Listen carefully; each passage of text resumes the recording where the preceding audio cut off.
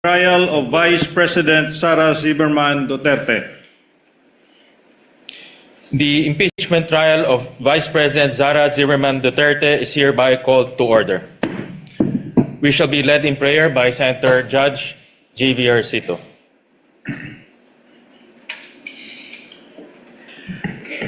Ama namin makapangyarihan, lumalapit kami sa iyo nang may pakumbaba. Batid namin na ang karunungan ng tao ay may hangganan. Ngunit ang iyong katotohanan at katarungan ay nanatili magpakailanman. Sa pagtupad namin ng aming tungkulin bilang mga senator judges, hinihiling namin ang iyong gabay sa lahat ng aming gagawin. Pagkalooban mo, nawa kami ng tapat na puso at malinaw na pag-iisip sa buong panahon ng paglilitis na ito. Panginoon, nakikiusap po kami, nakain niyo kami sa landas na makatarungan na may patas na pagtingin sa karapatan ng bawat isa. Dalhin niyo kami sa liwanag pagkat nakapiring ang aming mga mata. Hindi man po namin hiningi, ngunit ipinagkatiwala sa aming konstitusyon ang timbangan ng katarungan. Kumiling nawa ito sa karapat-dapat na pagkalooban nito. Nawa ang inyong salita ang maging gabay sa aming paglilingkod at pagdala sa amin sa katotohanan. Kagaya po ng winika sa Leviticus verse 15, do not pervert justice, do not show partiality, but judge your neighbor fairly. Lagi po naman tatandaan ang tagubilin niyong ito. Ama, anuman ang maging bunga ng paglilitis na ito, hindi nawa ito makita bilang tagumpay ng isa at pagkatalo ng iba, kundi para sa ikabubuti ng sambayanang Pilipino. Lahat po ng aming gagawin ay para sa ikalulugod mo at hindi para sa kapakinabangan ng sino mang tao, mga partido o kanilang mga pansariling interes. Kundi ito'y para sa pagpapatibay ng aming mga institusyon, ng pamahalaan at sa pagpapanatili ng tiwala ng mamamayan sa demokrasya ng aming bayan. Buong puso po naming nananalangin na sa lahat ng aming gagawin, lagi namin kayong pinupurihan. Amen. Amen. The clerk of court will now call the roll. Roll call of members. Senator Judge Aquino. Senator Judge Cayetano Alan. Senator Judge Cayetano Pia. Senator Judge De La Rosa. Senator Judge Ejercito. Senator Judge Estrada. Senator Judge Go. Senator Judge Ontiveros, Senator Judge Lacson, Senator Judge Lapid, Senator Judge Legarda, Senator Judge Marcoleta, Senator Judge Marcos, Senator Judge Padilla, Senator Judge Pangilinan, Senator Judge Soto III, Senator Judge Tulfo Erwin, Senator Judge Tulfo Rafi, Senator Judge Villanueva, Senator Judge Villar Camille, Senator Judge Villar Mark, Senator Judge Zubiri, the presiding officer, Senator Judge Escudero, the Senate President, Chairman Tigachelian. With 17 senators present, the chair declares the presence of the quorum.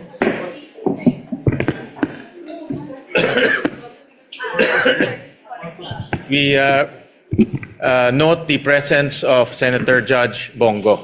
We have 18, and Senator Judge Amy Marcos. We have 19 senators present. We have 18 senators present for the record.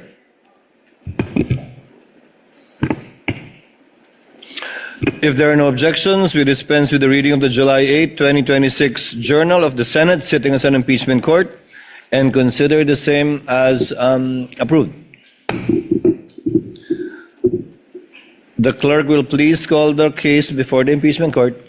Case number 004-2026 in the matter of the impeachment trial of Vice President Sara Zimmerman Duterte. Appearances? Good afternoon, Your Honor. Same appearance for the prosecution. We are ready, Your Honor. Noted. Appearances for the counsel for the respondent? Good afternoon, Your Honor. Same appearance for the respondent accused. Noted. Prosecution, call your next witness. Your Honors, before we... Senator Rafi Tulfo is seeking recognition. What is the pleasure of Senator Judge Rafi Tulfo? Thank you, Presiding Judge Scudero. Short inquiry lang po for the defense, particularly kay Attorney Mark Biduan. Attorney Binuan. During the last hearing, when you delivered a manifestation in reply to the prosecution's statement regarding the fourth article of impeachment, you said, and I quote, "The truth of the matter is this: she and her family were threatened, and while her response was unconventional, it was justified. What triggered her response was a question about Operation Romanov, which is the plot to eliminate VP Sara and her family." End of quote. Now, Attorney Binluan, this Operation Romanov that you mentioned, are you referring to the Operation Romanov mentioned by the blogger Princess Maui during the online press conference of VP Sara? Yes, Your Honor. Okay. So the question was raised during the press con by this Princess Maui, but I did not see her name sa list of defense witnesses in the pretrial order. So will you be presenting her as your witness? Your Honor, at this point, it will depend on what will be established by the prosecution. The defense reserve its right to call or not call any witness depending on the course of the trial. Oh, I see. Okay. So, in other words, will you also be presenting any other witness to prove this threat or this Operation Romanov? Yes, Your Honor, that will be part of our evidence in chief. May this court know now kung sino-sino itong mga witnesses na inyo ipipresent? Of course, Your Honor. We are not at liberty to disclose Okay. that at this time. Again, it will depend on the course of the trial. Your Honors, Presiding Judge, the first time I've heard about this Romanov is during the Maisog Leaders Forum in Davao City. That was on January 28, 2024. Correct me if I'm wrong. It was mentioned by Mayor Baste Duterte. At that time, hindi ko alam anong ibig sabihin ng Romanov at sino mga ito. In fact, ginugil ko yan. Sino tong family Romanov? So napag-alaman ko, apparently, they were the ruling family in Russia that was murdered by the Bolsheviks in the night of July 16, 1918. Malapit-lapit na sa anniversary, 108th anniversary. Kasi ano ba tayo ngayon, July 13. Anyway, may relasyon ba ito sa binanggit ni Baste sa sinabi ni Princess Maui at yung binanggit mo? Magkakarelasyon ba yung tatlo? Your Honor, I have no personal knowledge of what Mayor Baste said, so I cannot comment on that, Your Honor. So hindi mo napanood yun? Hindi... No, Your Honor. Okay. And last question. What did you mean when you said that BP Sara's response was unconventional? Your Honor, it was a description, Your Honor, of the statements that she made during that press call. Kaya nga, why do you consider it, why is it unconventional? Your Honor, the basic meaning of the word is, it will explain itself, Your Honor. Okay. That's all, Presiding Judge. And Noted and entered into the records. Yes, what is the pleasure of the Honorable Defensor, one of the members of the panel of prosecutors? You may proceed, sir. Thank you, Your Honors.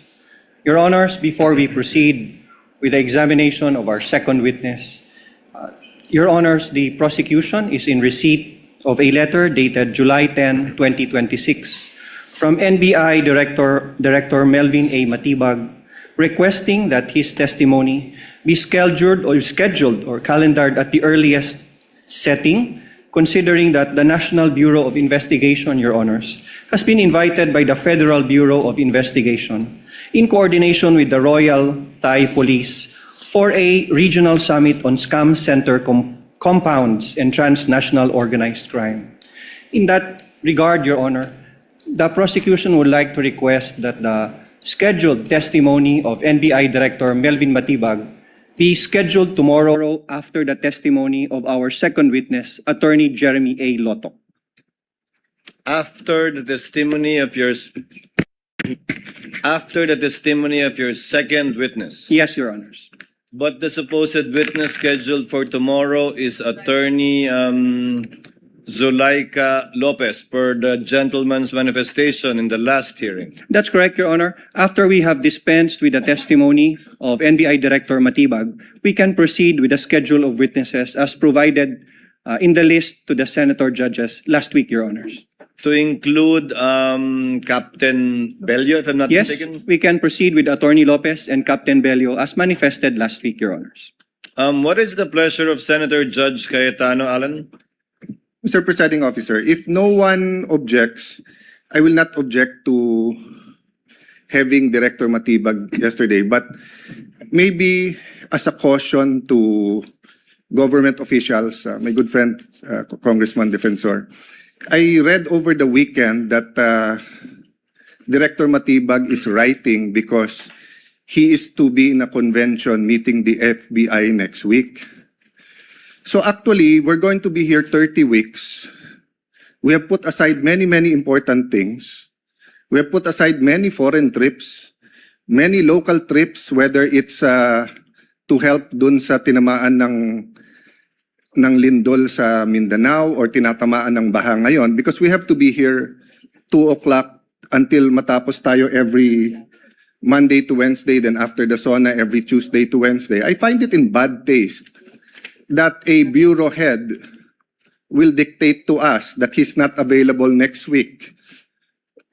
I was Secretary of Foreign Affairs. That's why you have undersecretaries.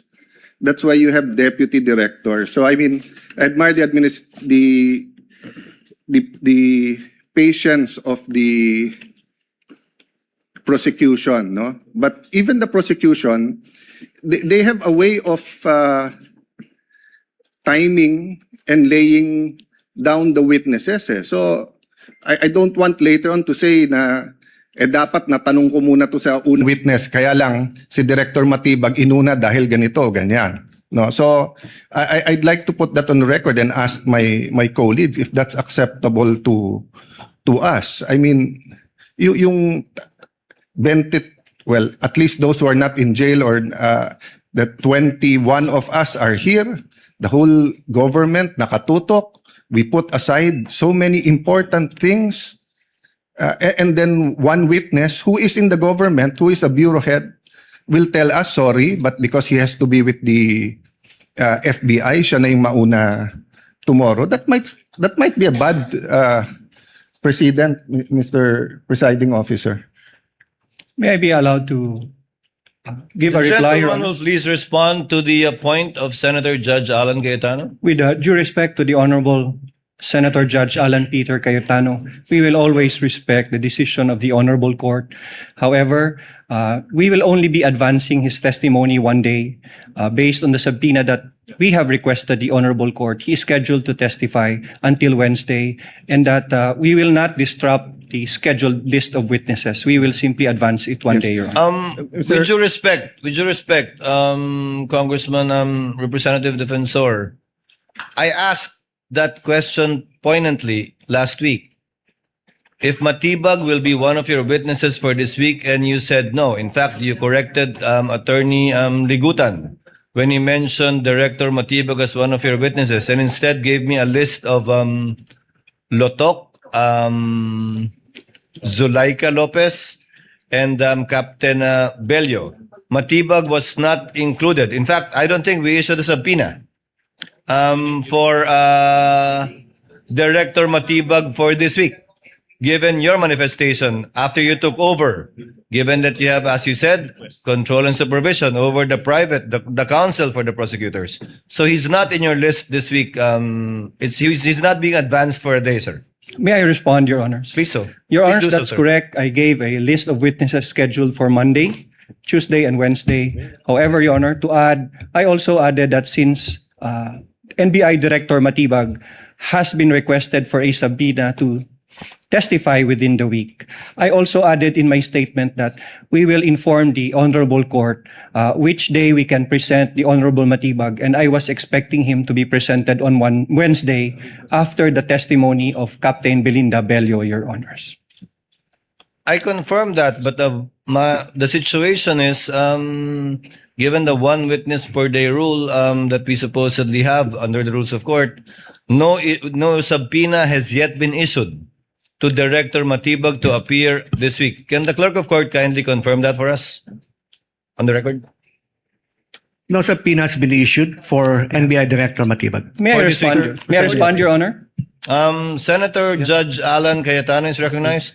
Actually, my statement and my question to the court is not really addressed to the prosecution. You will have to do the best you can to represent, the what you're fighting for. No, so I commend you for adjusting. But my recollection is because I'm also waiting for his testimony, and my recollection last week he said that we will not see him this week.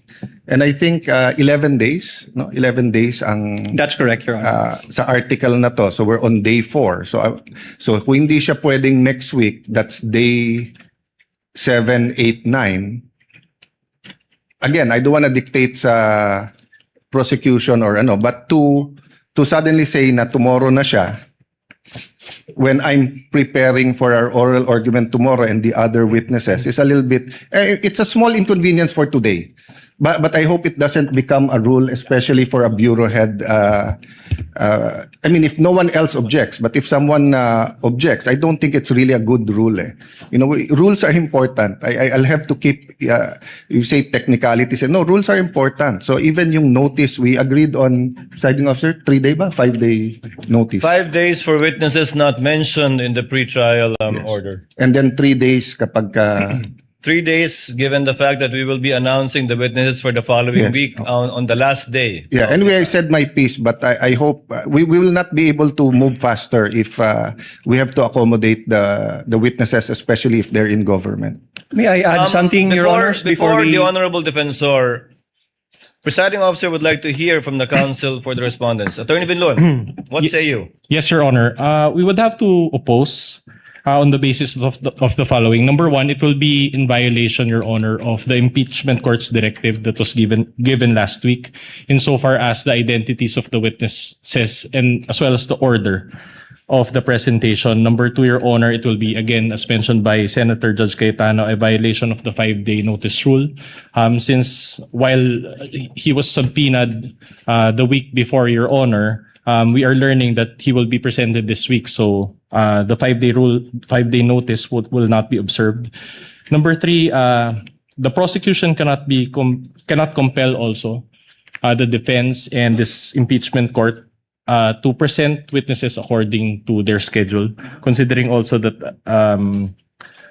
these witnesses have already been identified and determined. Of course, it will be a violation of the basic tenets of fair play, and to join again the manifestation of Senator Judge Cayetano, it will set a bad precedent insofar as surprise witnesses will be allowed at any point at the proceedings. Number five would be, it will also violate our right to cross-examine intelligently. We have done our best to prepare for their witnesses. However, these last-minute changes really affect the preparation involved, Your Honor, and insofar as laying down the case that we want to establish. And finally, if there are violations of these preceding rights, there will be a violation of procedural due process, which of course can give way to another ground to further delay the proceedings. Moreover, Your Honor, we would, if the prosecution would also allow, can we also get a copy, Your Honor, of that invitation, and maybe inquire of the prosecution if at the particular travel authority has already been made? Because Your Honor, we received information as well that the FBI had already conducted a summit, a regional summit of some sort, but it was conducted in other words, last month, Your Honor, also in Bangkok, Thailand. So we would have to again manifest and we would have to study, Your Honor, the invitation and counter check and do the proper verification as well, so that if it is indeed viable, then we would understand, Your Honor, why it has to be attended to by Director Matibag, Your Honor. Senate President Gatchalian is recognized. You may proceed, sir. Thank you, Mr. Presiding Officer. Sinusuportahan ko po yung statement ni Senator Judge Alan Cayetano dahil hindi lang naman po yung counsels ng prosecution at defense na naghahanda, pati mo mga senator judges naghahanda rin. At sa totoo lang ho, itong weekend, marami rin sa ating mga senator judges ay pinag-aaralan kung ano yung kanilang maitatanong sa mga testigong ihaharap po ngayong linggo. Marami po ay pinag-aralan po yung mga ebidensyang in-upload na ho para po sa ating mga senator judges. At hindi ho to konting ebidensya, pinag-uusapan ho natin dito. Libo-libong mga papel at libo-libong mga ebidensya. Kaya kung bigla pong may isisingit na testigo, hindi ho rin makakahanda po yung ating mga senator judges sa kanilang pagtatanong at hindi rin ho nila mababasa yung mga dokumento at ebidensya na nakakabit ho doon sa testigong iharap. Kaya napakahirap naman po na naghahanda ho tayo pero biglang may mga ganitong suppression na hindi ho natin paghahandaan at hindi naman ho yan magiging maayos at patas para po sa ating mga senator judges. Maraming salamat po. For the record, Chair would like to confirm the statement of the Honorable Defensor. I will quote, Presiding Officer, quote, so Director Matibag is not yet going to be presented next week. Representative Defensor, not yet, Your Honor. We will manifest on Monday. If we can consider him for the Wednesday session, depending on how the trial goes and how long the testimonies will take for both parties. With the permission of Senators, Senator Judge Cayetano and the Senate President, may we defer our ruling on this matter and ask the counsel for the prosecution to submit to us the letter given to you by Director Matibag for us to be able to look at it, copy furnished, of course, the counsel for the respondent, so that we can adequately go over it and hopefully come up with a ruling before the day is over. We submit, would Your that be Honor. possible? We will submit the letter. The Honorable Thank you, Court. Your Honor. So we shall do it that way. Kindly furnish a copy to the counsel for the respondents as well for their review. Yes, Your Honor. Your Honor, Counsel for respondent, Attorney Vinluen's Your Honor, if manifestation earlier. if the travel authority is also available, if we can ask If for a the- travel authority, if it's already issued. Yes, of course. Kindly furnish us that as well. Your Honors, we will submit in good faith whatever the prosecution has received from Director Matibag, Your Honor. As well as Kindly communicate with him if possible, if he already has a travel authority for the same, so that we could evaluate it based on what you have. We Yes, cannot Your Honor. evaluate it based on what you don't have, so we will presume if you don't have it, it's not yet there. Your Honor, Yes, one last Attorney addition. Considering that there's if and when they provide the travel authority, I understand, Your Honor, that one of the requirements is also the official invitation from the foreign body. So if they can also provide that, Your Honor, Well- so that we can do a full review of this matter. Attorney Vinluen, it's not really for the full review of the counsel for the prosecution, but rather for this court's evaluation, whether or not to allow the motion of the counsel panel of prosecutors. But everything that will be submitted to us, you will be furnished with a copy. We will so that you submit can argue your way through this motion before we decide on it. So ordered. Counsel for the panel of prosecutors, kindly call your next witness. Your Honors, I respectfully request that the counsel for the panel of House prosecutors, Attorney Virgil Ligutan, be recognized for the presentation of our second witness. Attorney Ligutan, counsel for the prosecutors, is recognized to present the prosecution's second witness. You may proceed, sir. Mayong hapon sa atong tanan. The second witness for the prosecution is no other than Attorney Jeremy C. Lotok, Your Honor, please. We call to the witness stand Attorney Lotok. Kindly situate Attorney Lotok to the witness stand.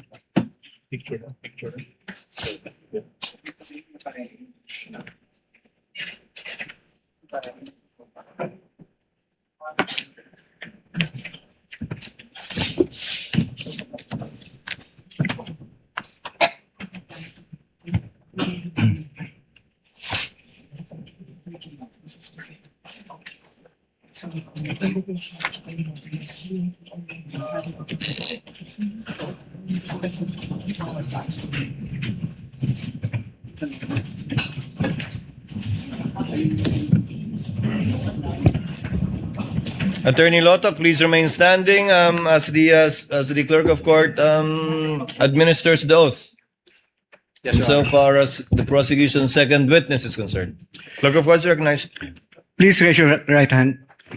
You, Jeremy C. Lotok, I, Jeremy C. Lotok, do swear do swear that the evidence you shall give that the evidence that I will be giving in the case now pending in the case now pending between the Philippines and Vice President Sara Zimmerman Duterte between the Philippines and Vice President Sara Zimmerman Duterte shall be the truth, shall be the truth, the whole truth, the whole truth, and nothing but the truth. and nothing but the truth. So help you God. So help me God.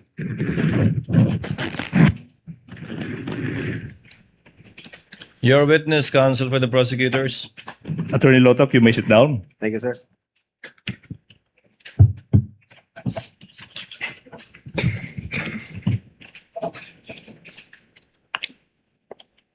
Your Honors, the testimony of our second witness, Attorney Jeremy C. Lotok, is offered to prove the following. Number one,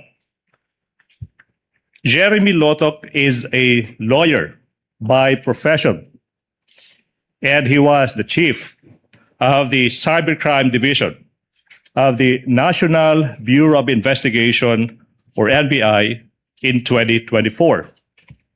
Pangalawa, kasama siya sa NBI team na nagsagawa ng investigasyon sa mga pagbabanta ng Vice Presidente na ginawa sa isang online media briefing noong Nobyembre 23, taong 2024, kung saan diniklara ng Vice Presidente na siya ay kumontrata na ng isang tao para patayin ang Pangulo ng Republika ng Pilipinas, ang unang ginang at ang dating Speaker ng House of Representatives. Pangatlo, napag-alaman ng NBI na ang mga pagbabanta ng Vice Presidente ay seryoso at totoo. Matapos nilang isaalang-alang ang mga sumusunod. Una, the manner of the respondent's delivery of the statement that she intended her remarks to be real and serious threats. She was not merely joking when she uttered those threats. Pangalawa, mga kababayan, even before that fateful press conference on November 23, 2024, bago yung press conference na yan, may nakontrata ng mamamatay tao yung Vice Presidente bago pa man ang press conference na yan. Pangatlo, ang utos ng Vice Presidente sa assassin na huwag siyang titigil hanggat hindi napapatay ang Pangulo ng Pilipinas, ang unang ginang at ang Speaker ng House of Representatives ay nagpapakita na ang Vice Presidente ay determinado at porsigido sa kanyang pagbabanta. Number 4, the result of the investigation and after determining that the respondent's threats are serious and real, led the NBI to file complaints for 3 counts of grave threats and 1 count of inciting to sedition. Number 5, this witness, Attorney Lotok, will identify and authenticate the affidavit of investigation, the annexes, as well as a couple of videos in relation to the NBI's investigation. And number 6 offer, he will also testify on such other matters as are relevant and material to the impeachment of the Vice President. Ready for comment, Your Honor, please. Counsel for the respondent, Attorney Binduan. Subject of cross, Your Honor. Thank you so The much. counsel for the prosecutor may proceed. Daghang salamat, Mr. Presiding Officer, Honorable Judges. Attorney Lotok, Sir. maupay nga kulop haimo. Maupay nga kulupman, sir. Waray-waray po. We are both waray-waray. At the same time, si Wano, Attorney Lotok, pwede bang mas malapit pa sa microphone para marinig ng sambayanan lahat ng isasagot ko mo sa mga tanong ko? Okay? Yes, sir. Now, Mr. Lotok, kindly state your name, edad, and other personal circumstances. I am Attorney Jeremy C. Lotok, 50 years of age, and currently the Regional Director of the NBI Bangsamoro Autonomous Region in Muslim Mindanao, sir. Sinabi mo ikaw ay isang abogado, Attorney Lotok, di ba? Opo. Now, yung tanong, kailan ka naging membro ng ating Philippine Bar? I was admitted to the Philippine Bar and took my lawyer's oath in 2013, sir. 2013. Now, Mr. Lotok, ano ba yung current position mo, occupation mo, kung meron man? The Regional Director of the NBI Bangsamoro Autonomous Region in Muslim Mindanao, sir. Ikaw ay isang NBI Regional Director for BARM. Now, yung tanong is, how long have you been with the NBI? I've been in the NBI for the past 12 years, sir. 12 years. No? Tanong is, I think, based on my counting, that would be since 2014. Tama po ba? Opo, Your Honor. Now, kailan ka ba na-designate as the NBI Regional Director ng BARM? I was designated in January this year as Regional Director of the NBI BARM, sir. January 2026. Now, prior to your designation as the NBI Regional Director for BARM, ano ba yung previous position mo within NBI? I was the Regional Director for Region 4B or Mimaropa, sir. I think July 2025. July 2025 you became. Okay, now, prior to your designation as NBI Regional Director for Mimaropa, what was your previous position kung meron man? I was the Chief of the NBI Cybercrime Division, Your Honor. Chief ng NBI Cybercrime Division. Now, kailan ka? Kailan ka na-designate as Chief ng NBI Cybercrime Division? I was designated in February 2023, sir. 2023, no? Now, sinabi mo ikaw ay naging Chief ng NBI Cybercrime Division. Now, yung tanong, Mr. Attorney Lotok, is what were your primary duties and functions bilang hepe ng NBI Cybercrime Division? Primary duties, among others, to plan, direct, supervise the investigation of cybercrime cases pursuant to Republic Act 10175 and other relevant laws. And part of my duties and responsibilities is to investigate high-profile cases pursuant to Republic Act 10867, specifically crimes committed by, through and with the use of information and communication technology, sir. Now, Mr. Witness, of course, you are aware na ikaw ay tumitestigo sa impeachment trial ng respondent. Now, yung tanong is, kilala mo ba yung respondent sa kasong ito? Yes, Your Honor. Okay, yung tanong now is, why do you know her? She is the incumbent Vice President of the Philippines, and she is the subject of the investigation by the NBI Cybercrime Division, Your Honor. So, nasabi mo, she is the subject of an investigation ng NBI Cybercrime Division. Now, yung tanong, Attorney Lotok, is, kailan ba? Kailan nagsimula yung investigation ng NBI Cybercrime Division on the respondent? November 23, 2024, sir. November 23, 2024. Yung tanong now, Attorney Lotok, is why? Why did the Cybercrime Division commence an investigation on the Vice President?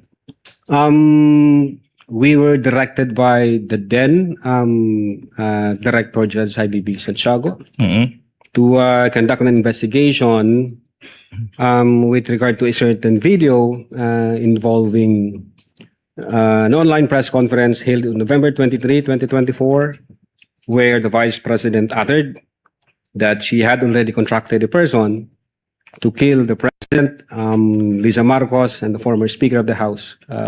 Sir.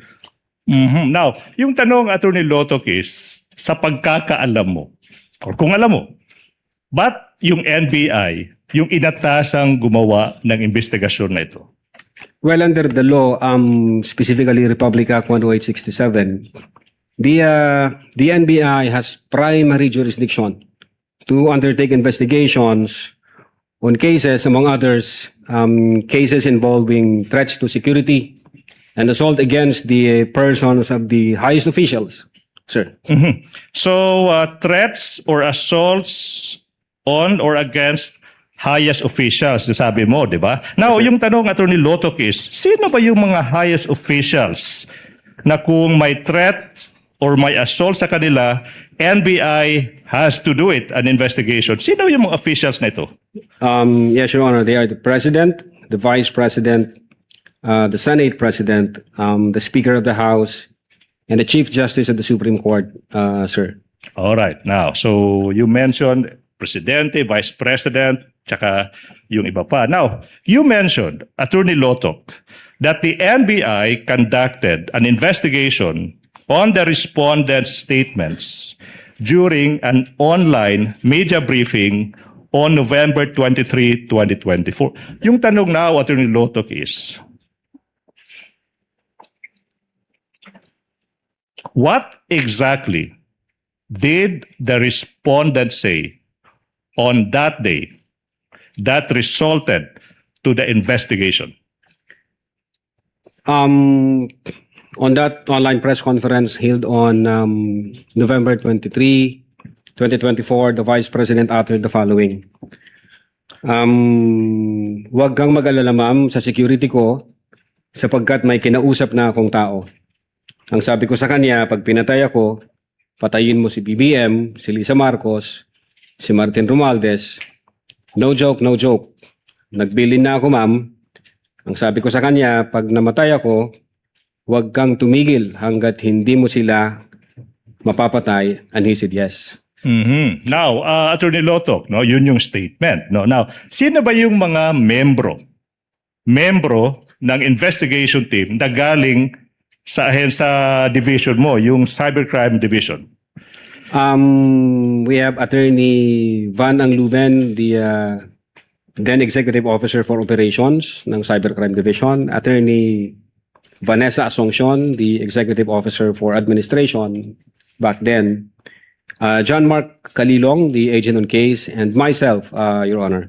You mentioned Agent John Mark Calilong, Yes, Your Honor. the same person who testified before you. Yes, Your Honor. Now, Mr. Witness, how did your division commence the investigation? I instructed the team, specifically Agent Calilong, that for this particular case, we have to follow the 5 phases or stages of cybercrime investigation, sir. So you instructed John Mark Calilong to follow 4 stages of the investigation? The team and John Mark Calilong, sir. Now, you mentioned, Attorney Lotok, yung 4 stages ng Cybercrime Division for the information ng ating honorable judges sa kanyang publiko. And this is the question now. Ano ba yung 4 stages ng investigation na ito? Yeah, Your Honor.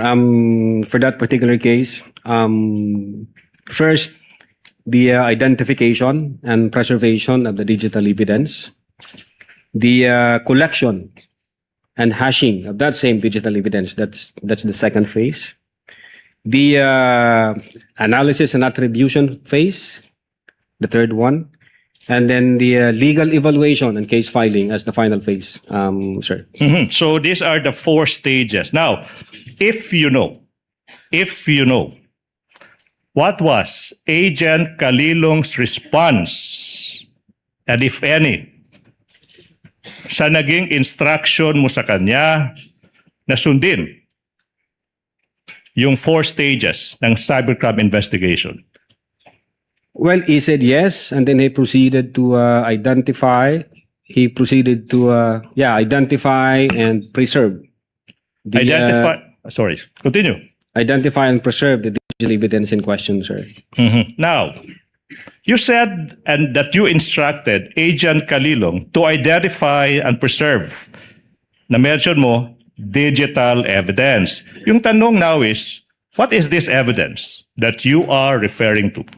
It refers to a certain video, Your Honor, involving an online press conference held on November 23, 2024, which was streamed through the Facebook page of one attorney Herminio Lopez Roque Jr. or Harry Roque, Your Honor. So it was the Facebook page of Harry Roque who live streamed the video.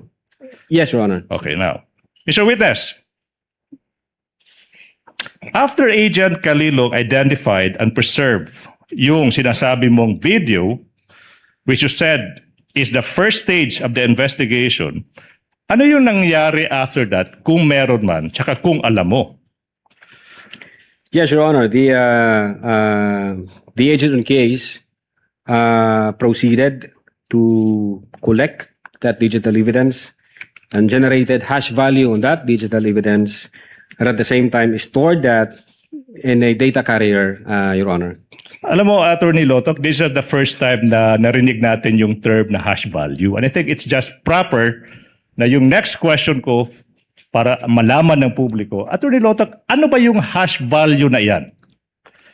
Well, under the implementing rules and regulation of Republic Act 10175 or the Reorganization and Modernization Act of NBI, hash value refers to a mathematical algorithm applied to the information like the file, the physical disk, or the logical disk, in this case, the digital evidence, thereby creating a digital fingerprint or DNA for that information or digital evidence, Your Honor. So to create a fingerprint for the video, is that what you're saying? Yes, Your Honor. In this case, the video. All right. Now, Mr. Witness, after the identification, preservation, collection, and hashing, so far these are the 2 stages, what happened next, if any, in relation to your investigation on the Vice President's statement? We proceeded to the analysis and attribution phase.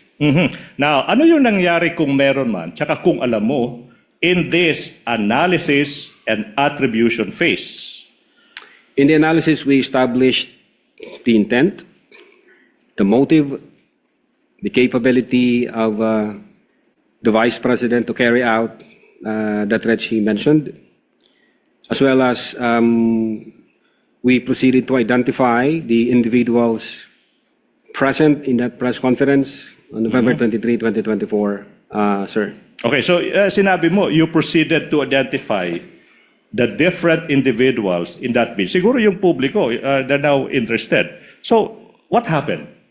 What happened pagkatapos yung mag-proceed sa pag-identify sino ba yung nasa video na yan?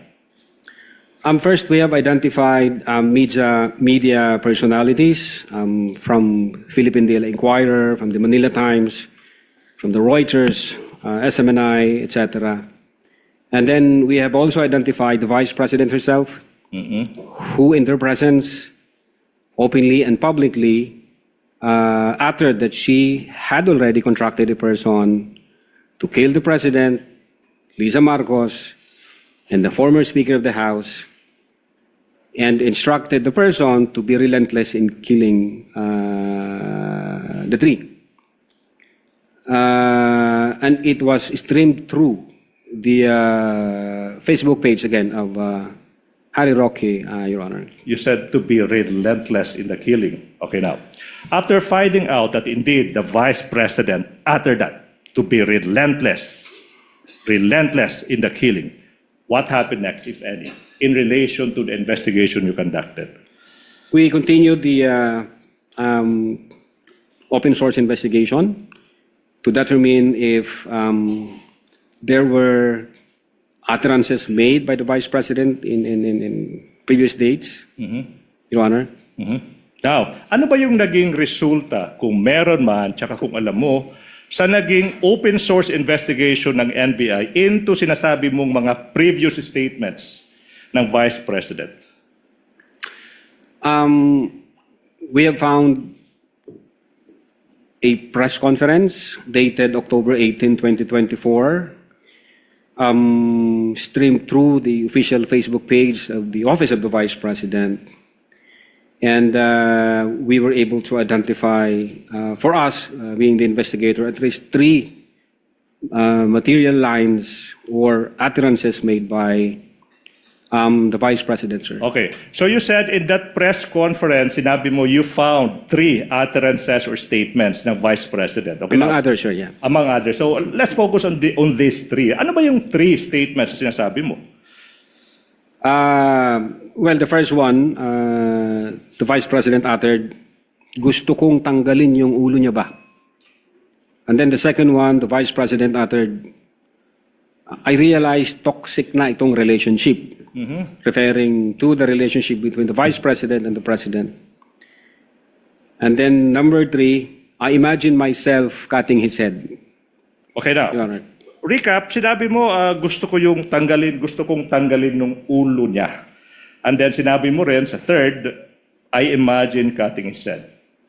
Based on your investigation, Attorney Lotok, kaninong ulo ba yung rinirefer ng Vice President na gusto niyang tanggalin? The President of the Republic of the Philippines, sir. Yung ulo ng Presidente ng Republika ng Pilipinas. Opo. What proof, if any, do you have that the Vice President said this?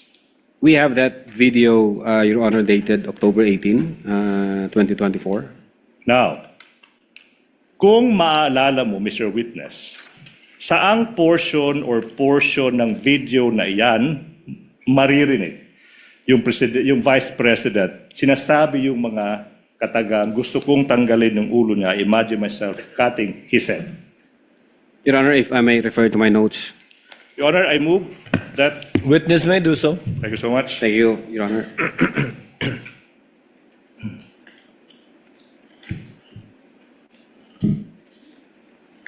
Your Honor, may co-counsel be allowed also to produce?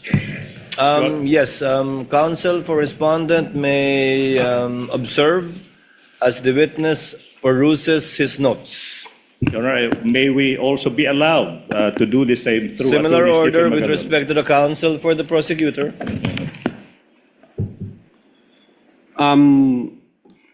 Your Honor, from timestamps 1 hour, 35 minutes, and 57 seconds to 1 hour, 36 minutes, and 10 seconds. And then 1 hour, 36 minutes, and 52 seconds. And then 1 hour, 36 minutes, and 58 seconds. Okay, so far, Your Honor, for the record,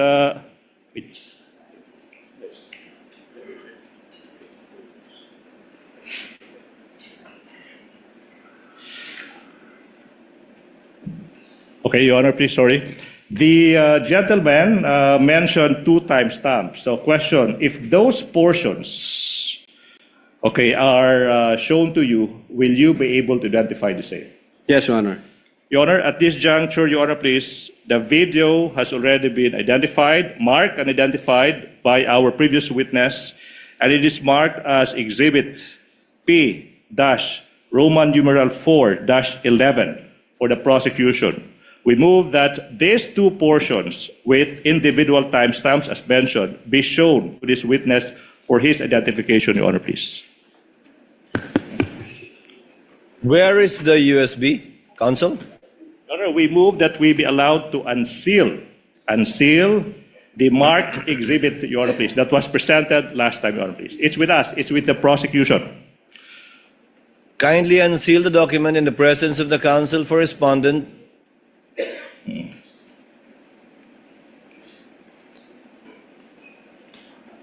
Witness is instructed to unseal the USB.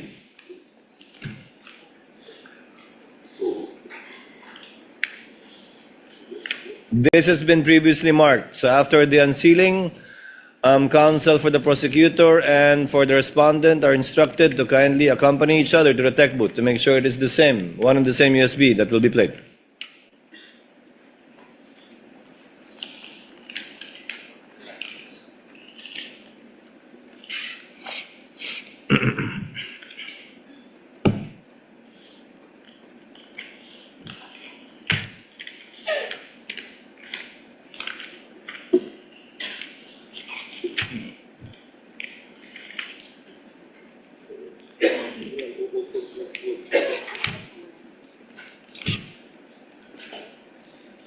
Kung may bala kayong buksan ulit, huwag nyo na masyadong i-tape na madami. Para hindi masyadong matagal pag i-unseal.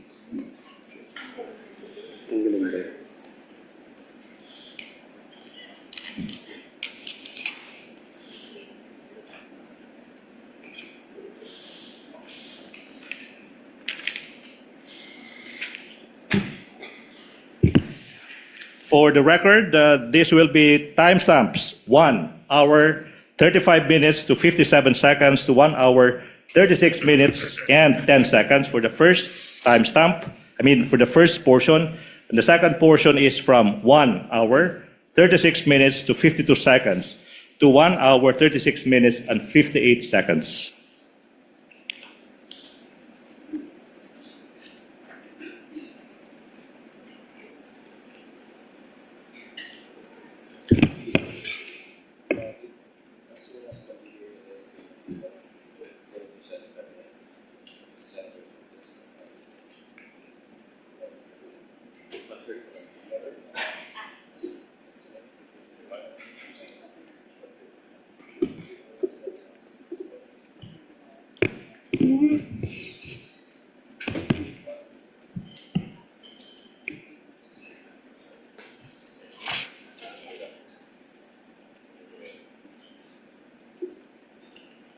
Ayaw?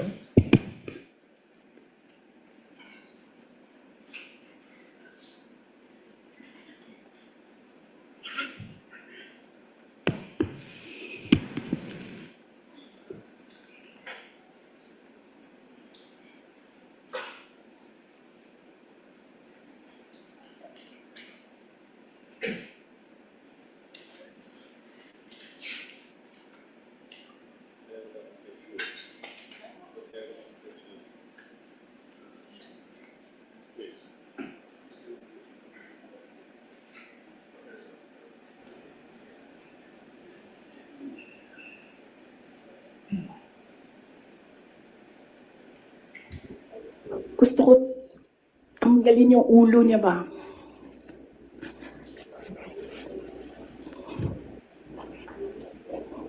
I realized toxic na yung relationship.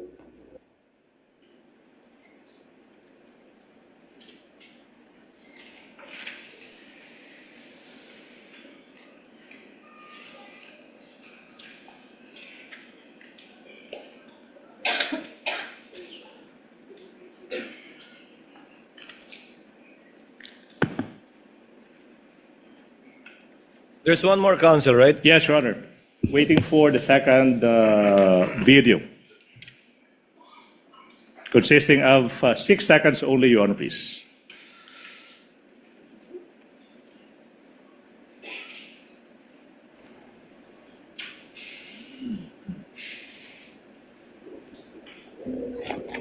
Imagined myself cutting his head.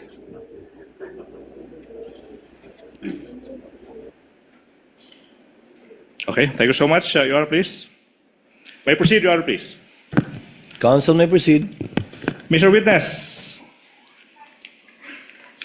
what relation, if any, do those videos have, portions of the videos have, with the video you mentioned earlier? That's the same video I mentioned, Your Honor. Okay, thank you so much. Let's proceed. Attorney Lotok now. After you discovered these previous statements by the Vice President, what happened next, if any, in relation to the investigation you conducted on the Vice President's statements on November 23, 2024? Yes, Your Honor. We have also discovered reactions from the recipients, specifically from the President himself, the Speaker of the House, relevant government agencies tasked to secure the life of the President and the national security, Okay. Your Honor. Thank you so much.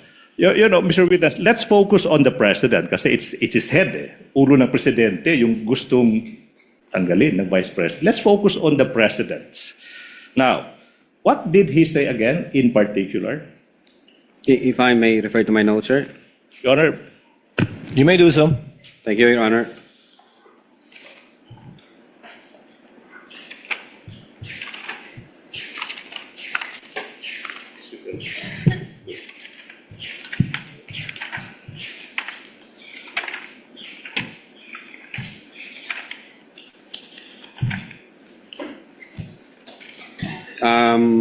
Yes, Your Honor.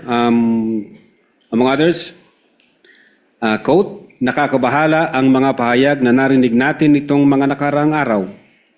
Nandyan ang walang pakundangang pagbumura at ang pagbabanta ng planong ipapatay ang ilan sa atin. Kung ganon na lang kadali ang pagplano sa pagpatay ng isang presidente, paano pa kaya ang mga pangkaraniwan na mamamayan? Yang ganyang kriminal na pagtatangka ay hindi dapat pinalalampas. Yan ay aking papalagan. Unquote. now, thank you so much. Okay.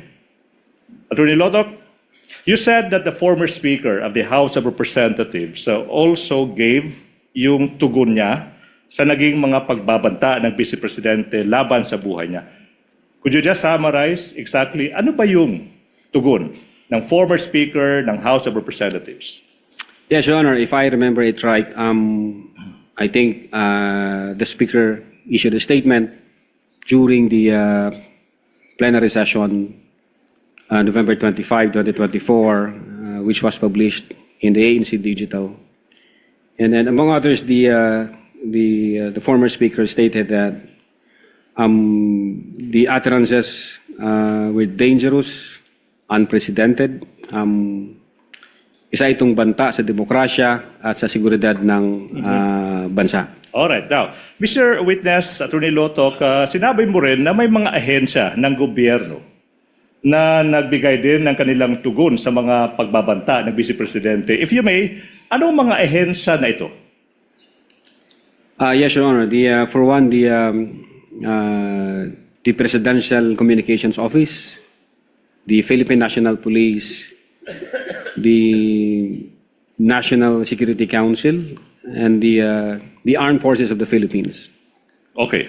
Let's focus on muna sa Presidential Communications Office. Na ano ba yung statement ng Presidential Communications Office kung alam mo? If I remember it right, the PCO classified the threat as an active threat. As an active threat. And directed the Presidential Security Command to, I think, investigate the matter. As an active threat. It was the Executive Secretary who directed the Presidential Security Command, so based on that statement. Okay. Now, sinabi mo rin yung Philippine National Police. Yung tanong is kung maalala mo, ano ba yung sinabi ng PNP in response sa naging mga pagbabanta ng Vice Presidente sa buhay ng Presidente sa kayong dalawa pa? Your Honor, if I may refer to my notes. Your Honor? You may do so, Your Honor. You may do so, Mr. Witness. Thank you, Your Honor.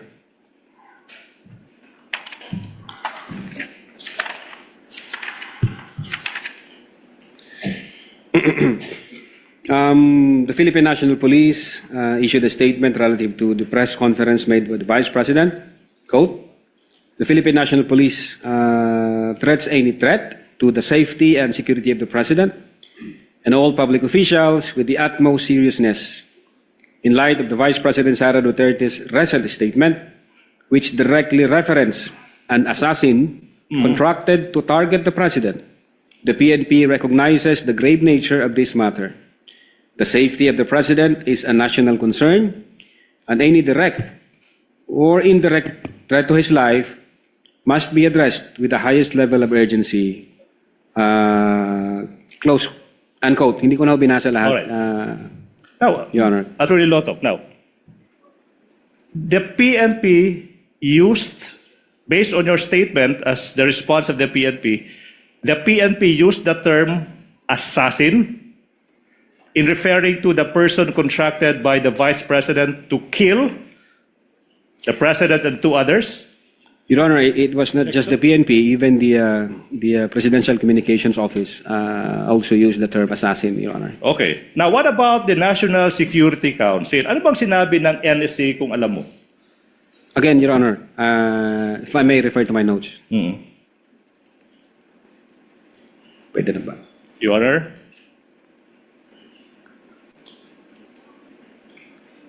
Your Honor? May the witness be allowed to refer to his notes once more? You may do so, Mr. Witness. Thank you, Your Honor.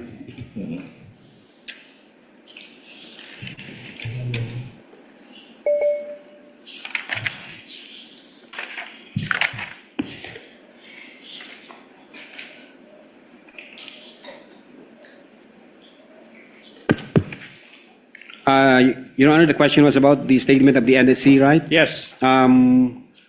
Quote, the National Security Council considers all threats to the President of the Philippines as serious. Any and all threats against the life of the President shall be validated and considered a matter of national security, unquote. Okay. Now, sinabi mo rin na yung Armed Forces of the Philippines or AFP nagbigay din ng kanilang response sa naging pagbabanta ng Vice Presidente. Kung alam mo, tsaka kung maaalala mo, ano ba yung sinabi ng Armed Forces of the Philippines? Same, Your Honor, if I may refer to my notes.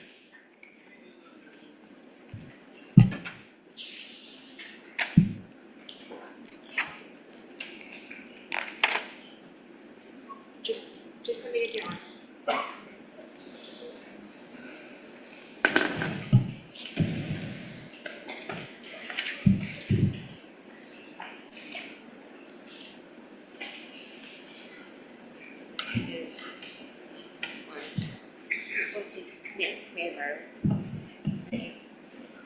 For the record, we're borrowing.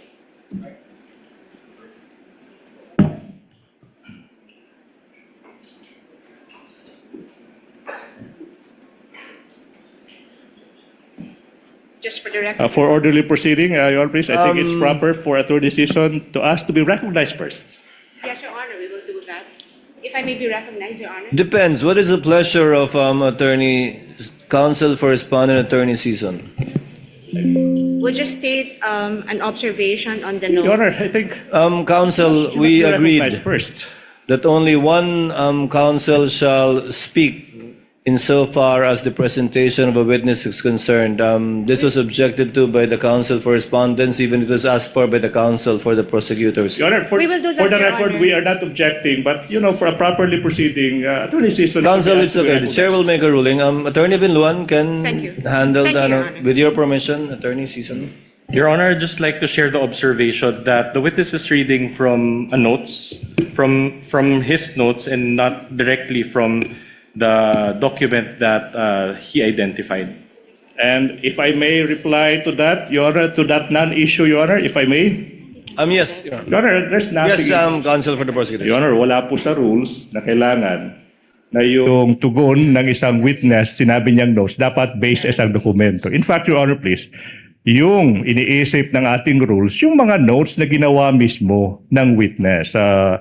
For the public, if you're interested, you may look at Rule 130, Section 16 ng Rules of Court. Andun yun, pwedeng tingnan ng isang testigo yung notes na ginawa niya. Rule 130, Section 16, Your Honor, please. Before I recognize counsel for respondent, Senator Judge Lacson, what is your pleasure, sir? Thank you, Mr. Presiding Officer. This is relevant to the discussion. The gentleman may proceed and he has 2 minutes. Yes. You requested to refer to your notes a number of times during your direct examination. Ang tanong ko, Opo. are you referring to an investigator's notes or notebook or simply notes? No, Your Honor. During the investigation, I have copies of the the affidavit of investigations Okay. that we have.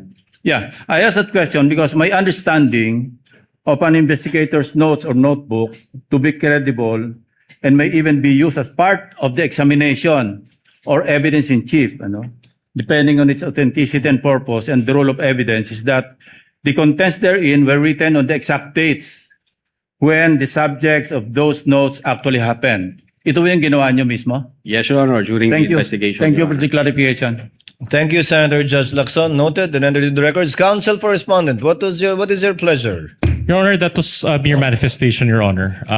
We just want to put it for the record. There being no objection, some witness may proceed and answer, or counsel may proceed with his questions. The Armed Forces of the Philippines. Ano sinabi ng Armed Forces? Are we done? Not yet. Okay, yeah. So, let's go back. Yeah, if I may, Your Honor. Yes. Witness may continue to answer. Thank you, Your Honor. On November 23, 2024, General Romeo S. Browner, Chief of Staff of the Armed Forces of the Philippines, issued the following statements. Quote, the Armed Forces of the Philippines is a professional organization focused on its mandate to protect the people and the state. Our personnel are loyal to the Constitution and the chain of command, unquote.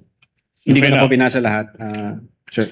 Okay, now, after you and your team discovered these responses, Attorney Loto, what happened next, if any, kung meron man, tsaka kung alam mo, in relation sa investigation nyo, sa mga statements ng Vice President on that day, November 23, 2024? We issued subpoena to the media personalities present during the online press conference of November 23, 2024. Sir, What? for them to appear on December 4, 2024, sir. You issued a subpoena to the media personalities that you said andun sa media conference na yun to appear on December 4, 2024. Now, sino ba yung mga media personalities na pinasubpoena ng NBI? Again, Your Honor, if I may refer to my... You may do so, Mr. Thank you, Witness. thank you, Your Honor.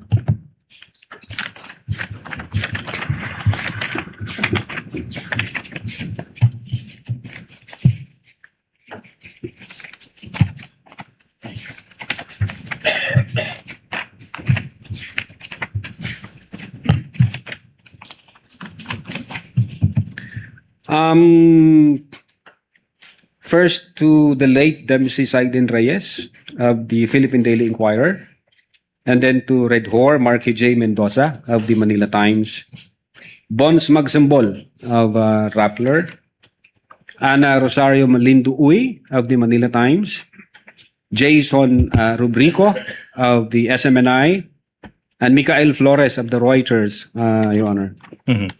Okay. Now, Mr. Witness, yung tanong now is, ba't kailangan isubpoena ng NBI itong mga media personalities na ito na mag-appear sa NBI sa araw na iyon, December 4, 2024? Your Honor, they were there during the online press con, and they participated the press conference. So, ang tingin namin, meron silang personal knowledge kasi nandun sila at nag-participate po sila. Kaya, we deemed it proper to issue subpoena on them. Your Honor. Now, so you said na they were subpoenaed to appear on December 4, 2024 in the NBI. Now, what happened on that day, December 4, 2024, if any, and if you know, in relation to the investigation you conducted? The agent on case reported to me that Mr. Reyes and I think Mr. Magsambol appeared before the Office of the Cybercrime Division and participated in the process of the interview, sir. Now, how do you know? How do you know that these two individuals, at least, si Dempsey Reyes, again, may his soul rest in peace, and Magsambol appeared before the NBI on that day, December 4, 2024? Yes, Your Honor. Aside from the fact that the agent on case reported that to me, he showed to me the minutes of meeting wherein the signatures of the late Mr. Reyes and Magsambol were affixed on it, Your Honor. Okay. May nakapirma ho sila doon sa minutes of meeting, sir. All right, now, thank you so much, Attorney Lotok. Now, Attorney Lotok, you said that your team interviewed members of the media. You issued subpoena to them and they appeared. Now, what else happened if any, in relation to the investigation you conducted? We issued subpoena ad testificandum to the Vice President herself to shed light in the investigation we are conducting, sir. So you're telling the public that you, NBI, also issued a subpoena to the Vice President? Yes, Your Honor. answered, Your Honor. Okay, now proceed, Your Honor. Now, what proof, if any, do you have that in fact the NBI issued a subpoena addressed to the Vice President? We have copy of that subpoena ad testificandum dated November 25, 2024, sir. Now, kung yung subpoena na binigay ng NBI sa Vice Presidente may petsang Nobyembre 25 taong 2024 ipapakita sa iyo, makikilala mo ba yung dokumentong ito? Opo. Now, we are now in the process of presenting to you a subpoena ad testificandum dated on even date December 25, 2024. That Counsel is, for the parties are authorized to approach Thank and you so view much. the document. for the record, this is previously marked as Exhibit P Roman numeral 4-4 for the prosecution. Have you perused the same, Attorney Lotto? Yes, Your Honor. Question, what relation, if any, does that document have with the subpoena you mentioned? This is the same subpoena I mentioned, sir. Thank you so much. So the NBI issued a subpoena to the Vice President. Your Honor, can we just make a comment? Counsel for the respondents recognized. We have. Your Honor, maybe just put on record that Exhibit P-4-4 is a photocopy and it was not, the original or the certified copy thereof was not produced. We are ready to produce that. And that's the next step we are supposed to do. Your Honor, Noted. Please proceed. we have a copy of the certified true copy. We invite the defense to check the same for comparison, Your Honor, please.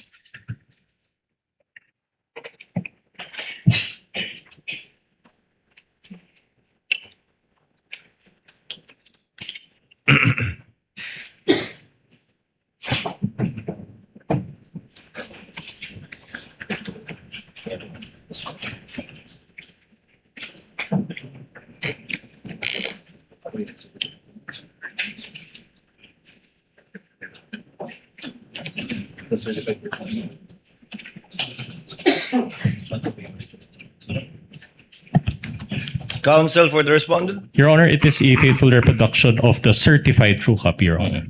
Noted for the records. May Counsel proceed, for Your the Honor. prosecutors may proceed. Now, Mr. Witness, we would like to know how did the Vice President respond, if any, if at all, and if you know, to the NBI's subpoena issued to her? Well, the Vice President did not appear, Your Honor. Instead, she sent her lawyer, Attorney Paul Lawrence Lim, if I'm not mistaken. Okay, she did not appear. Yes, As Your Honor. answered. Okay, now, question. If you know, what was the Vice President's reason for failing to appear at the NBI, in the NBI, despite the subpoena issued to her? I think the Vice President, in effect, was saying there were office matters to tend to, so she cannot attend the scheduled subpoena date, sir. Office matters. Now, how did the respondent, the Vice President, inform you that she could not attend the subpoena because she was attending to, quote, office matters, unquote? There was a letter, I think, dated November 28, 2024, which was submitted by the counsel of the Vice President, sir. So the letter, December 20, 2024. Now, kung yung kopya ng letter na yan ipapakita sa iyo, ma-identify mo ba yung letter na ito? Opo, Now, Your Honor. we're in the process of showing you a copy of the letter dated November 28, 2024. Counsel for the prosecutor may approach, as well as counsel for the respondent.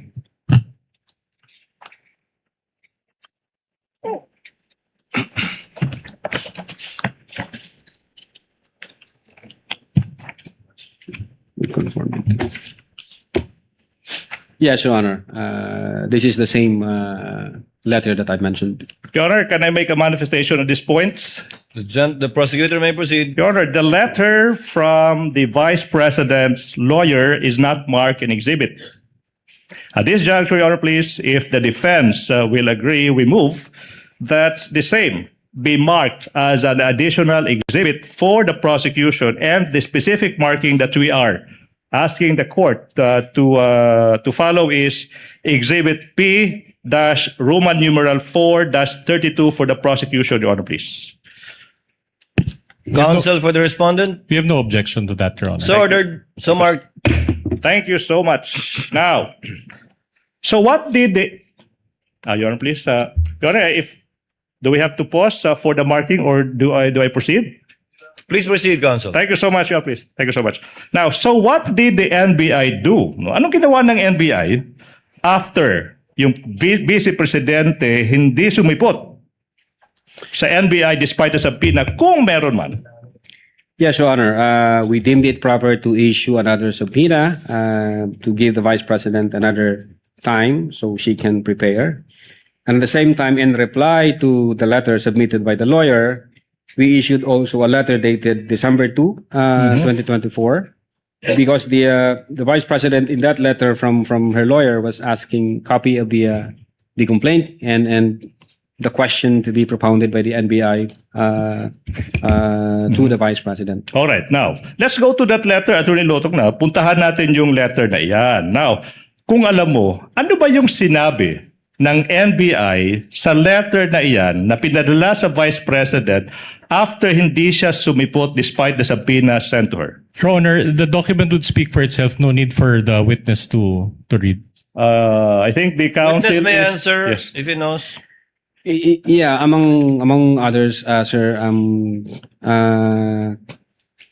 sinabi ho doon sa letter namin noong December 2, 2024 na ini-inform namin ang Vice Presidente na iniimbestigahan din po namin yung alleged threat against sa kanyang life. At sinabi namin na kailangan namin yung kanyang presensya para may makuha kaming information para ho may mapagsimulan kami doon sa investigation against threat to her life, Your Honor. Now, what proof, if any, do you have that the NBI issued another subpoena addressed to the Vice President? Yeah, we have that copy of the subpoena dated, if I'm not mistaken, December 2, 2024. Sir? Okay. Attorney Lota, kung yung kopya ng pangalawang subpoena ipapakita sa iyo, ma-identify mo ba? Yes, sir. Now, we are now in the process of showing you that subpoena. The defense may also Counsel check. for the prosecutor as well as respondent may approach to compare. And for the record, that second subpoena addressed to the Vice President has been previously marked as Exhibit P-Roman numeral 4-6 for the prosecution. That's the same subpoena I mentioned, sir. Okay, so that's the same subpoena. Do we have any observation from the defense? Counsel for respondent. The document is a machine copy, Your Honor. Machine copy. Stephen. Where's the Stephen? Your Honor, we move that the certified true copy in our possession be compared with the photocopy identified by the witness, Your Honor, please. Counsel, this has not been marked, right? This has been marked this time, Your Honor, please. The second subpoena. This has been marked already. Yes, Your Honor.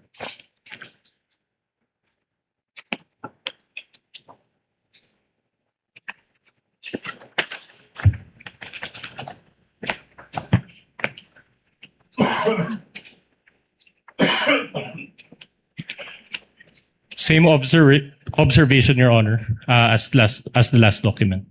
Meaning it is a photocopy? It is the same as the photocopy of the copies are the same, but it is not the original, just a photocopy of the original, Your Honor. That was certified. Wait, so I do not get it, Counsel. Your Honor, the other document that the prosecution is showing is a certified copy, Your Honor. So in other words, it is the same as the photocopy that was Previously marked, Your Honor. but certified. Correct, Your Honor. Noted. Thank you.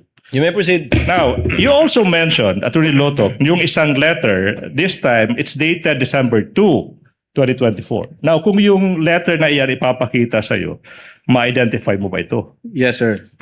Now, we are in the process of showing you a copy of that letter that is previously marked as Exhibit P dash Roman numeral 4 dash 5 with submarking P dash Roman numeral 4 dash 5 small letter A. May you peruse the same and answer the question. After perusing the document, what relation, if any, does this document have with the one you mentioned?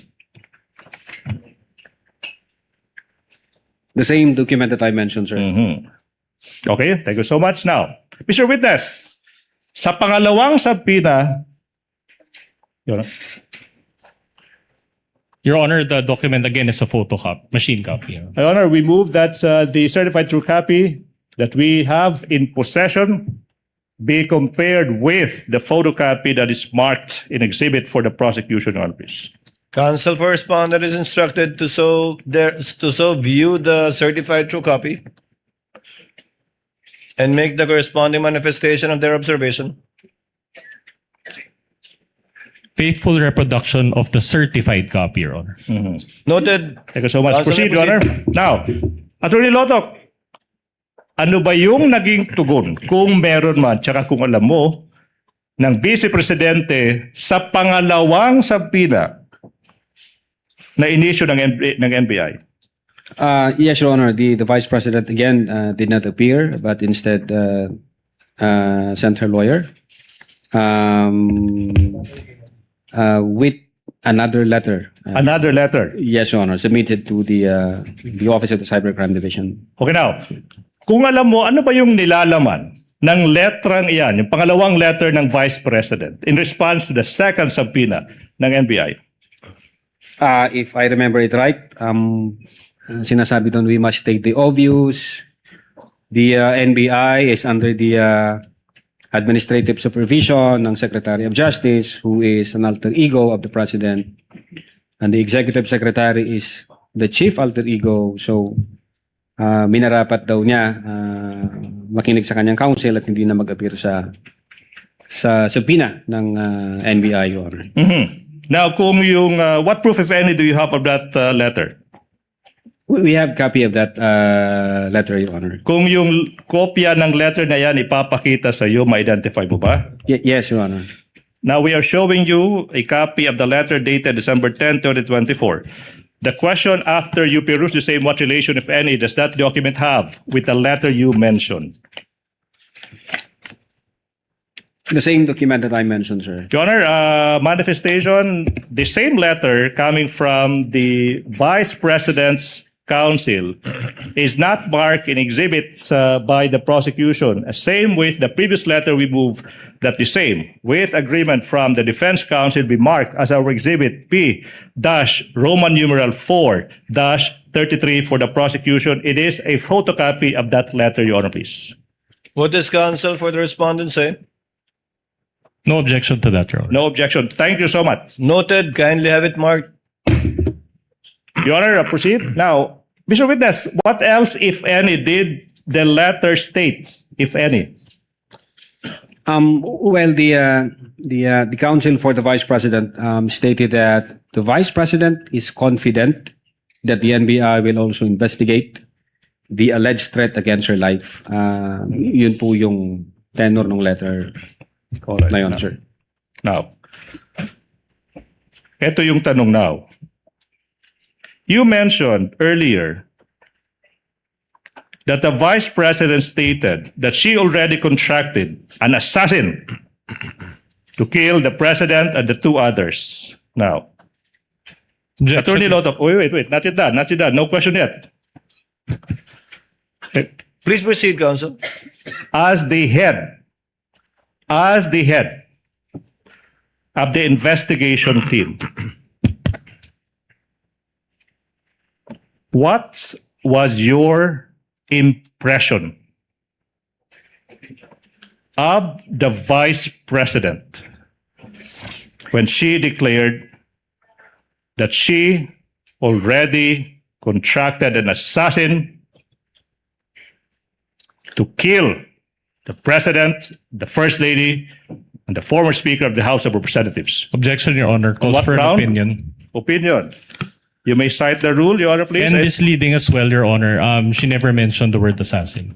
Your Honor, the term, may I reply to that, Your Honor, please? Counsel for the The term prosecution is recognized. assassin had a fiction. It is the same term used by the PNP and by the PCO. So it's not plucked out of thin air, Your Honor, please. So we have basis for using the term assassin. But Your Honor, the counsel mentioned that it was VP Saro who mentioned it. And that was phrased in his answer. So we are objecting to that, Your Honor. With the understanding that the witness will base his answer on his investigation or knowledge insofar as the investigation that he himself conducted and led is concerned, and not as a conclusion of fact and law. The witness may answer. What was your impression? Yes, Your Honor. To me, as the chief investigator at that time, the utterances made by the Vice President was serious, and the threat was real and actual, sir. Mr. Witness, if I may intercede, counsel, is this contained in your investigation report? Yes, sir.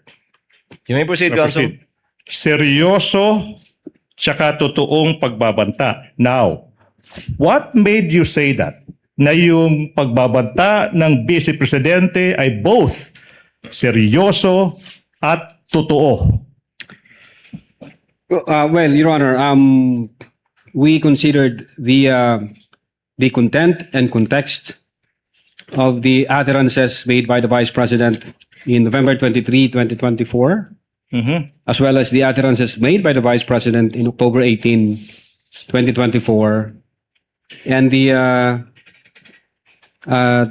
reactions from the recipients, as well as reactions from several government agencies, sir.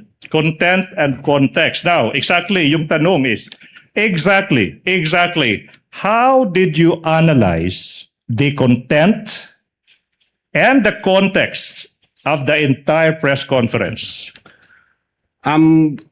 We considered several factors, Your Honor, in the analysis of that content and context. Several factors. To be exact, kung alam mo, ilang factors kinonsider nyo? At least four. At least four. Your Honor. Number one, the delivery or manner in which the utterances were spoken. That's one. Number two, the literal meaning of the statement, Your Honor. Number three, the nature of the instruction, and number four, the relationship between the parties, sir. So four factors. Now, Attorney Lotok, let's go to the first factor, no? Let's go to the first factor. The delivery of the manner in which the threats were spoken. What made you say that the respondent was both serious and real when she uttered those threats? Objection, Your Honor. Calls for an opinion. Your Honor, if I may. Based on his investigation, counsel, he may testify as to that. Witness may answer. Yes, Your Honor. The Vice President was furious and fuming mad when she uttered those. Could you repeat it? Furious and fuming mad, sir. fuming mad. Furious and fuming mad. Now, what made you say na yung Vice Presidente was both furious, and fumingly mad? Well, nakita ho namin dun sa video nung niran ho namin, Your Honor. If I'm not mistaken, I think more or less 8 beses ho siyang galit na galit at nagmumura at minumura yung Presidente, si First Lady, and then si former Speaker of the House, sir. 8 beses. If I'm not mistaken, more or less, sir. Now, and then you're referring to the video. Now, in what particular portions of the video, okay, did the Vice President hurl invectives or sa Tagalog, pagmumura? Kung sa Cebuano, pamalikas, kung hawaray-waray, Buyayaw. Buyayaw. Mga ilang beses? 8? In what particular portions? Your Honor, if I may refer to my notes. You may do so. Thank you, Your Honor.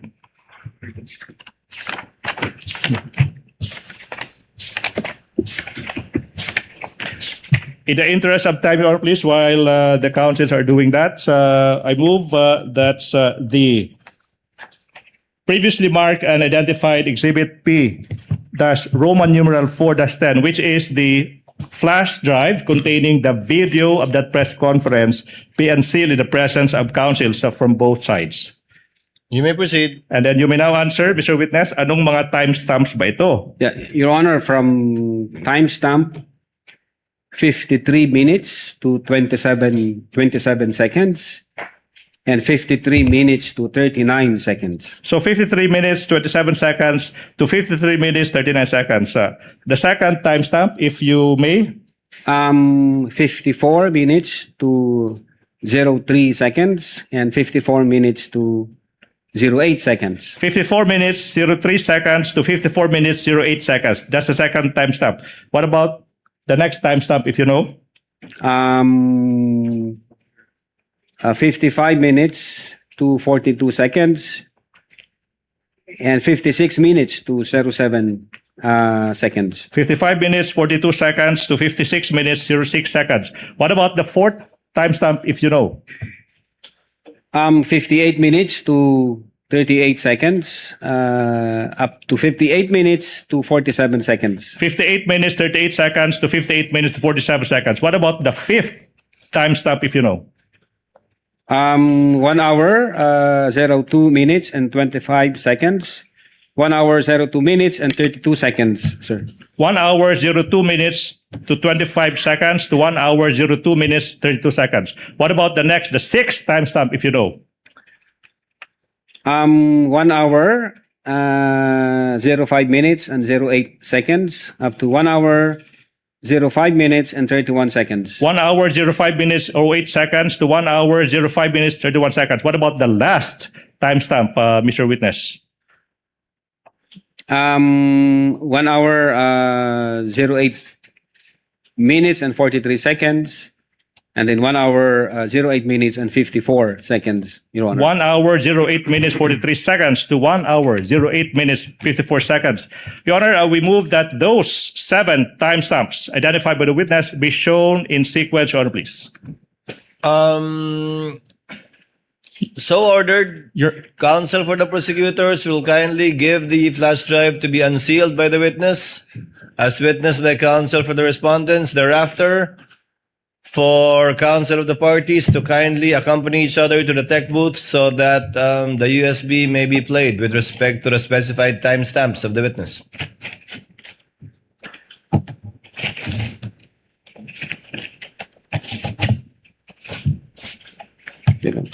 Punitin, okay lang.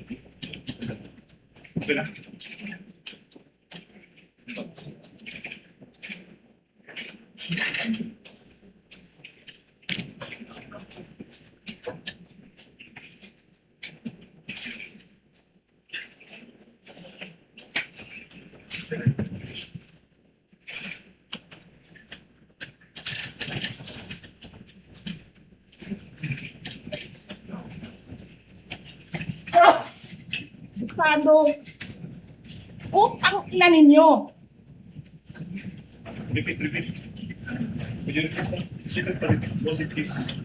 Sino ang corrupt? Yung mga congressman na yan na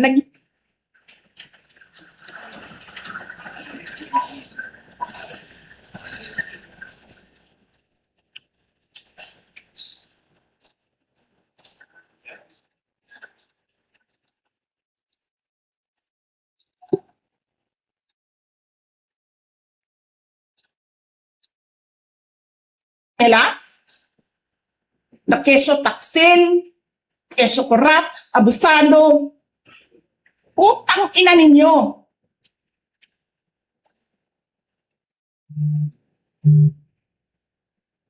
Sino ang corrupt?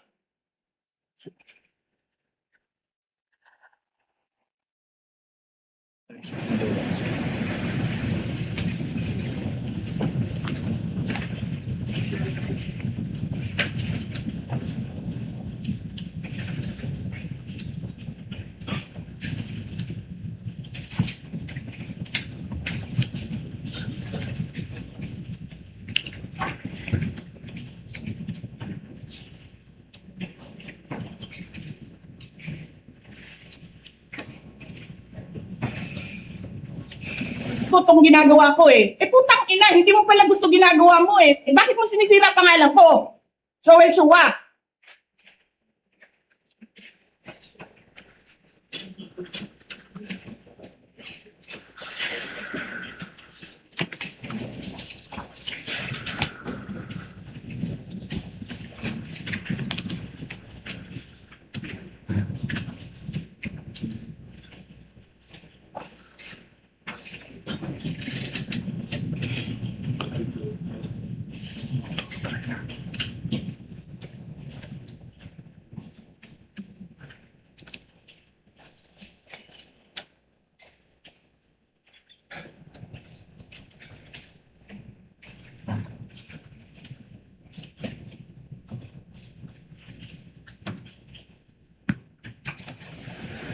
He did not know what he was talking about. That's so incompetent. Or he was lying through his teeth to get the votes of people. Putang ina ninyong lahat. Martin Romualdez, Lisa Marcos, Bongbong Marcos.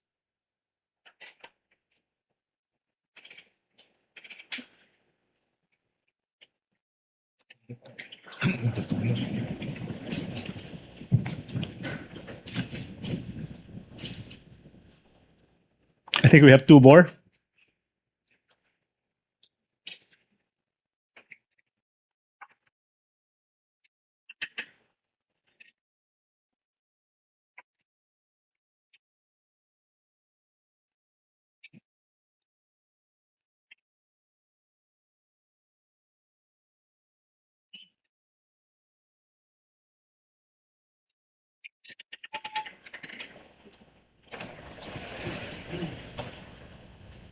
Tapos kami yung nagsisinungaling? Nagpipigil ako eh. Kasi gusto ko lang magtrabaho. Gusto ko lang tapusin nyo na yung ng show ninyo dyan sa House of Representatives para makabalik na kami.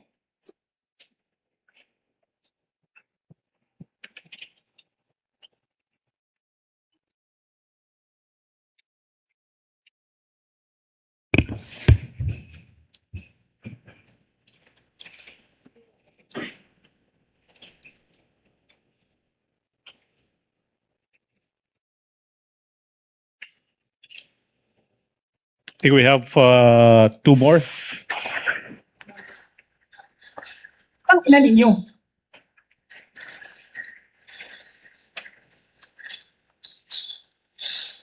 I think that will be the last. Your Honor, that will be the last. Counsel, that's the 7 timestamps? Let me confirm. Attorney Magallon. Okay, we have one more. We have two more, Your Honor, please. I was told we have two more timestamps, Your Honor, please. Two more. Thank you.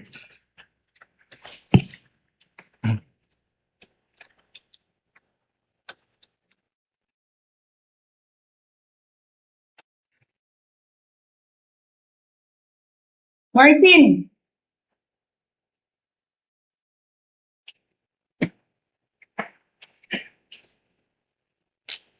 nangangampanya tayo. Nakasakay tayo sa eroplano. Magkatabi tayo. Nagre-reklamo ka, putang ina ka, walang pera.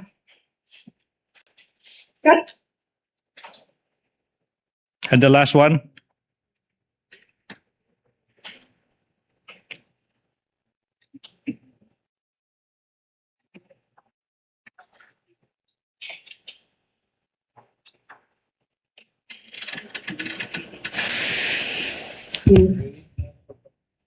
Maalis mo man ako sa presidential days, hindi pa rin ikaw ang presidente, king ina mo. Walang buboto sa'yo. Please lang. Okay. Thank you. Wala. So, Your Honor, those were the 7 timestamps, portions of the video where the Vice President hurled invectives and profanities. Now, the question is, may I proceed, Your Honor? Counsel, to clarify, Yeah, opo. that the Vice President hurled invectives, period. Not necessarily against the 3 officials mentioned. Most of them were against the 3 officials, Your Honor, please. I only counted or heard 1 or 2. Out of the 7, I heard Representative Chua, but he's not one of the subject matters of this case. But just for the record, does the witness confirm that? Out of the 7 timestamps, there are approximately 2 or 3 that mentioned either all 3 or 1 of the top officials. Would that be correct, Mr. Witness? I think more than that, sir, if you can see the Make your voice context. louder. If I'm not mistaken, I think 5 times referring to either Martin Romualdez or Liza Marcos or the president. The rest were either congressmen or a particular congressman. If I'm not mistaken, sir. Yeah. Counsel, you may proceed. Now, Mr. Witness, etong mga 7 timestamps kung saan nagmumura yung Vice Presidente. Why is this a factor in classifying her threats as serious and real? Yes, Your Honor. It's very much factor. Because we want to establish the intent of the Vice President, and that intent is crucial in our investigation. We want to determine whether those utterances made by the Vice President were just a product of a temporary fit of anger. Was it just spur of the moment, or were they really serious, actual, and real threat? So what was your conclusion? Your Honor? So what was your conclusion? Was it serious, real? Yeah, Your Honor. Okay. Serious and real. Let's go to factor number 2. So 2 out of 4 factors. Now, sinabi mo yung literal meaning ng mga utterances ng Vice President. Yung literal meaning, why is this a factor in your conclusion na seryoso at totoo yung pagbabantaan ng Vice Presidente? Yes, Your Honor. Klaro po dun sa utterances ng Vice Presidente. Even before the online press conference held on November 23, 2024, the Vice President had already contracted a person to kill the President, Liza Marcos, and the former Speaker, Your Honor. Siguro, so the public will understand. I want you to answer in Tagalog. No? Ba't mahalaga sa inyo, sa investigasyon nyo, na yung pagkukontrata ng tao na papatay sa Pangulo at dalawa pa, nangyari ito bago pa man yung press conference? Ba't mahalaga sa investigasyon nyo yan? Yes, Your Honor. Mahalaga ho yan para sa amin. Basically, it's indicative of intent that the utterances was deliberately made up by the Vice President, and it really shows serious actual and real threat, Your Honor. All right, now, Attorney Lotok, let's go to the third factor. Yung third factor is now sinasabi mo, yung nature ng instruction. Now, could you tell the public and the court, ano bang ibig sabihin ng factor number 3, nature of the instruction? Yes, Your Honor. In those utterances, the Vice President said, wag kang tumigil hanggat hindi mo sila mapapatay. It shows persistence on the part of the Vice President, that she was determined to carry out those utterances. And from the point of view of law enforcement agency like the NBI, it's alarming for us, sir. It is alarming from the point of view of law enforcement agents. Now, in Tagalog, if you may, ba't mo nasabing nakaka-alarma yung sinabi ng Vice Presidente na yung instruction na huwag kang titigil hanggat hindi mo napapatay ang Pangulo, ang unang ginang, at ang former Speaker ng House of Representatives. Ba't mahalaga? Ba't alarming yan? Well, Your Honor, pwede hong mag-take advantage yung ibang grupo dyan, ibang individual.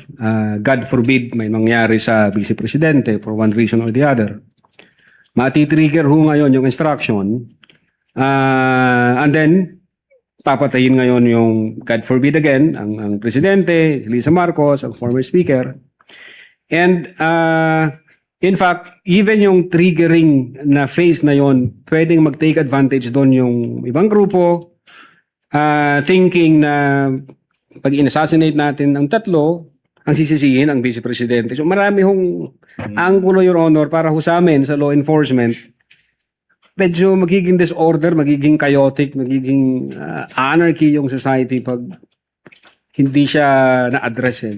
Yun po yung sa amin as investigator, sir. But was she not only joking, Attorney Lotok? Objection leading, Your Honor. Pero there's basis to that, Your Honor. Sustained. Reform your Okay, question. now, let's go to, let's proceed, Mr. Witness. So far, you mentioned, ito yung mga factor, no? Manner, literal meaning, nature of the instruction. Ano ba yung fourth factor kung alam mo? The relationship between the parties, meaning the relationship between the Vice President and the President, sir. Now, what about the fourth factor? No? Why is this significant to investigation? Well, in one of the utterances made by the Vice President, she characterizes the relationship with the President as toxic. Your Toxic. Honor. If I'm not mistaken, at least 3 times niya binigkas yung term na toxic, referring to the relationship between her and the President, sir. Now, what were your reasons, if any, that made you conclude na nasabi na ng Vice President na toxic yung relationship niya between her and the President? Objection calls for an opinion, Your Your Honor. Honor, investigation. Witness may answer part of his investigation. Una, yung resignation niya as Secretary ng Department of Education. Pangalawa, yung utterances niya noong October 18, nung sinabi niya na I realized toxic na itong relationship. Gusto kong tanggalin yung ulo niya ba? And then I imagine myself cutting his head. What else, if any? The reaction of the recipient of those utterances, Your Honor, the reaction from the President himself, sir. So the reaction from the President himself. Now, you already mentioned kanina ano yung reaction ng President. Yung tanong now, Attorney Lotok, is, why did you consider yung reaction ng mga recipients ng pagbabanta, kagaya ng President? Let's focus on the President. Ba't nyo kinonsider yung reaction nila? Well, we want to establish whether the recipient of those utterances felt intimidated by those statements, or did they took it serious and actual threat. Material ho sa amin yun, Your Honor, if only to establish the mens rea of Mens rea ng krimen. Now, let's focus on the President. Now, let's focus on the President. Ito yung premise now. based on your investigation, no, what was your impression of the president based on his reaction? Was he intimidated? Well, yung opening statement ng presidente, ang sabi niya, nakakabahala ang mga narinig natin itong mga nakarang araw. Ito'y isang kriminal na pagtatangka. Papalagan ko to. Yes, Your Honor. The president took the threat by the vice president as serious and real. Now, Mr. Witness, aside from yung reaction ng mga recipients, we focus on the president. Ano pa yung ibang mga factors na kinonsider nyo kung meron pa man?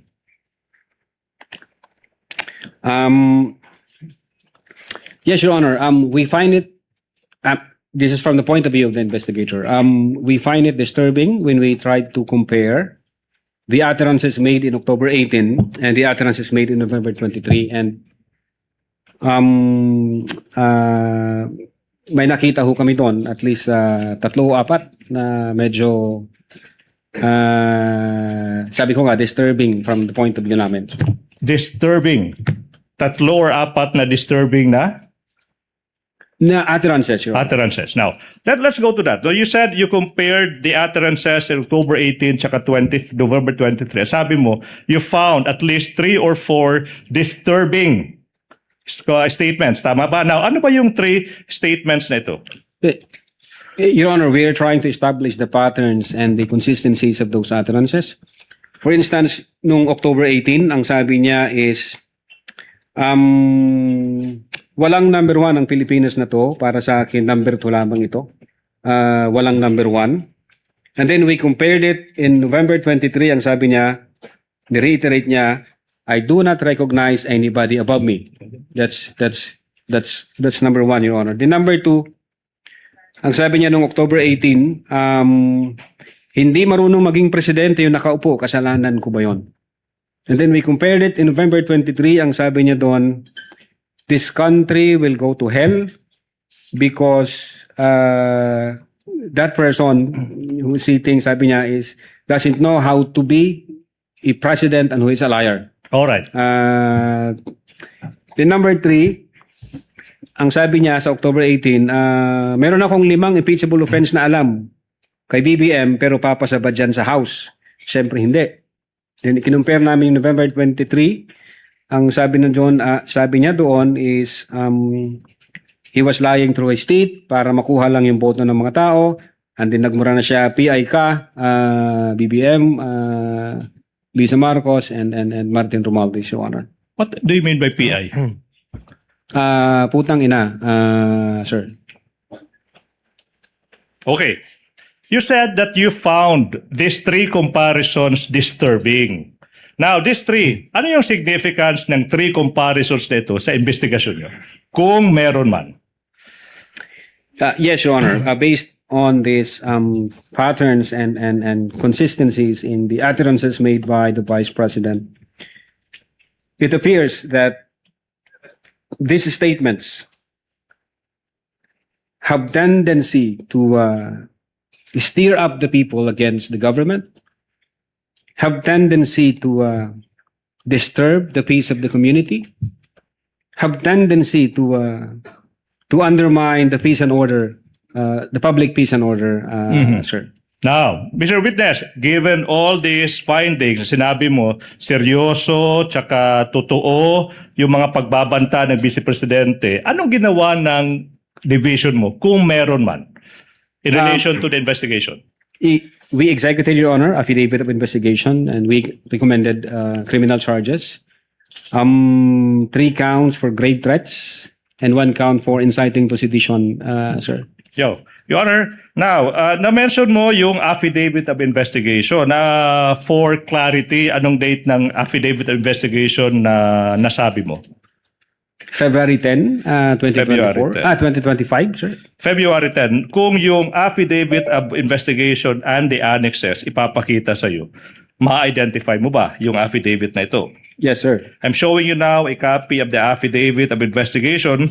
May petsang February 10, 2025. That is previously marked for the prosecution as Exhibit P, Roman numeral 4-3. You peruse the documents and access. I move that the defense be allowed to peruse the same. And the question is, what do these documents have? What relation, if any, do these documents have with the documents you mentioned?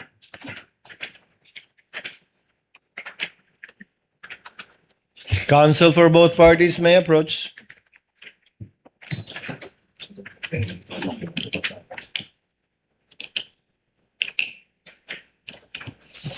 Manifestation, Your Honor. Counsel for the respondent may proceed. Your Honor, we just like to manifest, Your Honor, that the marked document, permanently marked by the prosecution, does not contain any annexes. And the other set of documents that he is comparing it to has affidavit annexes, Your Honor. I can reply to that, Your Honor, please, if I may. Counsel for the prosecution will please reply. Number one, the affidavit of investigation, the annexes thereto, ay makikita yung mga annexes, most of them, as separate documents that have been pre-marked. Ulitin ko, yung mga hinahanap ng depensa ng mga annexes sa affidavit of investigation, nasa record ng Senado yan because na-marka separately, because they have been identified separately also by the previous witness. I hope that satisfies. Counsel, what does counsel for the respondent say? Your Honor, is that an admission that the affidavit of investigation was stripped of its annexes? No. Your Honor, if I may, ang klaro namang sinabi ko. Can I reply to that, Your Honor, please? Chair would like to clarify the matter instead. Are all the annexes listed and identified in the footnotes of the affidavit of investigation marked or pre-marked by the prosecution? I can answer that. Most of them, Your Honor, please, and I can identify ano yung mga hindi na mark tsaka yung reason. So most, not all. Yes, Your Honor, please. And for the record, that the affidavit of investigation that the witness is identifying and that you have marked does not contain any of the annexes mentioned in the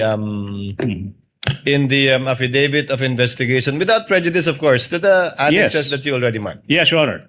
and identified by either this or other witnesses. Yes, Your Honor. Not attached specifically to the affidavit, but found in the same record of the Not court. attached to the document that the witness is identifying right now. Yes, Your Honor. Does that satisfy the counsel for the Your Honor, we're respondent? not objecting as to how they marked it. We're just manifesting it for the That record. it's not there. Yes. Yes. So noted. Witness you. may answer. Yeah, this is the same document that I. Okay. Yeah, you have. Your Honor, this is the same document that I mentioned. Okay. May proceed, Your Honor, please. You may proceed. Now, Attorney Lotok, sorry.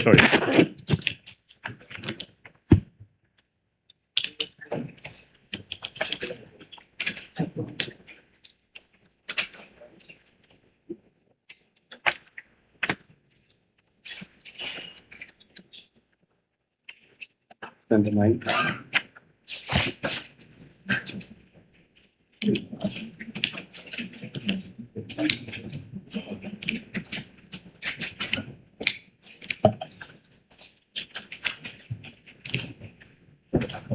Just to manifest, Your Honor, Counsel for the respondent is recognized. that again, the comparison, Your Honor, was made with the certified true copy, not the original, Your Honor. Thank you.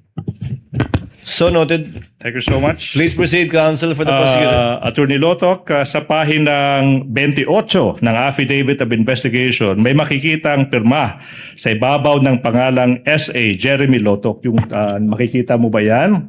Yung tanong, kaninong pirma ito? This is my signature, sir. And sa pahinang 29 ng affidavit, may makikita ang pirma sa ibabaw ng pangalang S.A. Jeremy Lotok. Kaninong pirma ba ito? Again, sa akin, pirma ho ito, sir. Your Honor, at this juncture, the prosecution manifests and move that the two signatures of the witness be marked as Exhibit P Roman numeral 4-3-1, that's for the first, and the other one P Roman numeral 4-3-2. Reason is these signatures have not yet been marked in Exhibit, Your Honor, please. No objection to that, Your Honor. Thank you so much. Now, may I proceed, Your Honor? You may proceed.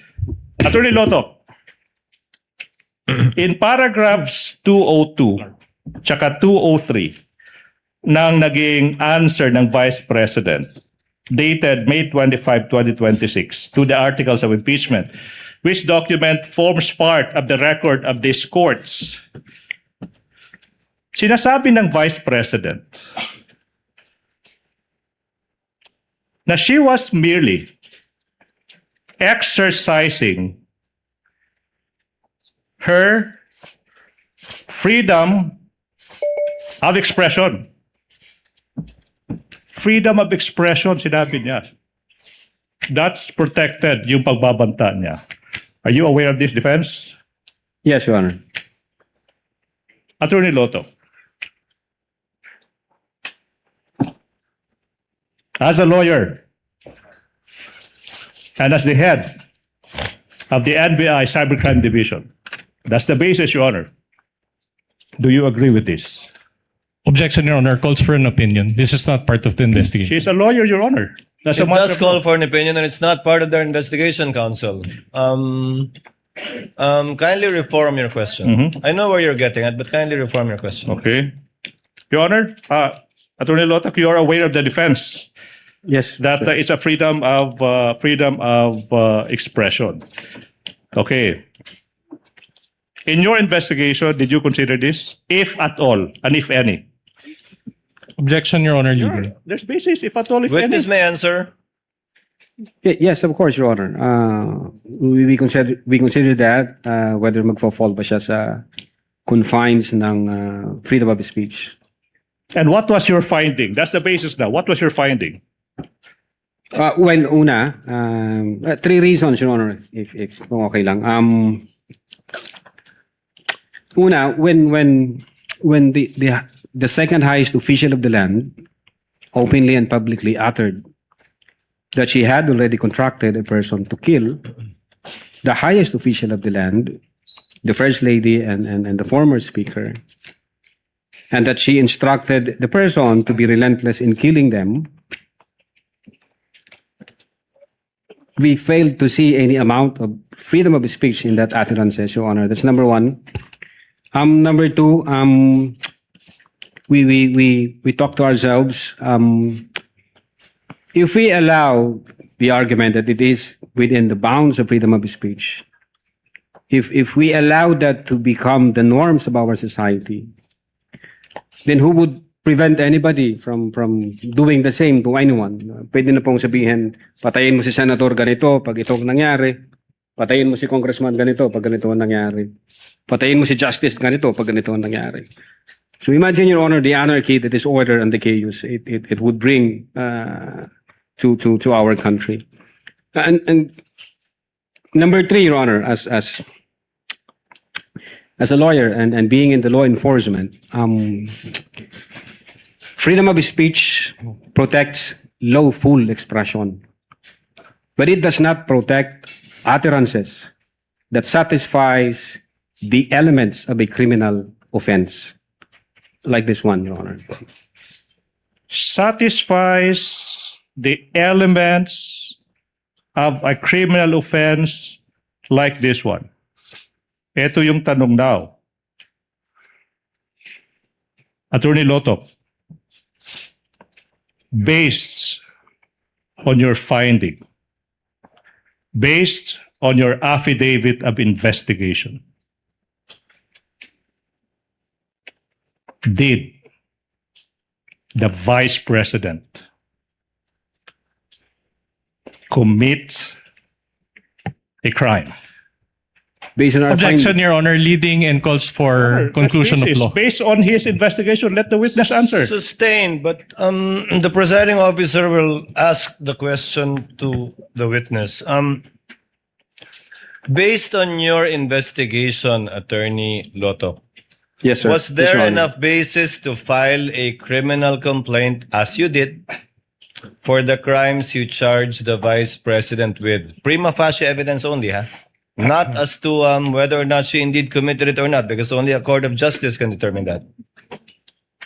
Yes, Your Honor. Based on our findings, we believe that the Vice President committed the crime of grave threats and inciting to sedition. Only insofar as satisfying the requirement of prima facie evidence sufficient to file a case.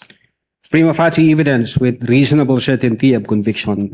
Yes, that would be a more complete description of what you have to comply with before you can file a case. Yes, Your Honor. Yes po. Counsel may proceed. Thank you so much. Let's continue. Attorney Lotok, kita magpapadayon hininaton mga pakiana nga naimo pagbaton hininaton mga Your Honor, pakiana. Your Honor. Your Honor, what?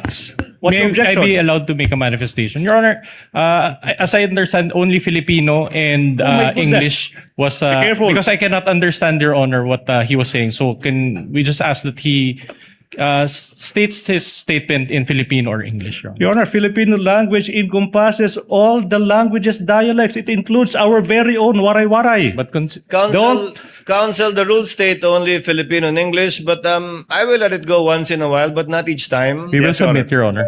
Thank you, Your Honor. You may proceed, counsel, for the prosecutors.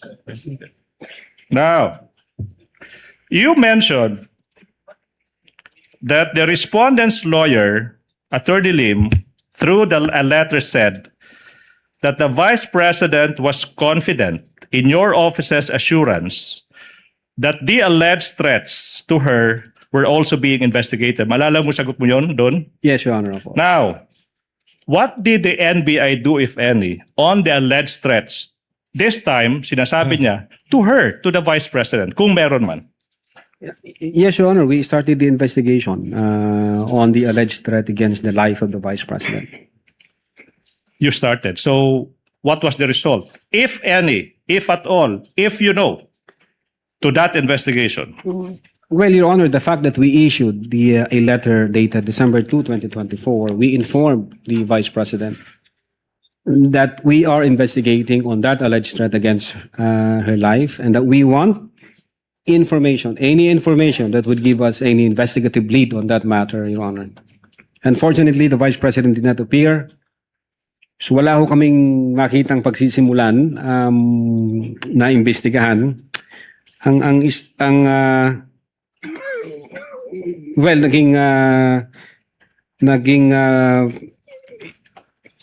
may nakita kami sa I think 75 PNP personnel insofar as the security of the Vice President is concerned. Per record sa news na inalis sa BPSPG and then inilipat sa Manila. Okay. And I think the reason being is that may issue ng peace and security kung di ako nagkakamali. Yun po yung medyo nakikita naming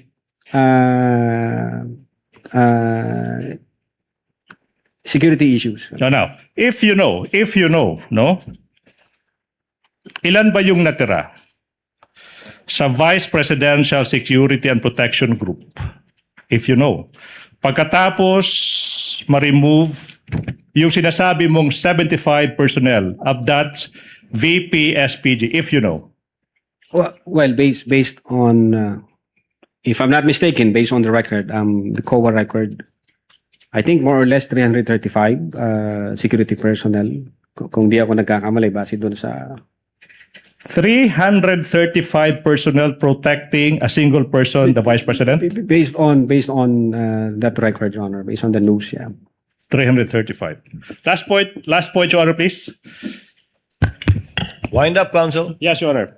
Now, Mr. Witness, you mentioned earlier that your office considered in its investigation in the November 23, 2024 online briefing na aside kay respondent yung Vice Presidente tsaka yung mga media personalities, okay, na nabanggit mo, sino pa, kung meron pa, yung nandun sa online briefing na yon, kung alam mo?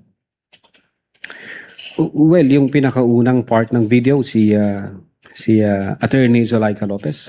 Attorney Zulaika Lopez. Now, yung tanong, Mr. Witness, ano yung na-observe mo kung meron man, okay, about Attorney Zulaika Lopez during that online media briefing?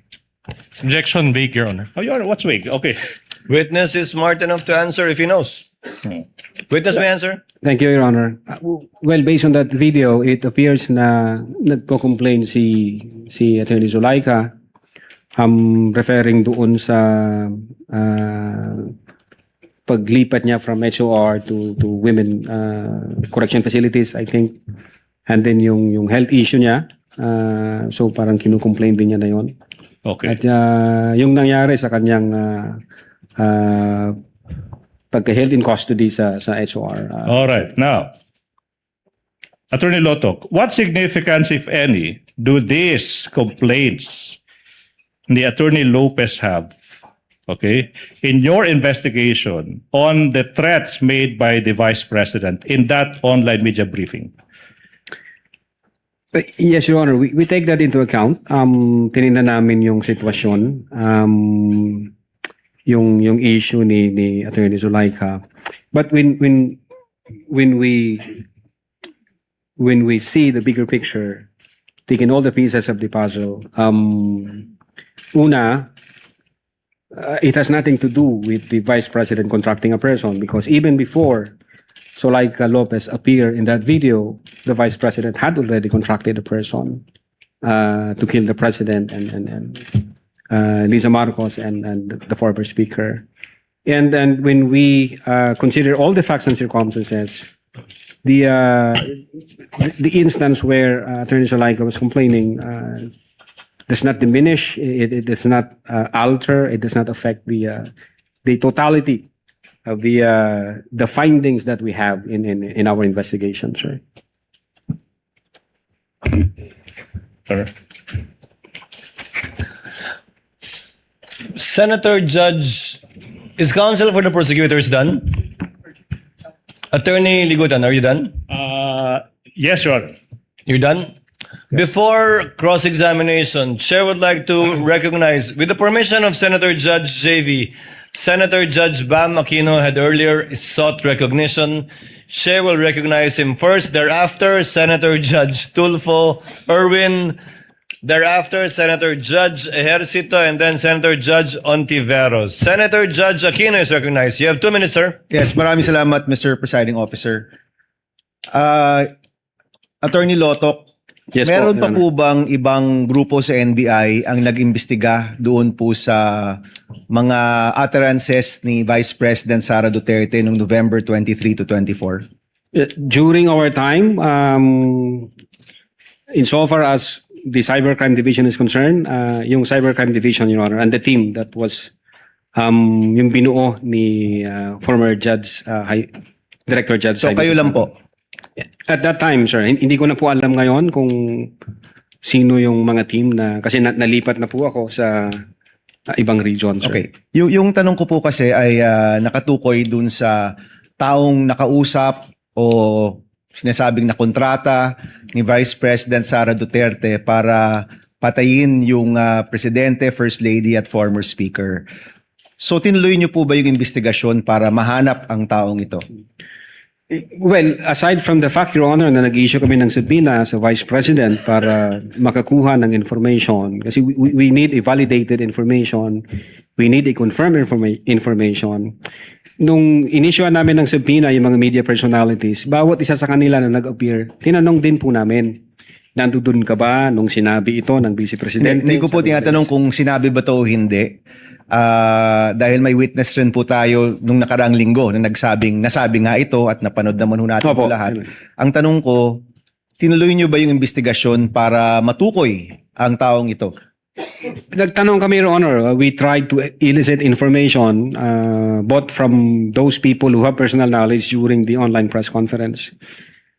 Unfortunately, wala ako kaming ma-establish na validated information na confirmed. So, in fact, hanggang ngayon, nag-aantay po kami. Hindi ho katulad dito sa nangyari, may apparent commission of the crime dahil nandiyan yung video eh. So ang ibig niyo pong sabihin, bilang NBI, hindi niyo nahanap yung taong ito, pero literal niyo tong, sabi niyo, literal itong pag-assess niyo dun sa statement dahil ito mismo yung nasabi ng Vice President. Well, Your Honor, if the second highest official of the land sinabi yan, it's hindi ho biro yan. Medyo mabigat ho yan at yung pagkasabi pa niya na may kasamang galit at mga pagmumura. So we took it very serious, Your Honor. All right, I have a question for the defense. Sa lahat ng mga sagot ninyo, Attorney Vinluan, parang hindi ko nakita na tinanggi ng inyong kliyente o ng depensa na may nakausap ang Vice Presidente na tao para gawin yung mga bagay na ito. Tama ba? Wala ito sa mga sagot ninyo? We deny that, Your Honor. You deny? That is not accurate, Your Honor, and we will present evidence or counter evidence to prove Okay, that. so let me clarify. Sa lahat ng sagot ninyo so far, hindi pa nyo tinatanggi ito, pero in your time presenting evidence, you will deny that there was a person contracted by the Vice President. Your Honor, to clarify, I don't understand, Your Honor, when we were asked, but In your because answer, you have an answer. There is an impeachment we complaint. denied it, Your Honor. We denied it in our answer, which we filed before the Senate Impeachment Court. You denied it in your answer? Correct, Your Honor. If I remember correctly, ang nabanggit doon ay freedom of expression. Was there an exact statement there na hindi totoo na meron ngang kinontrata ang o kinausap ang Vice Presidente para gawin ito? We maintain our position that we denied it, Your Honor. Okay. It is there in our answer. Mr. President, I don't want to take up time, but I do want to check the official records and look for this because I don't remember seeing that in any of your answers, Mr. Your Honor, all allegations were denied. It's a general denial, a blanket denial. There were, that was the general denial, and there were also specific denials. Okay, we'll take a look, Mr. Presiding Officer. Hanapin natin to with, and if I may come back to this once we take a look at the records, Mr. Presiding Officer. The gentleman may do so at the appropriate time. With the permission of Senator Judge Erwin Tulfo, since nakatayo na po si Senator Judge Ejercito, papaunahin ko na po muna siya. Senator Judge Tulfo, rather Ejercito is recognized. You have 2 minutes, sir. Thank you, Mr. Presiding Officer. Tanong ko lang, no, just to clarify, may we know if the NBI has the authority to issue subpoena against impeachable officials? Kasi kanina po, no, sa mga pinisend kanina, subpoena po ang inyo pinadala sa Vice President instead of a mere invitation. Yun lang po, clarify ko lang po. Yes, Your Honor. Under Republic Act 10867, the NBI has authority to issue subpoena. And as a matter of fact, the case involving the Vice President falls under Section 5, Paragraph G, which the NBI has primary jurisdiction to undertake investigation, Your Honor. Likewise, for the information may we know what constitutes a grave threat that will prompt the NBI to conduct an investigation as compared to a light threat? No, what are the elements that are needed to be present to be considered a grave threat? Well, for grave threat, Your Honor, if naalala ko siya, if a person threatens another person with the infliction upon the latter's person, property, or honor, or that of the latter's family, with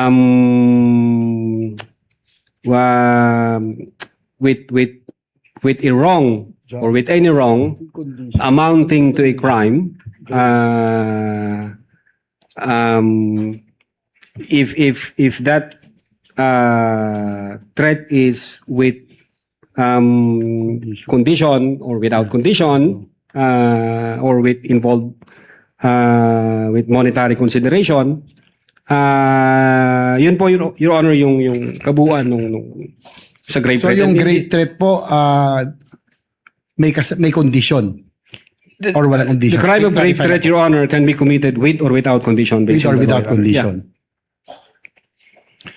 So as an investigator, have you ever investigated and filed a complaint for grave threats apart from this one? Again, Your Honor? As an investigator, have you filed any case or investigated and filed a case for grave threats against anyone aside from this, no?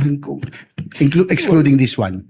I think nag-start po kasi ako as counter-terrorism and then organized crime group and then cybercrime. Wala akong maalala, Your Honor, kundi ito lang. I mean, so far as my being in the NBI is concerned, Your Honor. So ito lamang yung ito pala yung kaso na naimbestigahan nyo concerning grade threats, you know?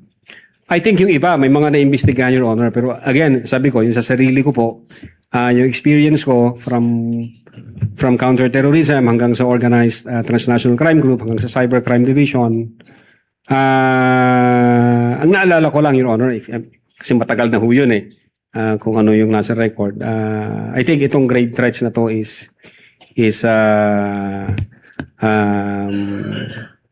pag hindi first time, doon ko lang na-experience. Gaano katagal ho kayong parte nitong cybercrime division bago kayo nalipat? Since 2018, Your Honor, nagsimula ho ako bilang investigation agent. And then 2022, I was designated as chief of the Digital Forensic Laboratory Division, and in 2023, designated as chief of the Cybercrime Division, sir. So more than 5 years kayong nandito sa cybercrime division ng NBI. Opo. That's all, Mr. Presiding Officer. Thank you. Thank you, Senator Judge Ejercito. Senator Judge Tulfo Irwin is recognized. You have 2 minutes, sir. You may proceed when you're ready. Thank you, Mr. President or Presiding Officer. I'd like to direct my clarificatory question to the witness on the stand, Mr. Presiding Officer. Attorney Jeremy Lontok, Opo, Your Honor. what findings, if any, convince the NBI the motive of the respondent to kill the president and 2 other people? Meron po bang kayong nakitang motibo? Kasi maaari pong sabihin lang nung isang tao sa sobrang galit niya, na pag-usapan na po kanina yan, di ba? Spur of the moment. Pero did you find any motive? Bakit niya po gagawing patayin ang Pangulo? Yes, Your Honor. As I've said before, when we take into consideration all the facts and circumstances surrounding that issue, nagkaroon ng hindi magandang relasyon yung dalawa, and then nagbato na ang Vice Presidente ng mga salitang mabibigat laban sa Presidente. Pinapakita doon sa October 18 na toxic na nga yung relationship nila. Galit na galit si Sara dahil sinasabi ng Vice Presidente is politically motivated yung pag-attack sa kanya. And then at the same time, pinagtutulungan siya ng buong gobyerno. So, then na-trigger ho yun, if my memory serves me right, nung incident nangyari noong 23 November 2023, 2024. So parang nagpatong-patong na ho siya, convolution ng iba't ibang issue. So nakita ho namin, talagang galit ang Vice Presidente sa Presidente. Okay. So you saw that the Vice President is very angry, right? Galit po siya. Did the investigation uncover any evidence, if there's any, that the respondent had taken steps to carry out these threats or these statements that she made in public and online? Did you have or did you cover any evidence? Your Honor, insofar as the Cybercrime Division is concerned, we focuses on the investigation on the alleged grave threats and inciting to sedition. Ngayon, pagdating doon ng whether or not meron na-execute na o may inutusan, I think ang makakasagot po niyan, Your Honor, yung aming director, kasi sa kanya po yung pool ng information. At the same time, yung jurisdiction na yan, nasa intelligence service po namin. Kami ho nasa investigation service. So, insofar as the NBI Cybercrime Division is concerned, at that time, nakafocus ho kami sa grave threat and inciting to sedition. But insofar as whether meron na bang in-engage ang Vice Presidente, jurisdiction ho yan ng aming intelligence service. At maybe ang makakasagot niyan yung aming director kasi siya po yung recipient ng full of information from different divisions and regions. You mean the inciting to sedition will be answered by the director, is that correct? Kasi parang hindi po natalakay kanina yung inciting to sedition. Is it? Well, Your Honor, inciting to sedition, in our investigation, we were able to establish that those utterances from 18 October 2024, November 23, 2024, and other facts and circumstances, even the November 26, 2024, we believed that those utterances have a tendency, Your Honor, to stir up the people, to go against the government, have tendency to disturb the public peace of the community, the peace of the community, and have tendency to undermine public safety and public order. And I think that's elements of the inciting to sedition, Your Honor.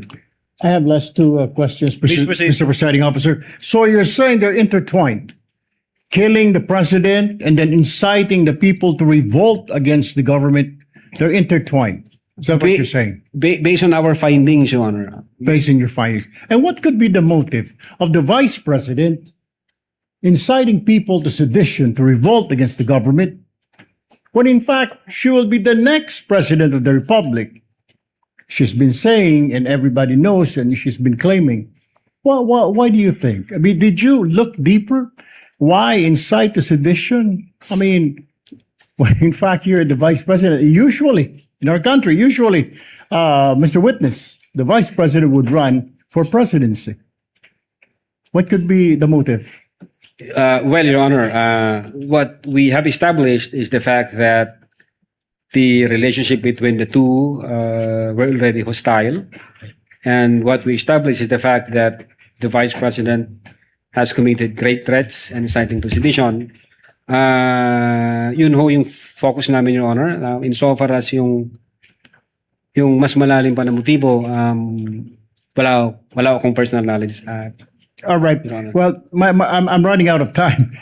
Can you identify the strongest piece of evidence which you relied in deciding to file these cases before the Department of Justice? And what is the status of this case, Mr. Witness? Well, Your Honor, the pieces of evidence that we attached or we incorporated in our investigation is sufficient and has satisfied the requirements of the quantum of evidence required, which is prima facie evidence with reasonable certainty of conviction. And the fact, Your Honor, that the Department of Justice has issued certification stating that your referral, your transmittal, has complied all the elements of the crime charge and therefore good for preliminary investigation. What is the status of the case, Mr. Witness? It's ongoing, Your Honor. If kung tama ang naalala ko, it's ongoing, Your Honor. One very, very quick question, Mr. Kindly Presiding wind Officer. up, Senator Judge. Do you think at this point you have an airtight case against the respondent? I believe so. Yes, Your Honor. Otherwise, the Department of Justice would not issue a certification stating to the effect na kumpleto ang elements namin, na nakuha namin yung requirement, at ready na siya for preliminary investigation. Thank you, Mr. Witness. Thank you, Mr. Presiding Officer. Thank you, Senator Judge Tulfo. Senator Judge Ontiveros, Senator Judge Villanueva, and thereafter we pause for a 10-minute break. You may proceed, ma'am. You have 2 minutes. Salamat, Mr. Presiding Officer. Attorney Lotok, Opo, yes, Your Honor. sa Affidavit of Investigation dated February 10, 2025, nirekomenda ng NBI na sampahan ng mga kasong grave threats at inciting to sedition ang Vice-Presidente. Pwede po bang idahilan sa mga kasong yan na nadala lang ng emosyon or may matinding trigger kaya nakapagsambit ng ganoon? I don't think, Your Honor, kasi wala naman ho sa elements ng grave threats yung situation na yon. As long as we were able to satisfy the elements for grave threats, Your Honor, and when the Department of Justice certifies na kumpleto yung elemento doon. So, no, Your Honor, hindi ho yan mamatter doon sa findings namin. At yung sinabi po ninyong elements of grave threats, yun po yung 4 na in-enumerate nyo kanina. Ano pong elements of grave threats? Yes, Your Honor. Number 1, that a person threatened to inflict another person upon the latter's person, honor, or property, or that of the latter's family with any wrong. That's the first element. The second element, that wrong amounts to a crime. Then the third element is yung may demand for money or may condition na imposed. In our investigation, mayroon hong 3 acts para makommit yung grave threats. Base doon sa 3 elements na sinabi ko, the offender have complied with the threat na sinabi niya. The offender hindi niya na-comply yung threat na sinabi niya, or yung pangatlong act, yung walang condition, yung threat na yon, Your Honor. Mga 2 beses nyo po binanggit yung salitang kondisyon, Attorney Lotok. Itatanong ko yan mamaya-maya. Sa DOJ po, sa DOJ naman, may criteria ng reasonable certainty of conviction bago magsampa ng kaso. Sa Yes, Your NBI, yes, Attorney, sa Opo. NBI, ano naman po ang pamantayang sinusundan ninyo bago magrekomenda ng kaso? Well, sinusunod din ho namin yung quantum of evidence na prima facie evidence with reasonable certainty of conviction. Kaya ho, kung makikita nyo, yung pong aming processes o yung phases, yung pang last po niya is legal evaluation. Meaning, pag meron na ho kaming conclusion, bago ho namin ito isubmit sa Department of Justice, meron hong referral kaming ginagawa sa legal division or nagpapatulong ho kami sa aming mga legal experts. So sila ho ngayon yung nag-evaluate, sila ang mag-qualify kung na-satisfy na yung requirements at kung pwede na siyang isubmit sa Department of Justice for purposes of preliminary investigation, ma'am. Alright, salamat, Attorney. So kahit papaano, ina-approximate nyo yung criteria na sinusundan ng DOJ, kahit bilang NBI? Yes, Your Honor, and that is on the basis of our cherished principle, the 2-pillar rule in investigation, thoroughness and legality, Your Honor. Alright, salamat po. Eto, in principle, kailangan po ba ng patunay na may kinontratang assassin para maituring na grave threats ang mga sinabi? Well, Your Honor, in so far as the crime of grave threat is concerned, hindi po yun kailangan. Alright. Speaking of condition, kanina na binanggit nyo 2 beses. Posible po ba ang grave threats kahit may kondisyon ang banta? Ibig sabihin yung kapag ito nangyari sa akin, ito ay mga gawin mo. Kahit may kondisyon yung banta, posible po ba ang grave threats? Very much possible, Your Honor. As I have said, grave threats can be committed with or without condition. And as a matter of fact, meron akong naalalang isang case, SPO2 Jamaica versus Attorney Bangot. Ang sabi ho doon ni SPO2 Jamaica, if I lose my job, I will break your head or I will. So it's for us, it's a kind of event-based condition na matitrigger yung execution ng threat pag nangyari yung event. But then when the Supreme Court nag-decide the Supreme Court at sabi niya, the threat was absolute. So it's sinabi ng SC absolute yung threat, you know, Okay. hindi conditional. So parang ganito akin sa situation dito, meron siyang sort of event-based condition na pag nangyari yung event, matitrigger ngayon yung threat na inatter ng offender, So, Your Honor. masasabi pong may jurisprudence po dahil may nakikita kayong paghahalintula dun sa kasong ni rule ng SC kaugnay ni PO2 Jamaica at itong kay Vice President. Yes, Your Honor. Alright. Huling tanong na lang po, Attorney Lotok.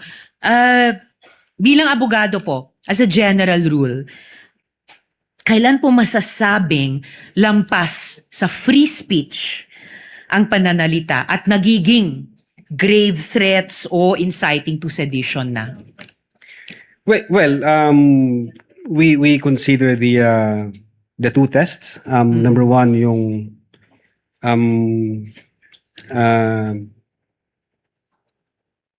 and hindi ko mabigkas, Your Honor, but it's like ano bang tendency rule? If I may, Your Honor, just to refer my notes. May he, presiding Just officer. konti lang Witness po. may do so. Yeah. Kindly turn on the mic. Witness may do so, yes. Thank you po, Your Honor.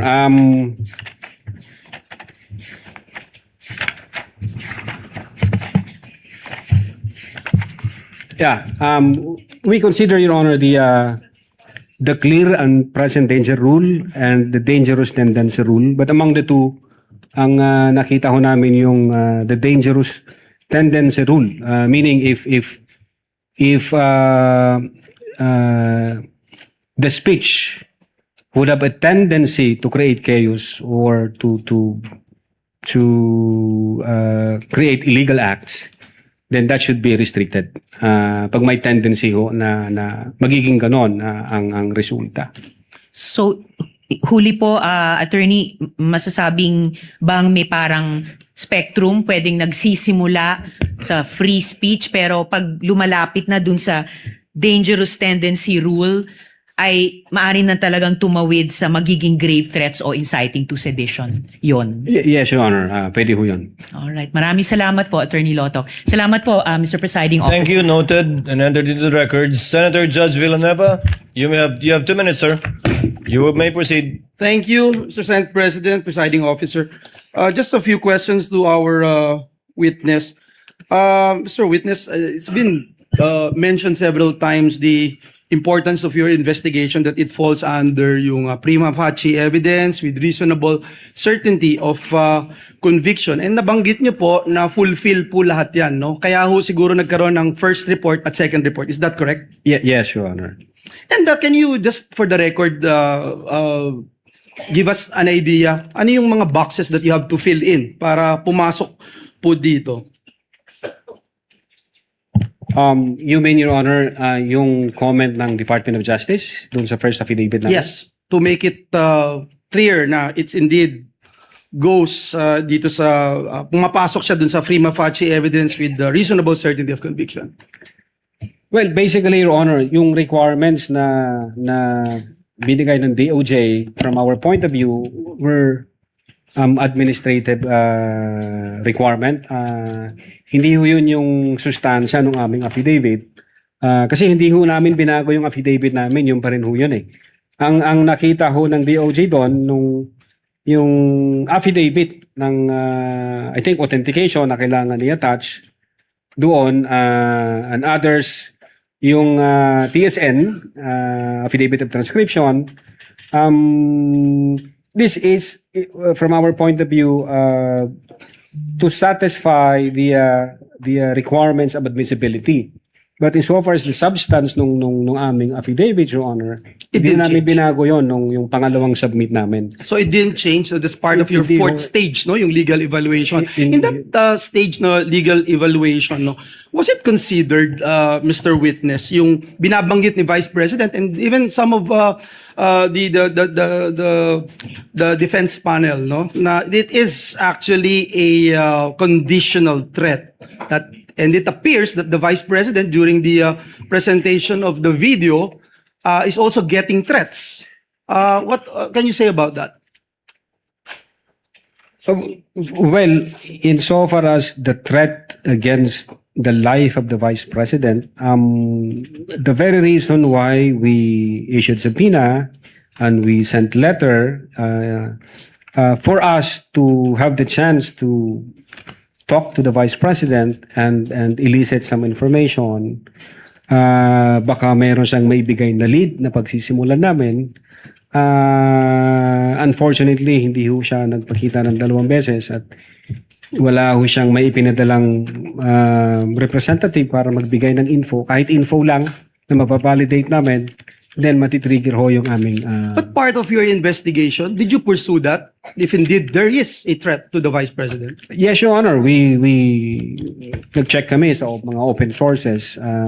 Nagtanong din kami. But again, insofar as the cybercrime division is concerned, limited ho kami doon, Your Honor, sa cases na may cyber aspect. Siguro ang makakasagot po niyan, yung aming intelligence service. Sila po ang may hawak dyan sa mga issue na yan. Kasi sila ho po yung recipient ng mga information from different But do you think it is important, if it is a conditional threat, it is also important to look at this aspect? Yes, Your Honor. I think Thank you. so, yeah. Mr. Witness, gusto ko lang maintindihan din yung standard na ginagamit ng National Bureau of Investigation. Kung hindi po ma-identify o ma-locate ang sinasabing assassin, does that automatically mean that the threat is no longer credible or actionable? Or does the NBI still consider the statements uttered and the surrounding circumstances and the totality of the evidence before deciding to proceed with further investigation? No, Your Honor. The threat was absolute. We follow the test of mens rea, Your Honor, in considering whether the threat is totoo. Una, we examine the utterances objectively, and we interpret the same in light of the circumstances where the utterances was made, the manner in which they were spoken, the person to whom they were addressed, the relationship between the parties, and the reactions of the recipients of those utterances, Your Honor. Yes, So- yes, thank you, Mr. Witness. I have here with me yung binanggit po niyo sa notes ko, yung 4 stages, identification and pag-preserve ng digital evidence, collection of evidence, analysis and attribution, legal evaluation, and then you have the 3 statements. Binanggit niyo rin tanggalin ulo niya, toxic relationship, and I always see myself cutting his head. Now, you also mentioned the factors considered: delivery, manner, literal meaning, nature of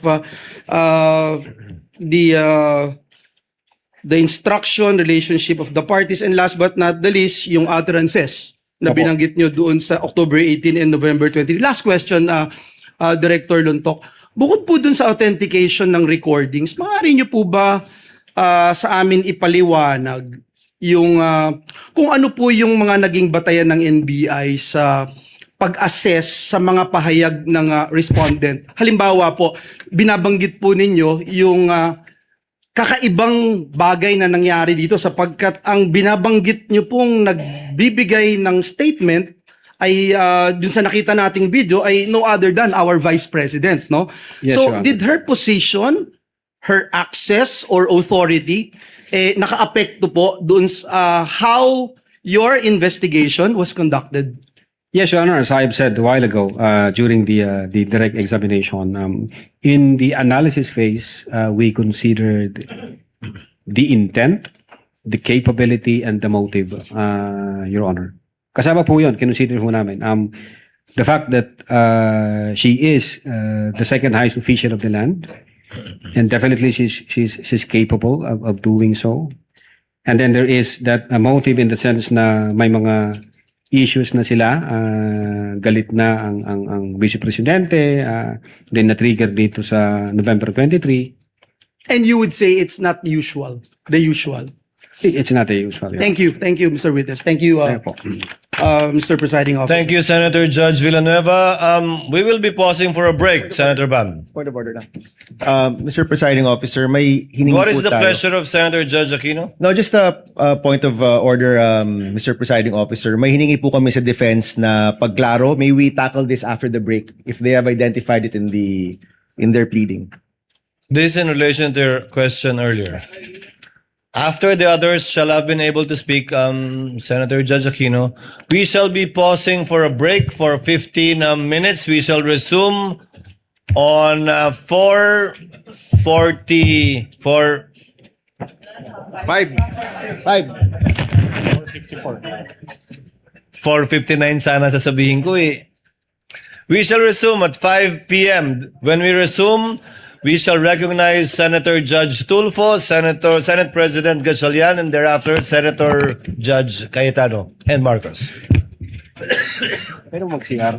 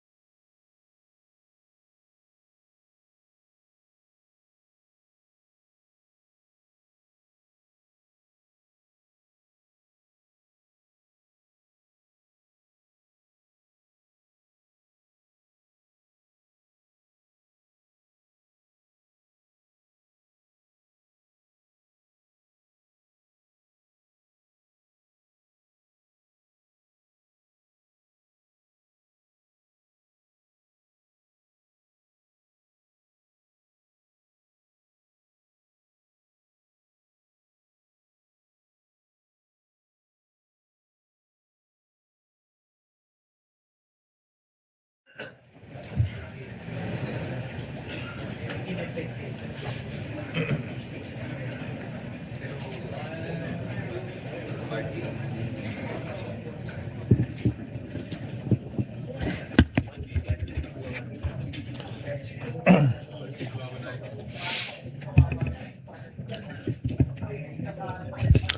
trial is resumed. Senator Judge Tulfo Rafi is recognized for his intervention. You have 2 minutes, sir. You may proceed when you're ready.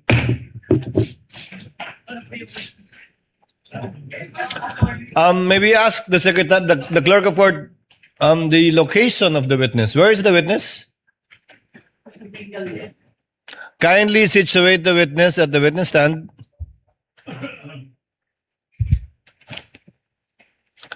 Henceforth, the clerk of court is directed to kindly make sure that if a time is given by the presiding officer, that the witness will already be at the witness stand by that time.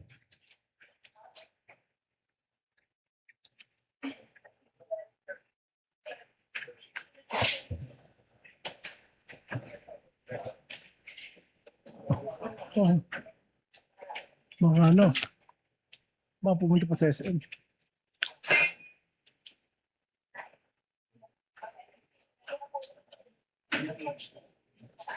Kaninong control?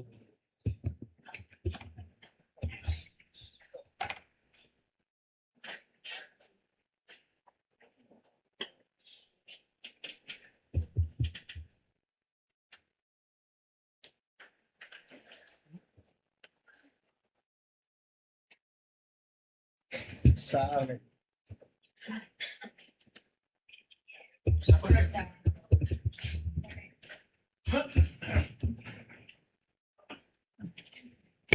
The Sergeant at Arms is directed to be more mindful insofar as the time of the court is concerned in bringing the witness back to the witness stand whenever we go on recess.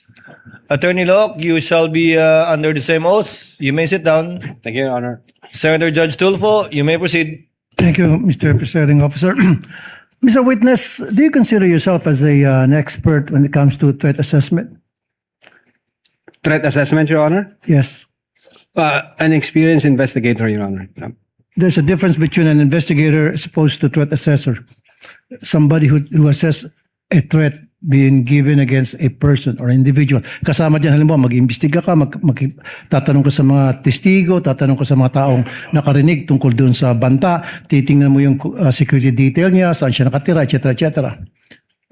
Yes, Your Honor. Just an experienced investigator, Your Honor. As an experienced investigator. Opo. So sa ginawa mong pag-iimbestiga, whether or not merong real or imminent threat against the Vice President, sino-sino po yung mga naimbita nyo at na-interview? Yung media personalities po, Your Honor, from late Saidin Reyes to Bonus Magsambol to others, lahat po sila tinanong namin kung kilala nila yung kinausap na ni VP Sara, yung tao na kinontrata.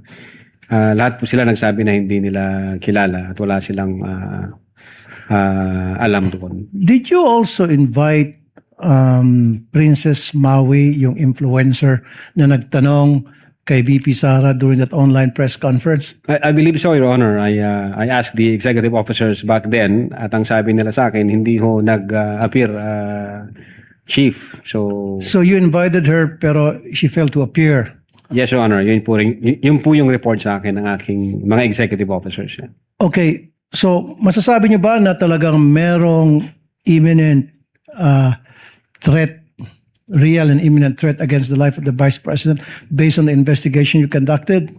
Against the life of the Vice President, sir? Yes, Vice President. Kasi siyempre, pag nag-imbestiga doon sa Presidente, dapat imbestigan mo rin yung threat against the Vice President para patas. Yes po.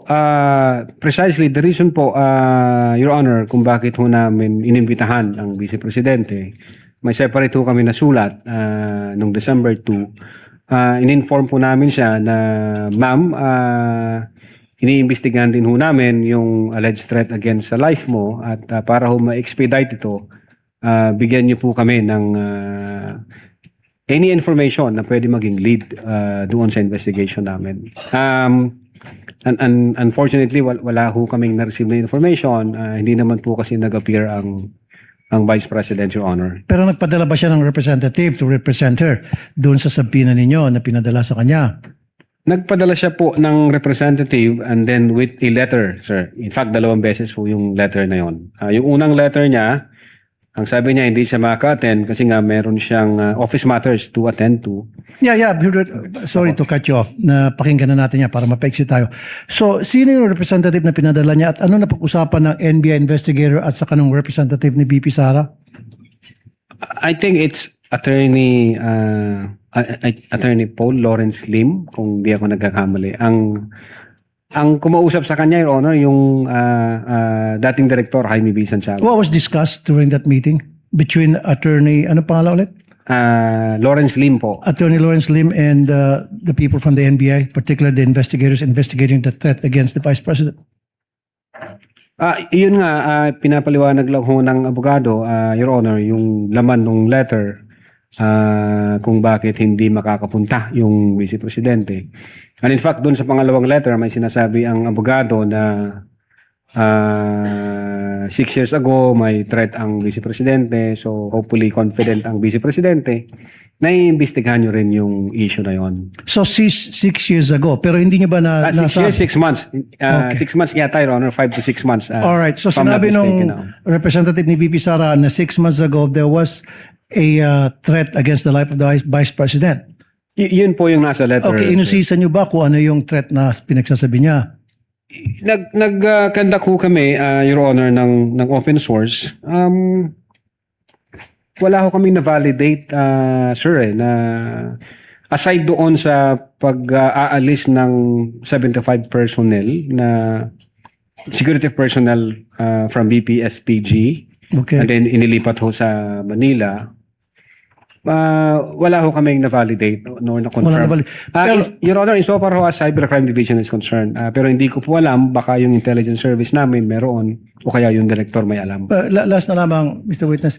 Kasi sabi mo, ulitin ko dun sa 6 months ago naka-receive ng threat against her life ang BP. Sabi mo kanina, If I may, sabi Your ng Honor. abogado, right? So, kasi kung ako sa'yo, if I was the investigator, I would say, okay, ano yung threat 6 months ago? Pwede ka bang magpakita ng mga ebidensya? Pwede ka bang makita ng proof or mga witnesses na pwede naman interviewin to that effect? For that? Your Honor, ang nag-usap po, Your Honor, si the then Director Judge Jaime B. Santiago at saka yung lawyers, Your Honor. So, hindi ka, okay. Last na naman po. Now, can you say in certainty na talagang wala o meron threat against the life of the Vice President? I cannot... Based on your investigation, based on your experience. Well, given na wala ho kaming validated information at confirmed any data, hindi ho ako makakapag-comment, Your Honor. Kailangan ko po yun. Thank you, Mr. Witness. Thank you. Thank you, Senator Judge Rafi Tulfo, Senate President Gatchalian. Thereafter, Senator Judge Alan Cayetano. Thereafter, Senator Judge Amy Marcos. You may proceed, Senate President. Thank you, Mr. Presiding Officer. Mr. Witness, narinig ko kanina nung tinatanong kayo ng prosecution na yung statements ni Attorney Zulaika Lopez ay walang kinalaman dun sa threat na ginawa ng Vice President. Tama po ba? Kinonsider namin siya dun sa totality ng aming investigation. Then nakita namin na even before nung situation ni Attorney Zulaika, base doon sa attirances ng Vice Presidente, meron na ho siyang kinausap. So, yan ang next na tanong ko. Ibig niyo ba sabihin na even prior to this video, meron na siyang nakausap na kinontrata? That's the attirances, Your Honor. Ang sabi niya, huwag kang mag-alala, ma'am, sapagkat may kinausap na akong tao. Ang sabi ko sa kanya, pag namatay ako, patayin mo si BBM, si Lisa Marcos, si former speaker. So, nakita namin may kinausap na siya even before the press conference was held on November 23, 2024. So base sa kanyang statements, sa inyong pag-aanalitika, meron na siyang nakausap na kinontrata. Yes, Your Honor, and we believe na hindi naman ho magsisinungaling ang Vice Presidente noon kasi galit na galit nga po siya. Meron dito sa mga tanong ng Council ng Prosecution na yung mga term na ginamit nyo, serious and real threat. Tapos meron din kayong sinabi na serious and threat is actionable. Nasabi niyo yun over the course ng mga pagtatanong. Threat is actionable. I don't remember, Your Honor, using the word threat. Actionable threat. Your Honor. Threat is actual, sorry. Threat Opo. is actual. No? So, I take this to mean na meron talaga siyang kausap na kinontrata. That's what we believe, Your Honor. And Sure. kung yan ang paniniwala nyo, dahil ito ay pagbanta no, sa ating Pangulo, may ginawa ba ang NBI na imbestigahan kung talaga bang merong nakontratang gagawa nitong banta? Yeah, I think a couple of months ago may binuo ang aming direktor. Nagbuo siya ng task force to investigate threats against the life of the president. Kaya lang hindi na ho ako part noon, Your Honor. July 2025, nalipat na ho ako sa ibang region. So, wala na po akong idea. I think yung intelligence service namin at yung director, yun ho yung pwedeng makasagot, Your Honor. Actually, yun ang next na tanong ko dahil tayo dito sa ating bansa, sanay tayo sa whole of government approach, whole of nation approach. Dapat merong whole of agency approach, in this case, the NBI. Ang tanong ko, meron ba kayo mismo o kasama ba kayo mismo doon sa pag-iimbestiga ng actual na threat, yung pagkontrata ng tao na pwedeng gawin itong threat na ito? I believe so, Your Honor. The fact na mayroong binuong special task force. At kasali kayo doon? Hindi po ako kasali, Your Honor. Bakit hindi kayo kasali doon? Ako nagtataka dahil kung banta to sa buhay ng ating Pangulo at nanggaling sa opisina ninyo yung source, dapat kasali kayo. You mean, Your Honor, since nasa regional office ako, nung nagbuo ng task force, definitely itatap nila yung mga regional offices na meron ba dyan sa region ninyo na information o intelligence na ganito. Meron hong ganong practice, Your Honor. Pero kayo mismo, kasali ba kayo doon sa nag-imbestiga nung actual, yung kinontratang tao? At meron bang nakitang ganon? Hindi ko masasagot yan, Your Honor.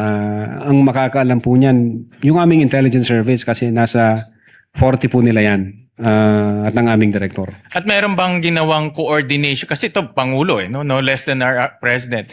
Meron bang ginawang coordination kayo o yung binawang task force ng NBI kasama ang nag-coordinate sa NSC, nag-coordinate sa PSG at sa iba pang mga national agencies dahil Pangulo natin to eh. Opo. Meron bang ganun na ginawa kayo o yung binuong task force? Well, insofar as the Cybercrime Division during that time, ang focus ho namin is yung investigation dun sa threat against the life vis-a-vis yung November 23, 2024 utterances. Now, insofar dun sa sinasabi niyo po, Your Honor, ang makakasagot po niyan, yung intelligence service po namin. Kasi ano na po yun eh.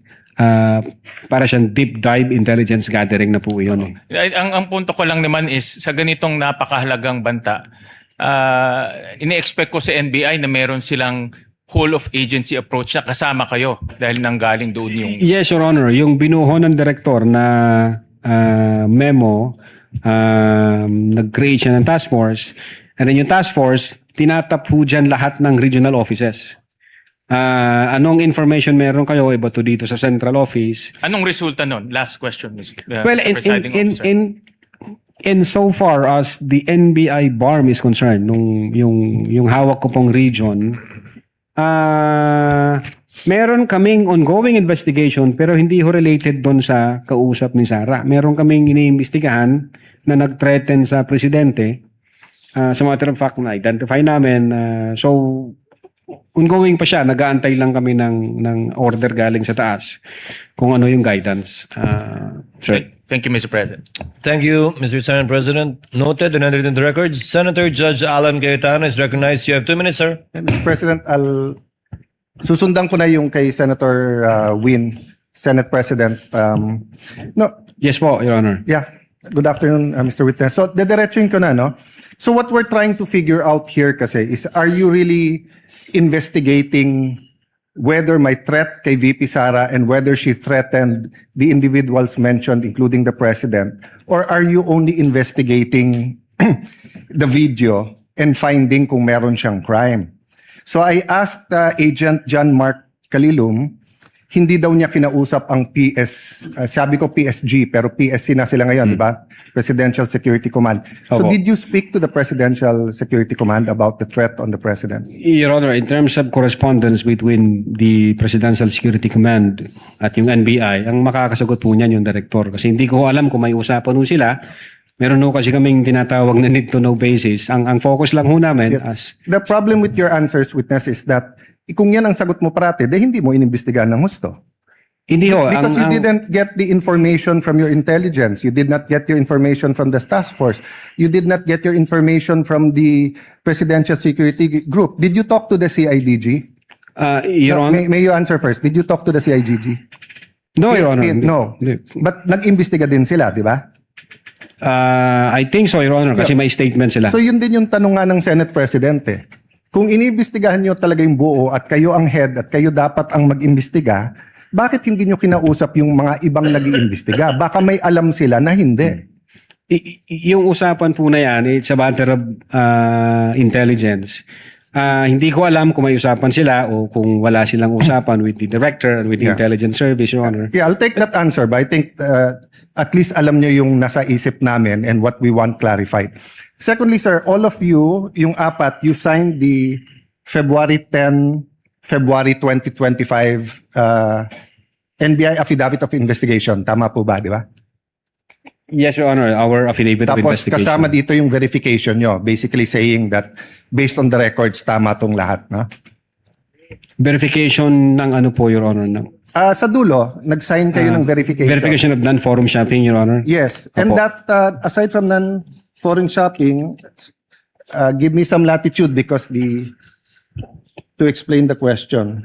We read and understood its contents and the allegations therein are true based on authentic records. Yes, Your Honor. Yeah. So may mali ba dito? Factually, wala. Na-review mo naman to, no?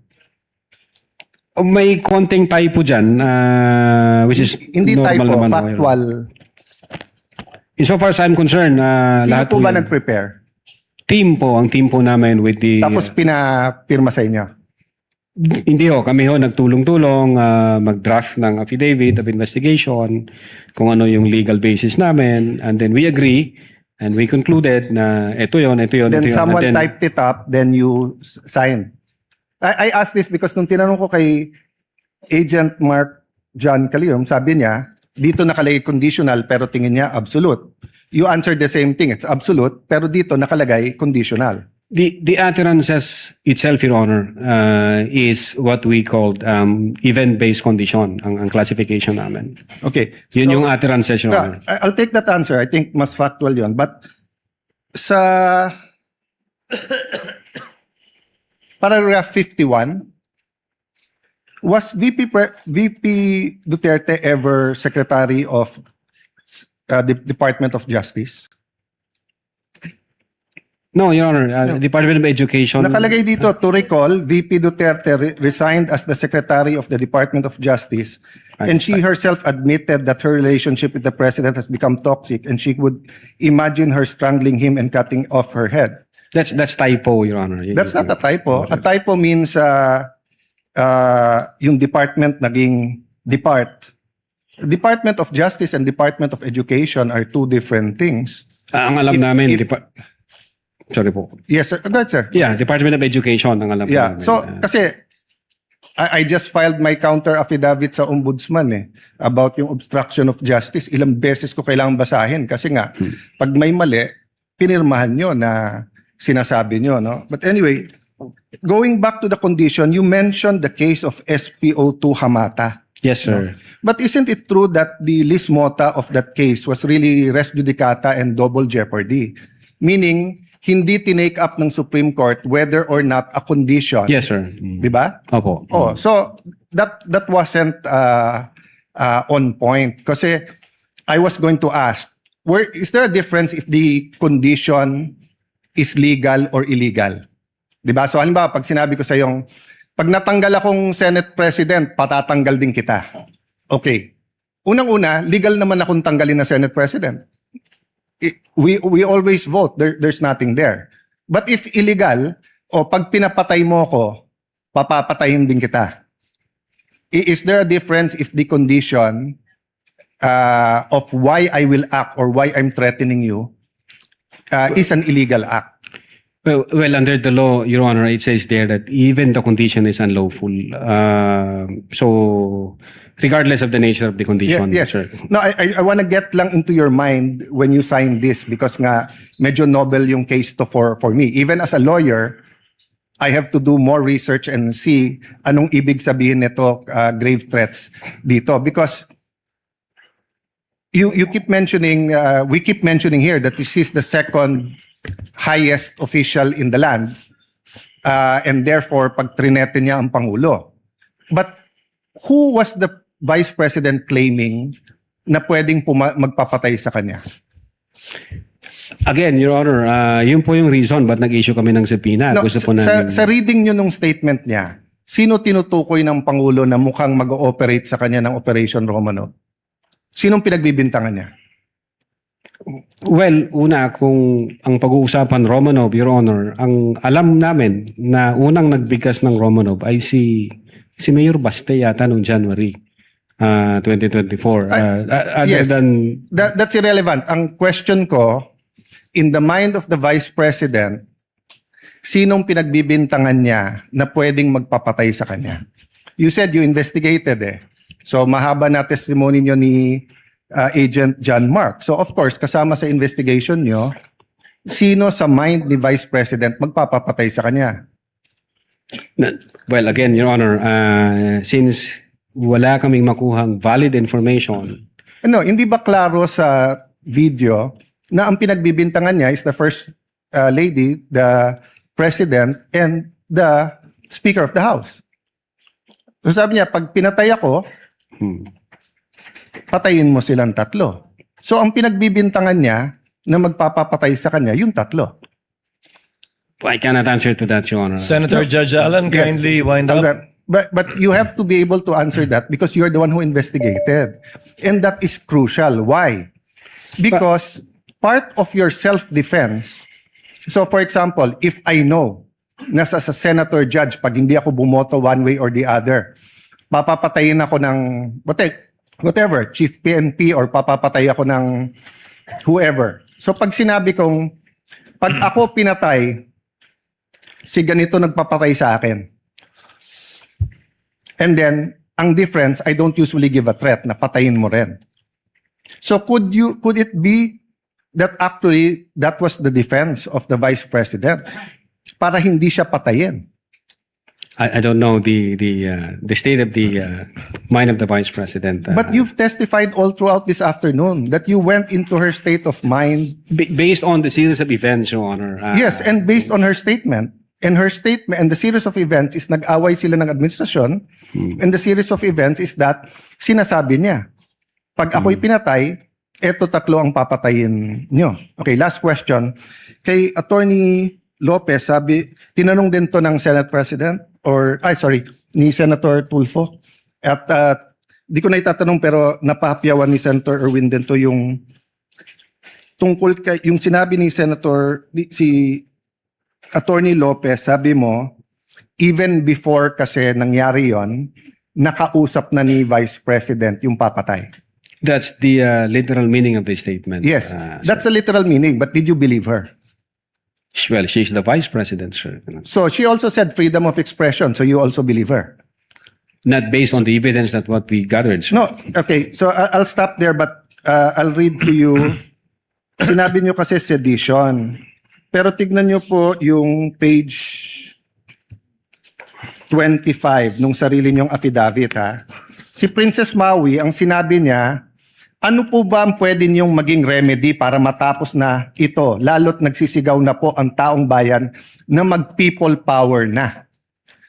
So actually, I would consider ang nag-uudyok si Princess Maui.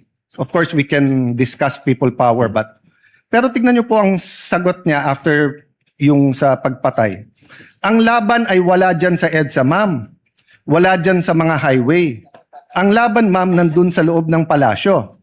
Yan ang problema. We appreciate yung expression nyo ng disgust, ang pagkamuhi, ang hopelessness, kasi it reflects kung ano nararamdaman ng maraming milyon-milyon. Alam ko yan, ma'am. Kahit saan ako pumunta, ang sasabihin, binoto namin dahil sinabi mo, iboto namin.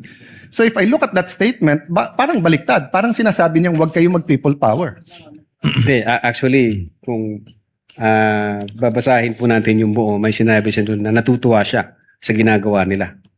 Sa ginagawa nila na active nagrarally. Pero sa people power, ito yung exact. But I won't argue with you. I'm just trying to get into your frame of mind. Yes, Your when Honor. do you believe her and when do you not believe her? And what did you actually investigate? We based everything on the evidence that we've gathered. Thank you, sir. Presiding Officer. Thank you, Mr. Witness. Opo. Thank you, Senator Judge Alan Cayetano. Senator Judge Marcos, thereafter, Senator Judge Aquino. Senator Marcos, you may proceed, ma'am, when you're ready. Thank you very much, Presiding Officer. And Attorney Lontok, Yes, ma'am. maupay nga pag-abot din Mapaya hindi kulog, ma'am. aton Senado. Opo, ma'am. Okay, I'd like to affirm lang yung sinabi mo kanina na noong nangyari nga itong hating gabi na interview ni Vice President sa Zoom, agad-agad in-orderan kayo, in-instructionan ng NBI na mag-imbestiga. Tama po yun? Hindi po, Your Honor. Sabado po yon, lunchtime, mayroon kaming meeting ako with the then Director Santiago. I think between 12 noon and 1 p.m. And then mayroong instruction na nanggaling kay Delta Santiago na, Jeremy, may kumakalat sa social media, may mga utterances na ginawa ang Vice Presidente.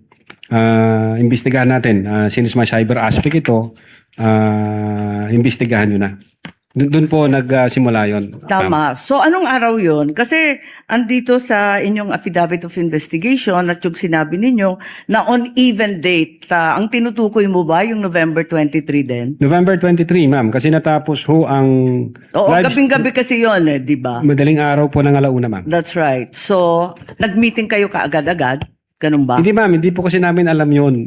Kailan kayo inutusan na mag-imbestiga?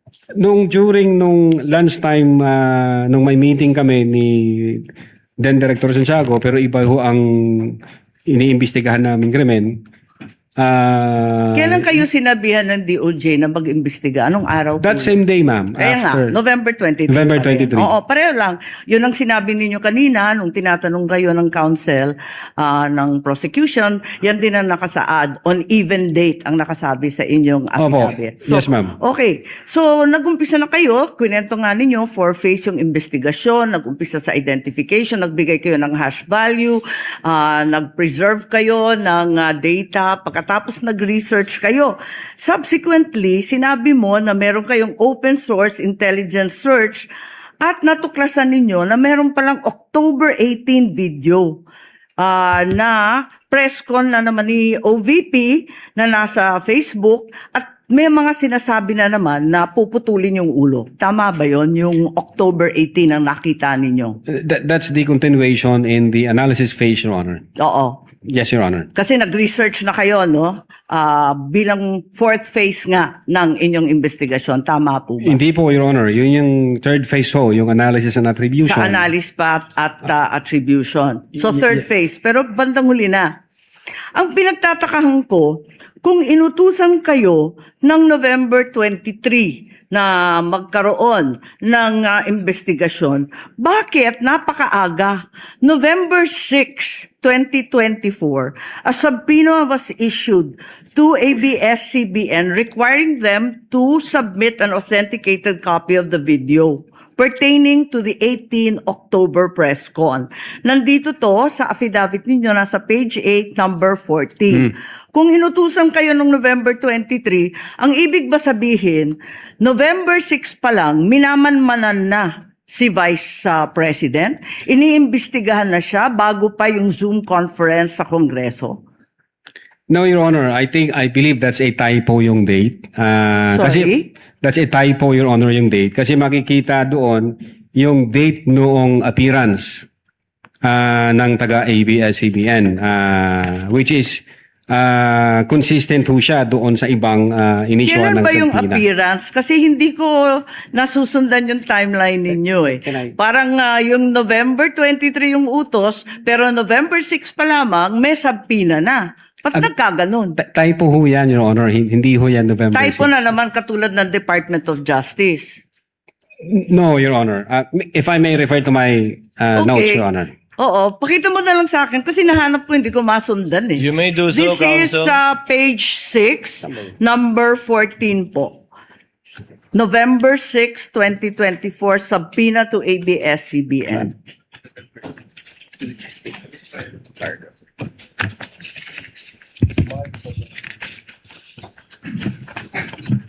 Yung subpoena mismo.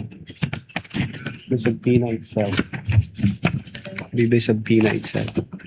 Wala naman yatang date na binibigay tungkol sa appearance ni Patria Morales at yung iba pang Meron po, taga-ABS. Your Honor, if I Pakituro lang have kasi the, hinahanap record po of the namin. subpoena.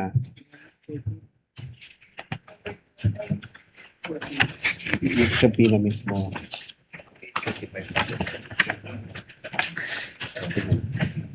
For information, the time of Senator Judge Marcos is over. Kindly. Yes, but he's still responding Of course, to the same we will wait for question the if you will response, allow. Siya po yung matagal, hindi tayo. We're only counting your the questions that you asked, not the answer. Neither are we counting the waiting time for the witness to answer. I-check ko lang po, Your Honor, para na Kasi yung mga sumunod na meeting, doon sa page 13, sa number 30, at sa mga sumunod, yung mga tinutukoy doon, yung mga media na nandun sa Zoom conference. Hindi naman siya yung ABS na humawak ng camera noong October 18. Iba naman yung mga tinutukoy doon eh. Attorney Lutok, the question of the Honorable Marcos is on page 6, paragraph 14. You said you sent us a subpoena on November 6, 2024. Unfortunately, because the annexes are not part of the document marked, it's not here. So the question is quite clear. If it's a mistake, then what is the correct date of the subpoena? if I can see the real subpoena, Your Honor. Kindly talk to the mic, please. Yeah. If I can see the real subpoena, Your Honor, because the subpoena was signed by our Assistant Director for Investigation Service. As I said, unfortunately, it was not attached to your affidavit, and I doubt if it's one of those marked or pre-marked Wala.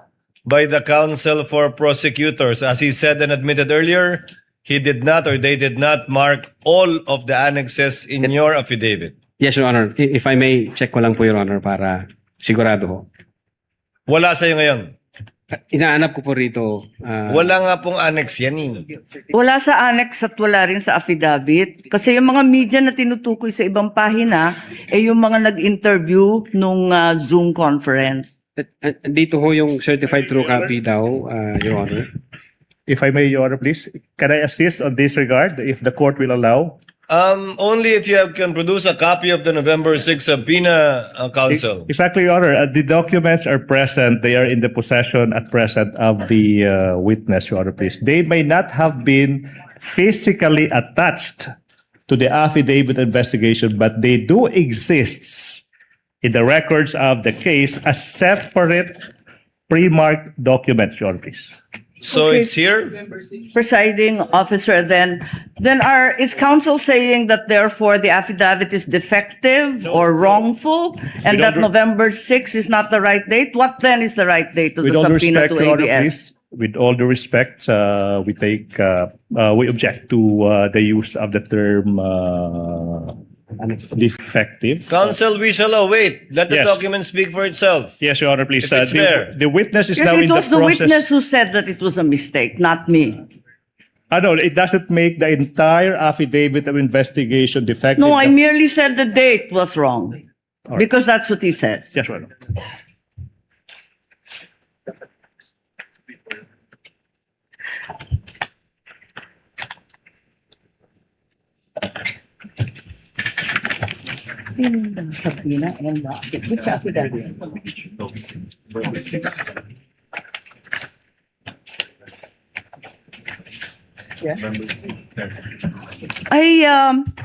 It's just been brought to my attention that in fact, presiding officer, 2 documents were issued on November 6. Not only the subpoena to ABS-CBN, but further the affidavit of investigation regarding the October 18 press con.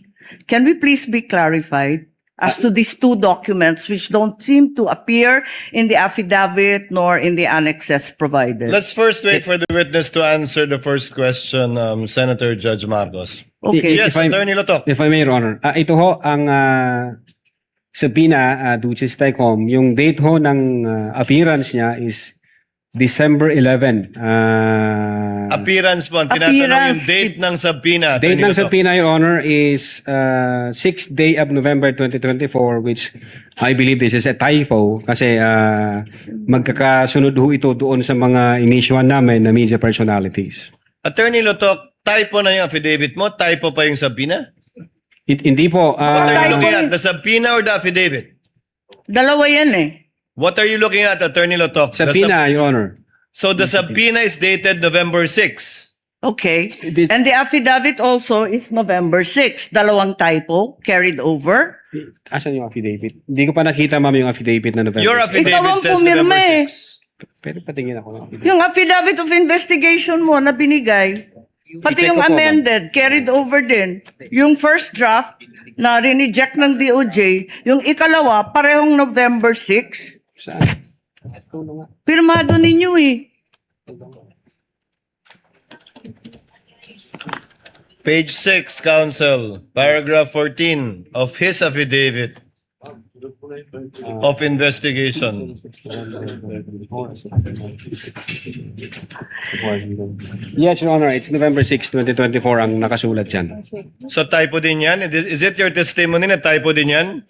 I believe so, Your Honor. Kasi ang intention namin dyan is 11 December 2024. Anyway, Senator Judge Marcos, the document will let the document speak for itself. That would be the best evidence of it, if at all, of the dates Thank you. of either the subpoena and or the affidavit. Yes, presiding officer, just to provide our witness a chance to correct himself or the documents, sa palagay mo, ano yung tamang date kung mali yung November 6?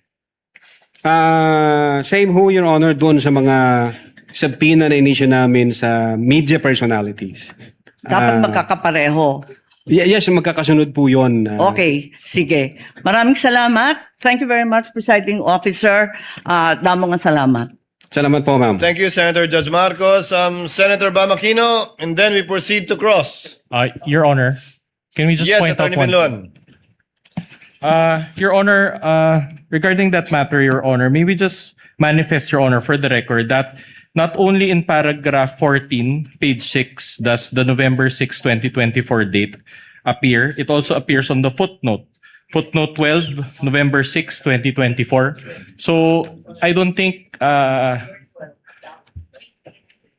we just want to read for the record footnote 12, subpoena to Francis Toral, head, ABS-CBN News, dated 06 November 2024.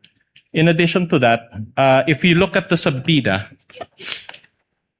and paragraph 14 also is on 06 November 2024, a subpoena was issued to ABS-CBN News. Yung subpoena. Ano yung subpoena? Now, it is actually,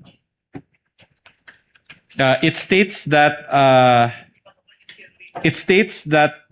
a copy of the video pertaining to the 18 October 24 press conference. And when you look at the subpoena itself, can you just ask for time?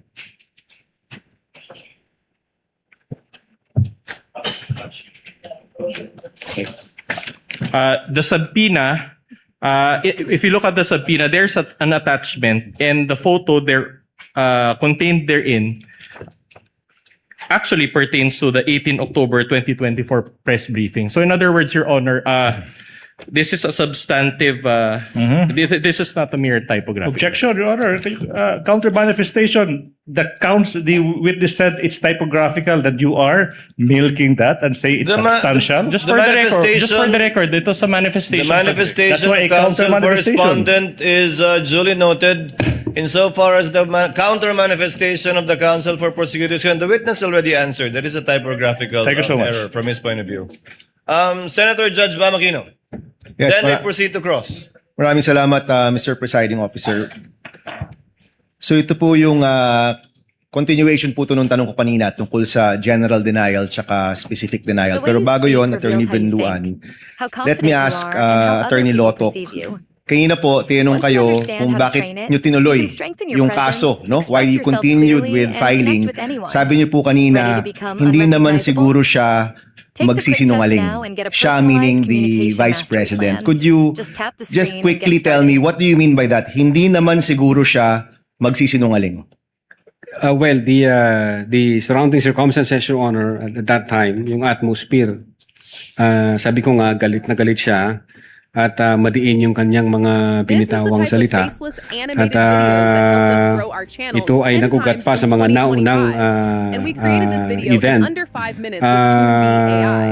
So doon, nung winika niya na huwag kang mag-alala, ma'am, sapagkat may sa security ko, sapagkat may kinausap na akong tao. From the point of view of the NBI, we believe that...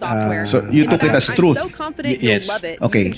In succeeding interviews, I'm sure nag-imbestiga ka, meron bang pagtanggi dito sa pagkausap sa isang tao na papatay kung may mangyari kay Vice President Duterte? Meron ba kayong napanood o naimbestiga na pagtanggi nito in the succeeding interviews? Yes, Your Honor. I think there was a video dated November 26, 2024. Doon sa video na yon, instead na i-deny niya yung nangyari noong November 23, ni-reiterate pa ho niya, Your Honor, in-admit po niya na indeed may kinausap siyang tao. So inulit pa, kumbaga. Opo, okay. So let me repeat my question to the defense. So far, wala pang actual statement si Vice President Duterte na tinatanggi itong pagkausap sa isang hitman. And for the benefit of the public, magkaiba ho kasi yung general denial sa specific denial. No? Ang general denial, hindi ko ginawa yan. Wala akong kasalanan. Yung specific denial, hindi ko ginawa itong mismong mga bagay-bagay na ito. Hindi ko yung nakita sa sagot ng depensa. So I asked the defense, is there a denial that the Vice President actually spoke to a person to contract, spoke to a person to kill, the individuals that we're talking about, Attorney Vinluan? Sabi nyo meron. Your Honor, could you point us to where it is in your answer? Your Honor, I just want to clarify because specific denial is a legal term. So in other words, we just want, in order to satisfy the query of Senator Judge Aquino, we will give him a copy of our answer, and we highlighted certain portions thereof, particularly paragraph 3 and paragraph 197 for his Can you read both paragraphs, please? Because I've also read kami dito, binabasa naman namin yung mga sagot ninyo at siniseryoso namin yan, no? So can you read the two, please? It reads, the rest of the allegations in the articles, including the supposed evidence attached therein, are specifically denied for being false, misleading, impertinent, mere conclusions of fact and law, and subject to the affirmative allegations and special and affirmative defenses below. And then that's Article 3. Paragraph 3. That's paragraph 3. So the rest, no, itong mga iba. Okay, paragraph 197. 197. It says there, finally, no such purpose contemplated by law was attained or could have been attained precisely because the respondent did not have any purpose other than simply answer a speculative inquiry. So that is our position on the matter. So your position is that is enough of a specific denial to the allegation na may kinausap na hitman si Vice President Sara. Yes, Your Honor, because we discussed in our answer that the presumption never shifts. It is in light of our discussion that it is the burden of the prosecution to prove their claim, considering that according to our laws, he who alleges must prove. And so we just presented our arguments accordingly, Your Honor. Okay, so I'm sure, attorney, sa inyong summation, you will argue this, that the burden of evidence has shifted, pero hindi nyo po na take into account na ito mismo'y galing sa Vice President natin. Your Honor, to clarify, the burden of proof is with the prosecution and not with the defense. In fact, Your Honor, according to our laws, even if we do not present evidence, if they do not overcome that threshold, Your Honor, then we believe that our client is entitled to. So ang sagot po nyo, and this is my final question, presiding officer, ang sagot po nyo, kailangan i-prove ng prosecution na merong hitman.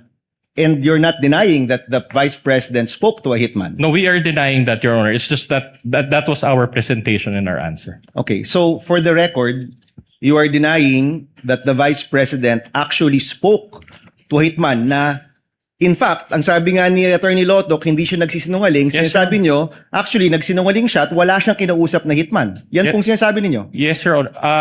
I don't know what's the frame of mind of Attorney Lotoc, but that is our answer, Your Honor. Okay. That she denied. Maraming salamat, Attorney. Thank you. Thank you, Senator Judge Aquino. Senator Judge Zubiri is recognized. You have 2 minutes, sir. Thank you very much, Mr. Presiding Officer. Just want to go to the line of questioning continue the line of questioning of Senator Aquino to the prosecution, Attorney Vinluan. So there's Defense, not, Your Honor. yes, I'm Defense. sorry, defense, my apologies. Attorney Vinluan, has been no, in any instance that the Vice President had come out on TV or radio saying that, hindi, joke only, nagkamali ako, nagbobo. Kasi si Tatay Digong nung araw, sinasabi niya yun eh. So, papatayin ko siya. Tapos mamaya, joke only yan. Nagloloko lang ako. Parang ganun. So at no particular point in time, has she issued a denial that she said these statements? Aside from what you submitted to this court as a blanket denial. There is, Your Honor, and we just reserve our right to present that evidence at the proper time as well, Your Honor. Okay, so there's a video or recording that was done maybe a month or during the period of time that she had mentioned this, that she was denying, because we'd like to see that as well. That would weigh in heavily on our decision, because kung ngayon lang po nagpalabas ang depensa ng denial, parang after the fact na kasi nagkaroon na po tayo ng impeachment trial. We'd like to see that if you have that kind of evidence. We will provide, Your Honor. Thank you very much, Mr. President. Thank you, Senator Judge Zubiri. What is the pleasure of Senator Judge Alan Cayetano? I'm not going to ask a question, just for clarification. May I just put it on the record? The gentleman may proceed, and he has 2 minutes. If you look at the articles of impeachment, Article 4, Respondent Vice President Sara Duterte committed culpable violation of the Constitution, high crimes, and betrayed public trust by contracting for the assassination by the President, the First Lady, and the former Speaker of the House by making grave threats and actively inciting sedition against the public.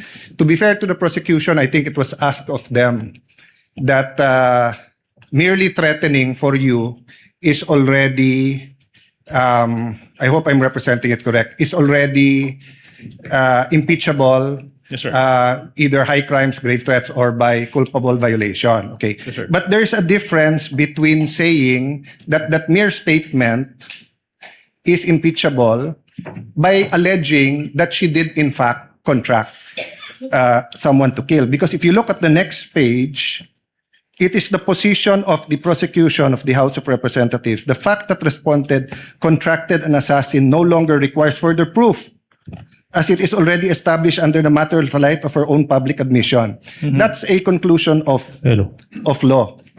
Because it is basic that if someone alleges that someone contracted assassin, you have to prove.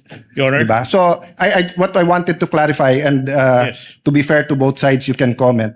As far as I'm concerned, ang understanding ko, the prosecution did not stop short by saying that by merely uttering that is impeachable. They went further to say that they are alleging that she did in fact contract an assassin. In fact, nowhere in her words assassin, in the words of the Vice President was assassin or contracted. Contracted means may kontrata. Sinabi niya lang may kinausap siya. And yung assassin came from, at least on these documents, from them. So I just want to clarify because baka yung manunod, bakit nga naman hindi kailangan i-prove nasabi in public? Those, what I wanted to clarify, those are two different things. Whether the threat as said is an impeachable offense, but if you're alleging that there was an actual assassin contracted, you have to prove that. As far as I'm concerned. Can I reply to that, Your Honor, please? No need to reply. Senator Judge Cayetano was not asking a question. He was merely making a manifestation for the record. Let's move on, counsel. Counsel, for the respondent, if you're ready with your cross, you may proceed. Attorney Lotok, the NBI is an investigatory body, correct? Yes, sir. But unlike the DOJ, it is not a prosecutorial body, correct? Yes, sir. In fact, you have investigators and not prosecutors. Am I right?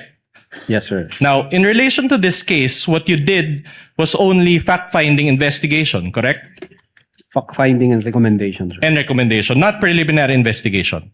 Not preliminary. Because that function is with the DOJ, correct?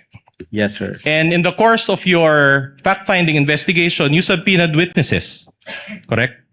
Yes, sir. Conducted interviews, Yes, sir. gathered evidence. Yes, sir. Okay. Now, thereafter, you transmitted the result of your fact-finding investigation to the DOJ, correct? Our recommendation, sir. Yeah. Okay. We learned from Agent Calilong last time, just to clarify, that there were two transmittals. Correct? The Yes, first sir. transmittal was on January 30, 2025, correct? Yes, sir. Okay. For the benefit of this court, there was a transmittal letter then, correct? Yes, sir. Can we flash that on the screen? For the benefit of our senators, that is page 7 of the Articles of Impeachment, Annex G9 or GGGG. All right. Now, if you look at the document, this was received by the DOJ also on the same day. So January 30, 2025, correct? Well, it is not clear, but it can be read. If I may be allowed to use a pointer, Your Honor, just to. You may do so, counsel. It's quite unclear, but actually, if you look at the actual document, it can be read as January 30, 2025. Do you confirm this? I don't have the document, sir. May. Well, we have a hard copy, and I asked my co-counsel to show the document. Co-counsel may approach. 30. Yeah, hindi siya clear, Your Honor. All right. Now, this was addressed to Prosecutor General Fadulyon. Correct? Yes. Okay. Yes, sir. And NBI's recommendation was for 1 count of inciting to sedition and 3 counts of grave threats. Am I right? Yes, sir. Now, attached to this transmittal letter was your affidavit of investigation. I won't bother to read the body, but it says there that it was attached to that transmittal letter, correct? Because, of course, the transmittal letter won't be empty. It has to contain something, correct? Your Honor, let the witness, I move that the witness be allowed to answer first before the counsel asks a follow-up question. Witness will please answer.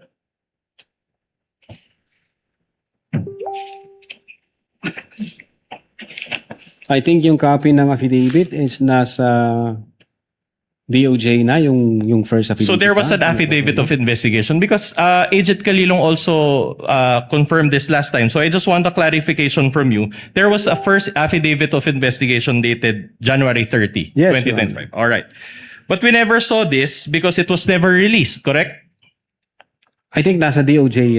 With the DOJ. For purposes of case build-up. But didn't you keep a receiving copy for your office? No, kasi meron na kaming copy sa computer. So in namin. other words, you have a Your Honor, copy of this January 30, 2025 affidavit of investigation, correct?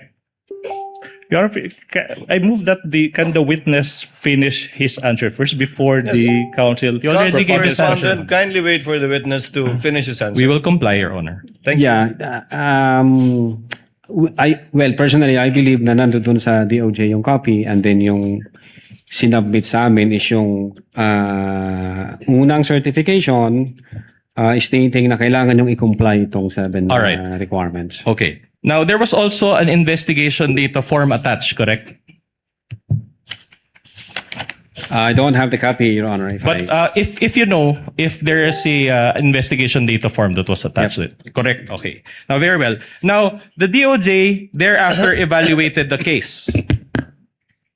Part of the DC-15 requirement, Your Honor.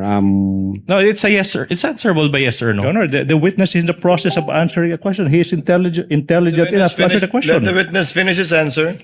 Part of the requirement of the DC-15 series of 2024, if I'm not mistaken, the circular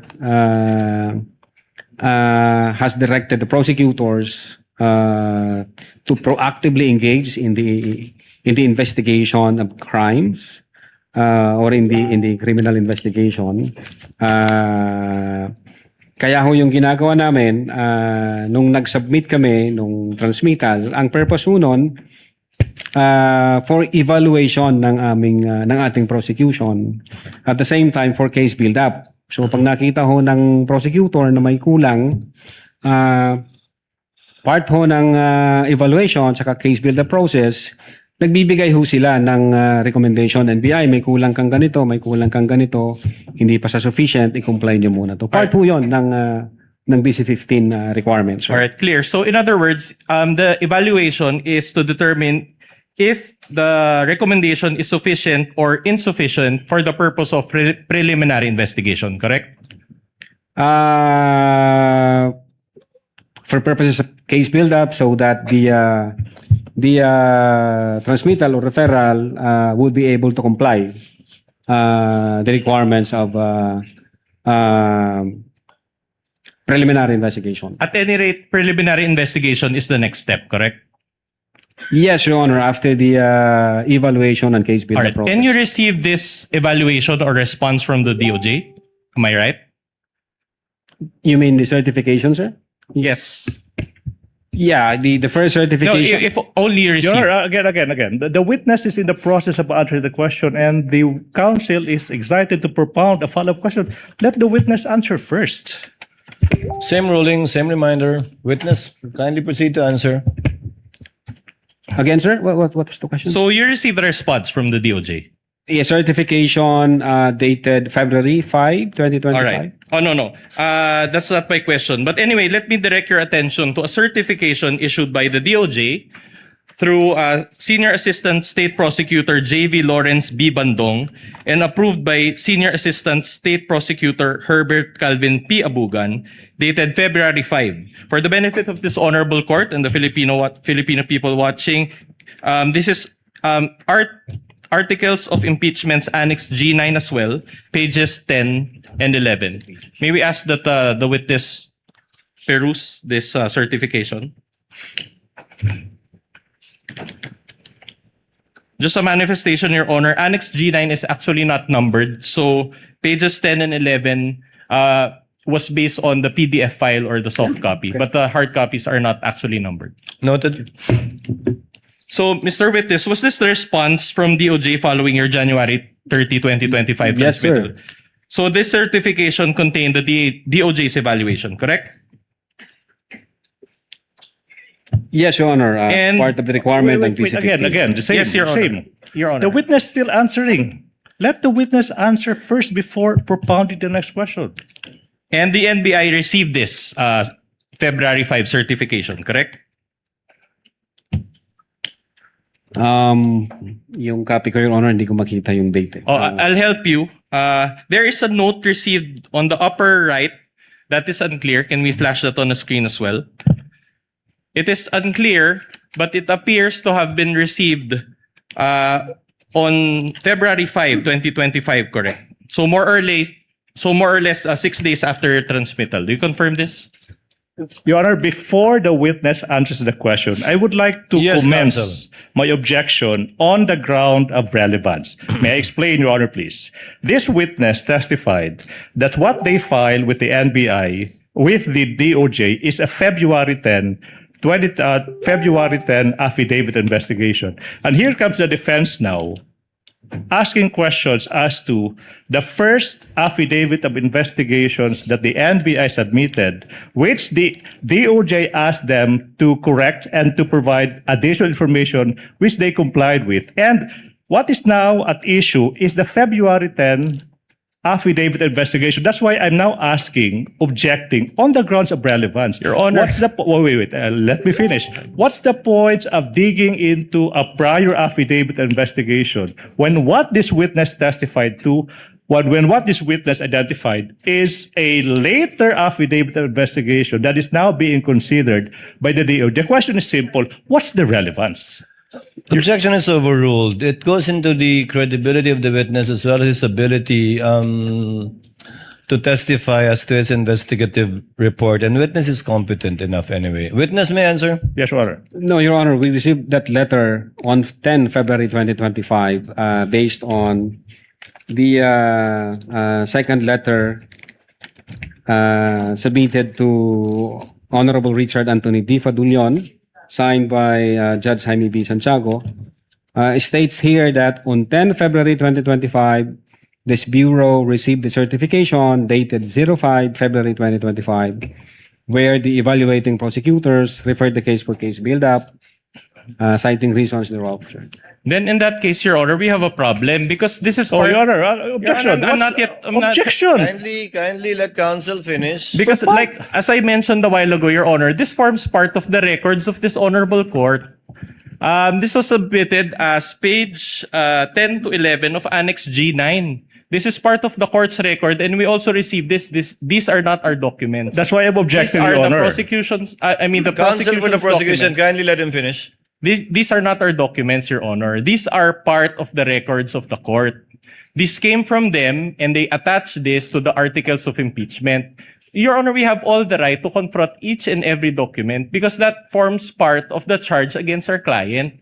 Counsel, now, if Attorney Lotok is saying, Your Honor, if I may just be allowed to This is now finish, a manifestation, that Your Honor. it was received on February 10. We just want to counter-manifest, Your Honor, that there is a received stamp here, says February 5. Your Honor, this is not highly... Counsel, the presiding officer already overruled the objection of counsel for the prosecutors, and I thought you would end up with a question. Kindly proceed with your cross-examination. So in other words, you deny that it was received on February 5, 2025 as seen here in this document that is part of the records of the Senate Impeachment Court. Well, first, Your Honor, hindi ho ako yung nag-receive niyan. Then pangalawa, ang nakapirma ho rito ang dating director namin, Jaime B. Santiago, at ang sinasabi niya, on 10 February 2025, this Bureau received the certification dated 05 February 2025.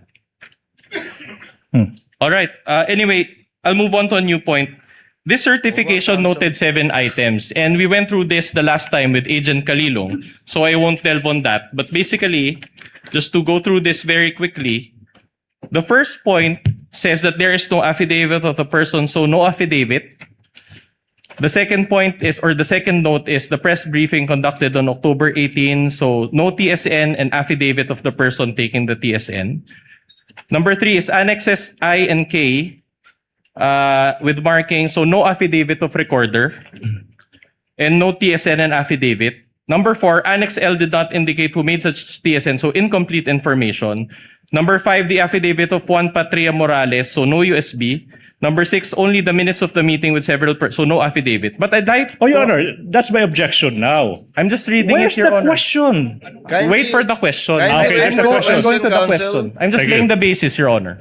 Now, I'd like to highlight note number 7. Please allow me to read that portion, or at least the latter portion thereof. It says there, in the instant complaint, only the NBI executed an affidavit, and there was no participation on the part of the offended parties. As it appears, NBI is not the offended party for the crime of grave threats. My question is this. So based on note number 7, According to the DOJ, the NBI is not the offended party, correct? Based on number 7, based on number 7, NBI is not the offended party for the crime of grave threats. Okay, very well. So the offended parties, if at all, are President BBM, the First Lady, and the former Speaker, correct? Yes, sir. At any rate, all these, the 7 notes that I mentioned, are all deficiencies in the first affidavit of investigation, correct? It's not deficiency, Your Honor, because the affidavit, the first affidavit we've submitted is substantial in terms of establishing the evidence required. This requirement is a matter of complying the required quantum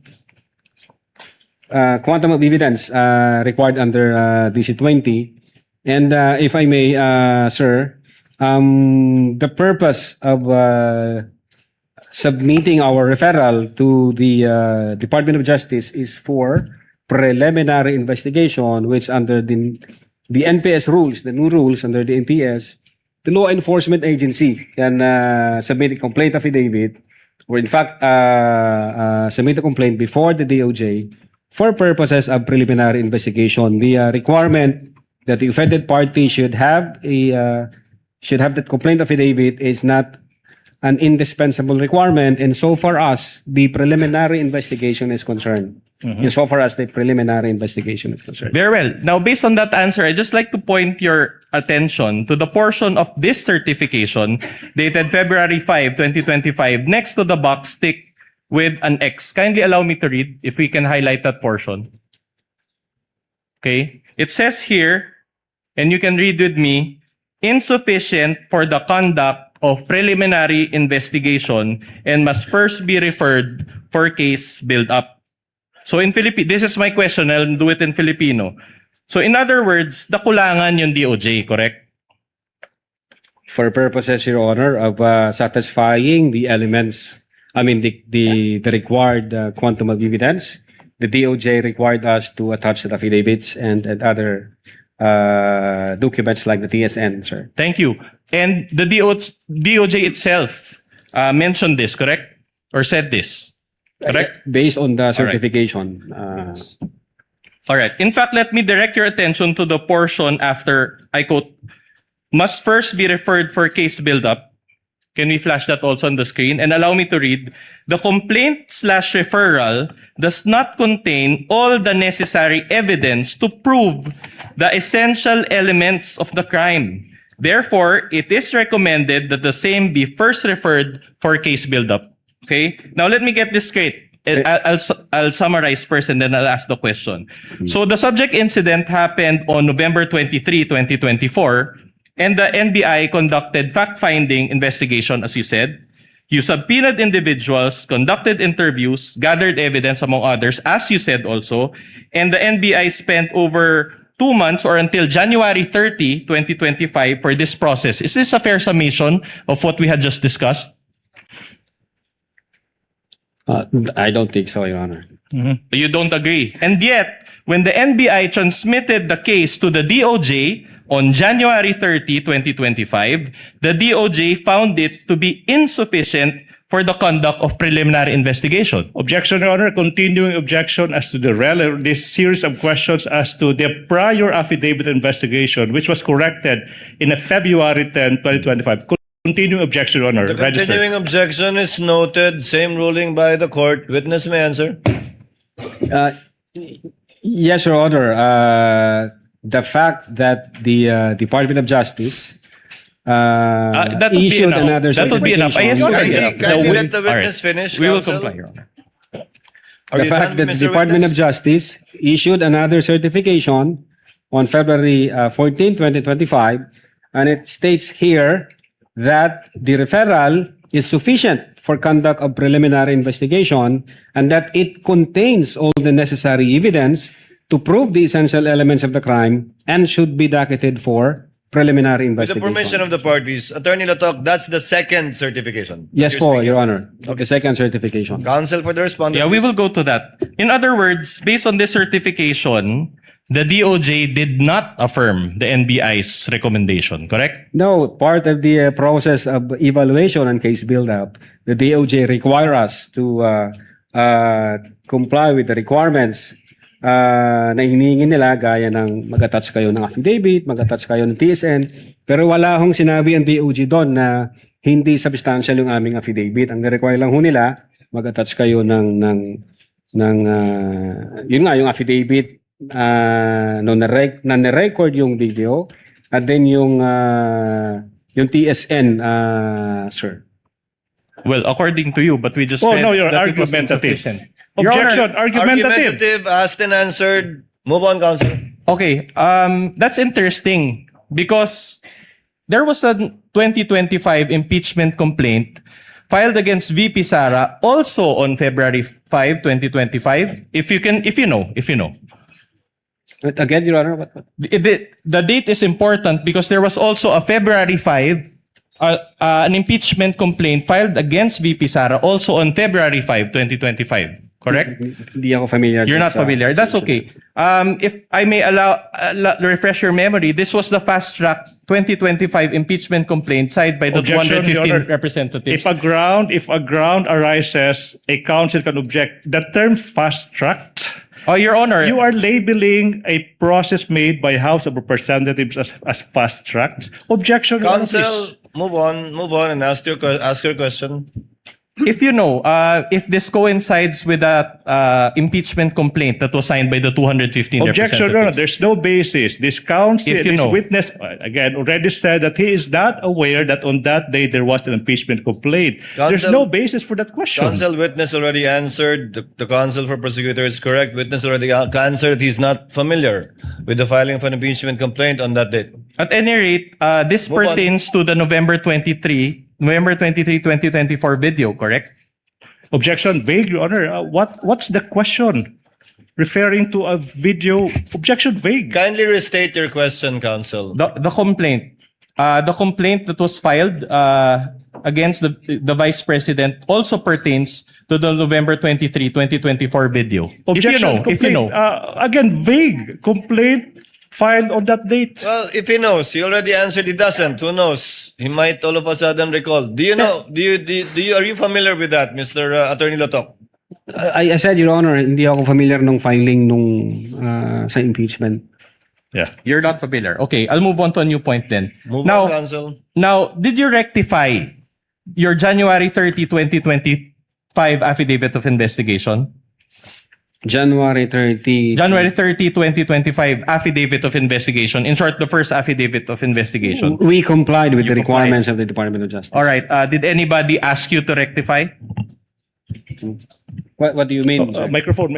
Use the microphone. What do you mean? Did you receive any directive from anybody to rectify that affidavit of investigation? Objection, argumentative. The question was asked. He said we complied, and then he's now asking the I'm same asking question. who? I'm asking if there is another person who directed you to satisfy the requirement. Overruled. withdraw, Witness withdraw. will answer. Witness is an intelligent witness. Aside from the fact that he's a lawyer, Your Honor, when we received the certification dated 05, February 2025,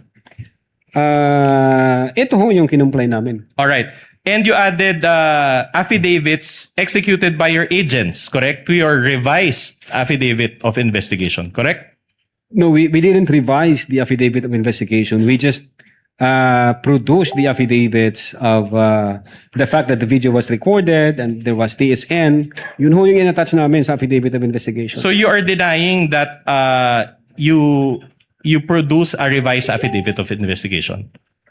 Well, when you say kasi revised affidavit, binago namin yung affidavit namin. Hindi ho namin binago, Your Honor, yung affidavit namin. Nag-require ho ang Department of Justice, kulang kayo ng affidavit as to the fact na nirecord nyo yung video, kulang kayo doon sa affidavit kung sino nag-execute ng TSN, etc.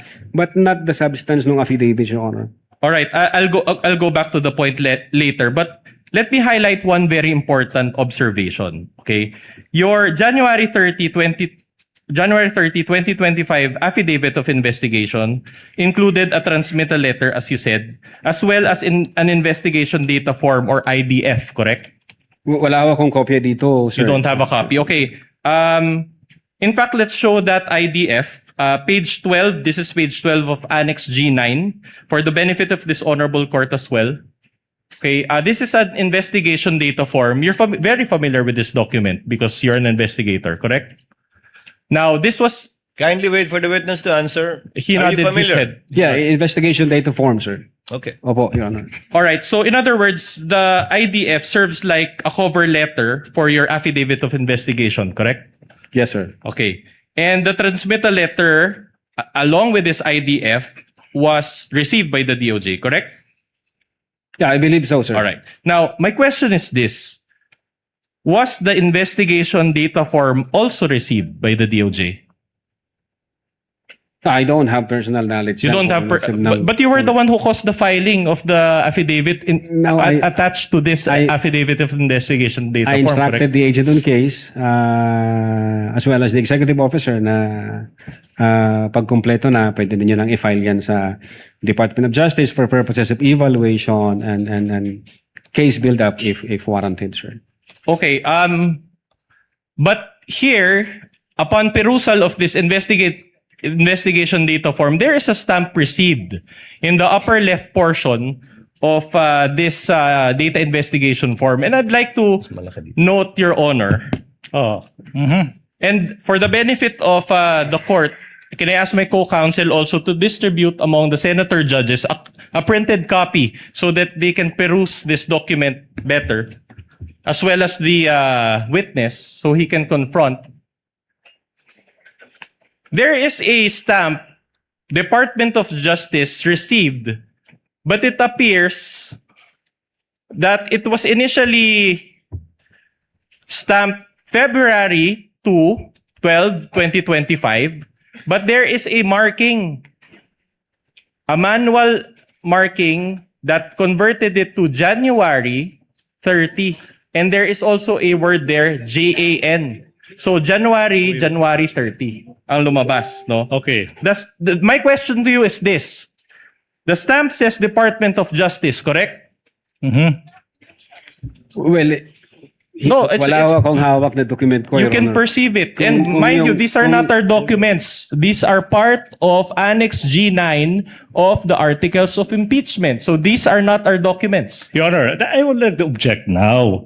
The witness already said that he is not aware as to the actual filing because he only asked his agent on case to investigate. And then now the witness is now being propounded the question as to what appears on the stamp as to the time or date of receipt by the DOJ. So the witness said he is not competent to answer that. Your Honor, please. Oh, wait, I'm not done. That's the first one. Your Honor, please.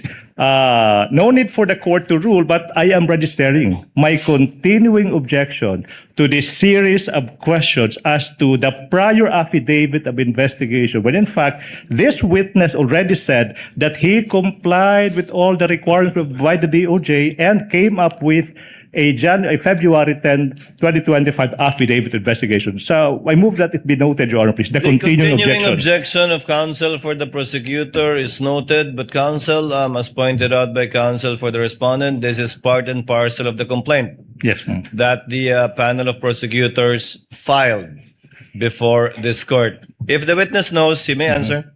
So the question is, the SAM says Department of Justice, correct? It's a very basic question. Again, I don't know, Your Honor. No, based on this document, Argumentative, Your Honor. the only question is, it says Department of Justice, correct? As I've said, Your Honor, hindi ho ako ang nag-file. May inutusan ho ako. Do you see it in the screen and Your do you Honor, see it the in the hard witness- copy? Counsel asked and answered, move on. That's Okay. the response of the witness. So will you agree that considering that this was supposed to be received by the DOJ, it is only the DOJ that has the authority to change the date? Again, you asked the DOJ, sir. Wala ho akong Exactly. idea dyan. All right.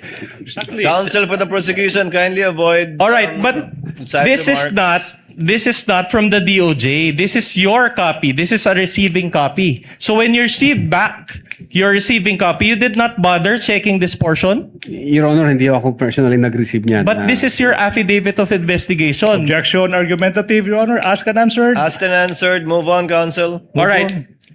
My question to you now is this. The discrepancy is not 1 day or 2 days. The discrepancy is from Feb 12 to January 30. So it is a substantial discrepancy. My question to you is this.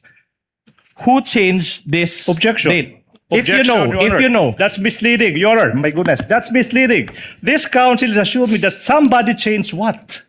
The council failed to elicit any answer from this witness. And now the council is conceiving that somebody changed that and confronting our witness with that. Misleading. This is the classic case of a misleading question. Counsel- You assume something that has yet to be established. That's not how we do it, with all due respect. Counsel for Respondent, I think you made your point and you gave a copy to the senator judges, and we see your point. All right. Go on. But my more important observation is this. Objection, Your Honor, please. You are supposed to ask questions. and Yes, not I will. make I will go to the observations. question. I will go to the question. Kindly allow counsel for Respondent to finish his question. He may just still be laying the basis. You may Thank you, proceed, Your Honor. counsel. That's precisely for what Respondent. I'm doing, Your Honor. Can I direct everyone's attention to the date appearing at the bottom portion of this document? Well, It says counsel, here- counsel, technically not everyone, just the witness. Yes. And let's see if the witness can answer your question. It says here February 11, 2025. So in other words, it was and it says here subscribed before NBI agent Ricarte. In other words, the date of the document is February 11, but it was received on January 30, 2025 by the DOJ. Do you have any explanation for this? That's the Objection, question. Your Honor. Objection. This witness is incompetent to attest to that exactly because he said he is not aware of this series of facts.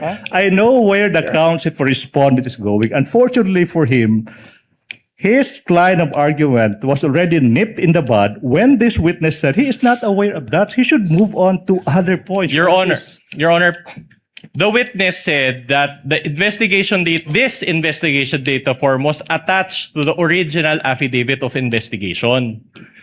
And we want an explanation why there is a discrepancy on the date. The witness is a lawyer. Exactly. He has that's an the point. experience, Your Honor, in filing cases. We just want to know, Your Honor. We want to get to the bottom of this I am matter. object to that. I have to object to that. Considering the also, witness- Your Honor, that this is about transparency. Will the parties please settle down? If the witness knows, Yes. Attorney Latok, do you know? Can you explain the discrepancy, or are you personally aware of the discrepancy? I cannot explain this, Your Honor. Unang-una, hindi ako nakapirma dito, hindi ako nag-receive. At wala akong ideya dito sa... But Attorney Latok, you see the point that the counsel for respondent is trying to make, correct? Yes, Your Honor. That the date of receipt was changed to 1/30, January 30, but it was subscribed to on February 11. Meaning, you see it, but you have no personal knowledge how that came about. Yes, Your Honor. I don't have... Move on, personal- counsel. Yeah. So, doesn't this demonstrate that that the document was Allow tampered counsel to with? finish. Doesn't this demonstrate, if you know that this document was tampered with, does Objection, that Your Honor. demonstrate Exactly. He's now arguing with our witness, Your Honor. Sustained. Move on, counsel. Move on to your next topic, counsel. Your Honor, but you agree, Attorney Lotok, that the IDF is not a simple cover letter, correct? Asked and answered, Your Honor. Okay, in fact, it is an affidavit, correct? Yeah. An IDF is an affidavit, correct? An ID? I don't think so, Your Honor. It's not an affidavit, Your Honor. It's The investigation data form. It's not an affidavit. So you don't agree. So in other words, this certification part here, and with the subscribed and sworn to, it is for you. This is not an affidavit. Argumentative, Your Honor. Your Honor, I just made my argumentative. question more specific, Your Honor. There is a part here, subscribed and sworn to, and the witness is, I want to ask the witness if he considers this document as an affidavit despite this portion. What's the answer? Is it an affidavit or Attorney not? Latok, is this sworn to? Is this document sworn to? What's the title of the instrument again? Can you go up? Investigation data form, Your Honor. Is an investigation data form subscribed and sworn to by the person filing it? To your knowledge? Yes, Your Honor. There is subscribed and sworn to before this 11th day of February and signed by the administering officer. Okay. And as law practitioners, we know that when we file a case before the office of the city prosecutor, this actual page is signed and subscribed before the public prosecutor, Your correct? Honor, again. Objection. If you know, you are a lawyer Continuing and you are objection a as to- supervisor If of I your may. department. I'm just asking a basic question. I am now- As a law practitioner, as a lawyer, you know that this IDF is signed and subscribed before the public prosecutor when you file a case, correct? If I may objection, Your Honor, continuing objection as to the relevance of this series of Noted, questions. same Your Honor, please. ruling. Witness may answer if he knows. Again, Your Honor, before the prosecutor? Correct. In normal cases, the IDF is subscribed and sworn to before the public prosecutor, correct? Well, in this case, Your Honor, it was administered by Assistant Director Glenn Ricarte, Your Honor. Okay, I'm glad you pointed that out. Isn't Ricarte from the NBI? Yes, Assistant Director po siya. In other words, this is a DOJ document, but you made your subscription before an NBI agent. Isn't that supposed to be before the DOJ agent? But again, wala akong personal knowledge dyan sa details na yan, sir. Siguro tanungin nyo kung sino ho yung naka-affix ang signature. All right. dyan, sir. But what is worse, if I can direct Your Honor, your- objection. Another objection, Your Honor. You know, this council is in the habit of inserting, Your Honor, adding value if we to may what is otherwise. just be allowed to continue, Your Honor. This is our time. We've given them enough Counsel leeway, Your for the Honor, after more than prosecutors, hours. Let him lay the basis of his question. Yes. All right. Can I direct your attention to the upper right portion of this IDF? It states docketed 3/7/2025, and there is a docket number XVI-INV-25C-00048. Again, this is not with the source of this document is not the DOJ. This is your receiving copy, correct? In fact, this was part of the subpoena documents which you sent to the House of Committee on Justice, correct? Objection. Compound questions. 2 questions. Okay, I'll Kindly reform, counsel. so, all right. My question is this, okay? So, do you confirm that there is a marking on the upper right which says docketed 3/7/25, and there's a docket number assigned? In this document, sir, yes. All right.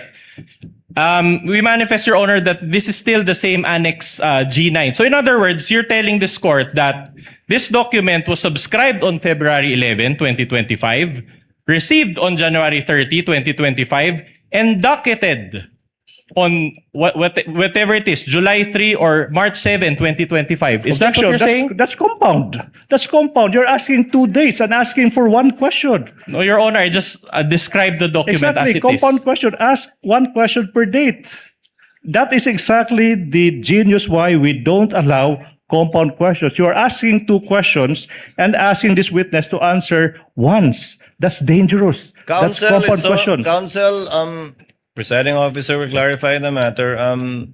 Questions were earlier asked already with respect to the February subscription and the January 30 receipt. Insofar as the docketing is concerned, do you see the numbers and or dates 3/7/25, Attorney Latok? Yes, Your Honor. In this document, there is number 3/7/25. And for clarity, NPS docket means National Prosecution Service. Yes, Your Honor. Is that correct? Opo. Yes, So Your it's a Honor. docket of the National Prosecution Service. Yes, Your Honor. Proceed, counsel. All right. So now I'm showing you pages 169, 168, 169 also of Annex G9. This pertains to the affidavit of Agent Kalilung, which is an attachment now to the revised affidavit of investigation. You added this document to rectify the January 30 affidavit of investigation, correct? Again, sir? You added this document in order to rectify the January 30, the first affidavit of investigation, correct? And we will confront you with the document. Again, these are not our documents. The document was signed by Agent Mark Talilong and subscribed and sworn to before Attorney Van Homer Angluben. Sir. Okay. So in other words, I just want to take a look on the date. Can we flash the date? So when you received the February 5 certification from the DOJ, you executed this and it was February 10. Objection. correct? No, I'm not the one that's who now executed misleading. it. That's misleading.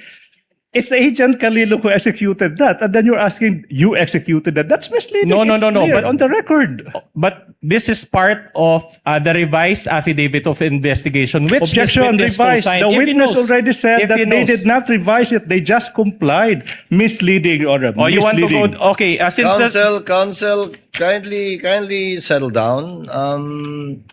The question, Attorney Lotok, is did you add, in order to comply with the DOJ requirement, this affidavit signed by Agent Calilong?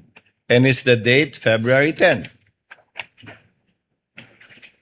Meaning in compliance with the DOJ observation, is this one of the affidavits that you added? And is it dated? Although I don't have my record, it appears so, Your Honor, based on the document shown to me by the counsel. Both as to the fact that it was one of the affidavits added and as to the date, Attorney Lotok.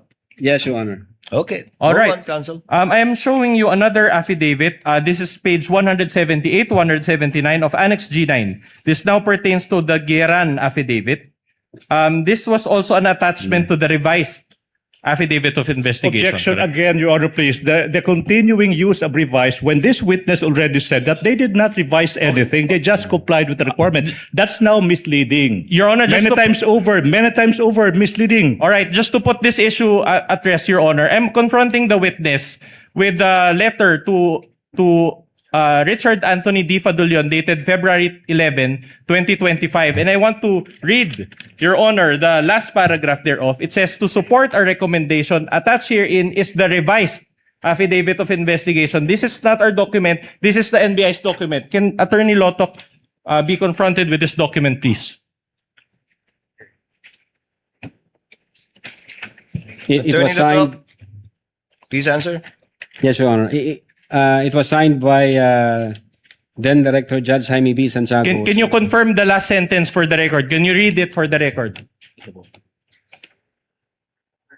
To support the recommendation, attached herein is the revised affidavit of investigation, including its attachment. Can you repeat the word before the word affidavit of Ask and investigation, answered, please? Your Honor. Ask and answered. Then I'm not misleading after all. Objection, Anyway, Your Honor. That's an unnecessary statement. Counsel is supposed to ask questions and not make these remarks.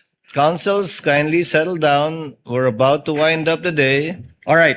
I'm showing you now pages, proceed, 178 to 179 of the revised affidavit of investigation. Can you be confronted with that document?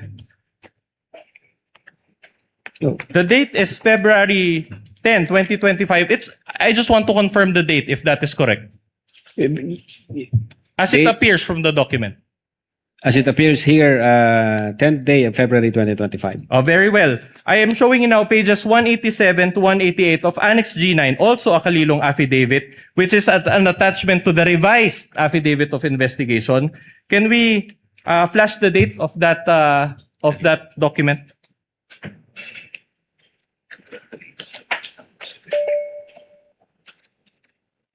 What's the question? Also February 10. So in other words, you attach this to your revised affidavit of investigation. It appears here, 10th day of February 2025, sir. And you attached it to your affidavit of investigation, correct? As an attachment, sir. All right, very good. Now, showing you 199 to 200 of Annex G9. Now, this is the Asuncion affidavit. And I'll make a point in a couple of questions, Your Honor. Can you just confirm the date also and if it was attached to your revised affidavit of investigation? 10th day, it appears here, 10th day of February 2025. All right. So it was attached also to your revised affidavit of investigation. Assumption. Yes. All right. Now this is the question. I'm showing you now page 112 of Annex G9, another Kalilong affidavit. Did you also add this to rectify your January 30 affidavit of investigation or the first affidavit of investigation?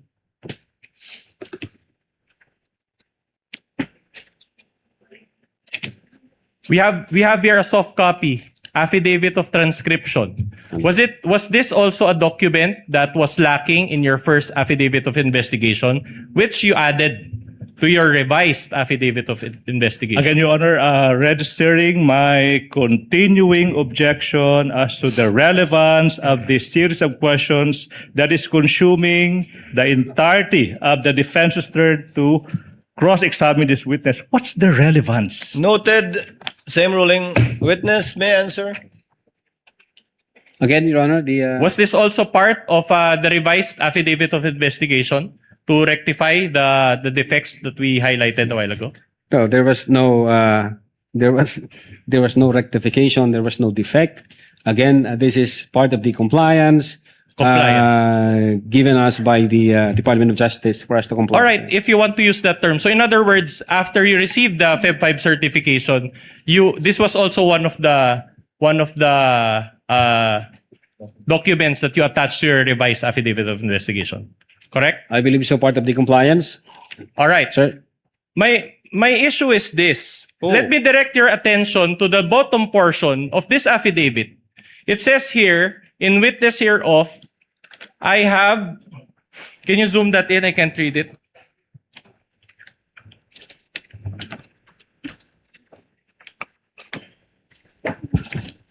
The date is February 3, 2025. Can you zoom that in? So in other words, you are trying to convince this court that when you... What's the question? What's the question? This is the question. Are you trying to convince this court that you executed this affidavit prior... Objection, misleading. He did not execute did not. the No, sorry. You attached this affidavit prior to the Feb 5, 2025 certification? Prior to what, Your Honor? February 10? Okay. You received a certification on February 5, 2025, correct? And you said that you added affidavits after receipt thereof. Now, you mentioned a while ago that this was one of the affidavits that you added, and yet the date came prior to the DOJ certification dated February 5, 2025. Do you confirm this? I think ang makakasagot po niyan si Agent Kalilong, Your Honor, kasi may mga attachment na kami during the first affidavit na-include na doon sa mga nire-require ng prosecutor na nandun na. And then nung nag-issue ang prosecutor gaya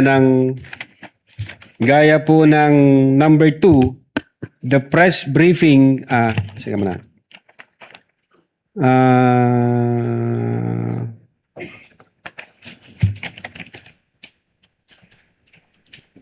Ito, Your Honor, gaya ng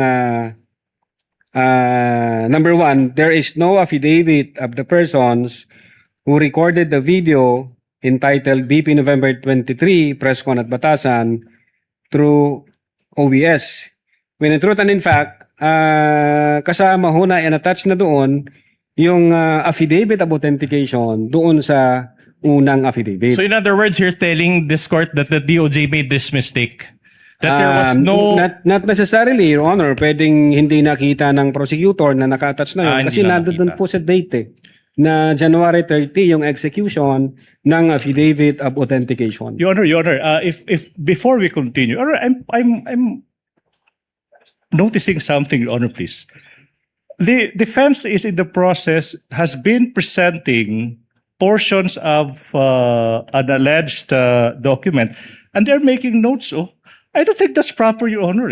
When you present a document, you present the document as is. You don't make annotations. Exactly, Your Note Honor. number 2. That's not proper, Your Honor. We are presenting the actual document and we're confronting it. This is just to address, Your Honor, what was intimated by the senators that they want to be able to follow the discussion, Your Honor, using the screen. If I may, my problem with that, Your Honor, please, because it's like you presenting your observation on a document and you're showing that to the court when what you're supposed to do is just to confront this witness with a document without any annotations. That's just my observation, Your Honor.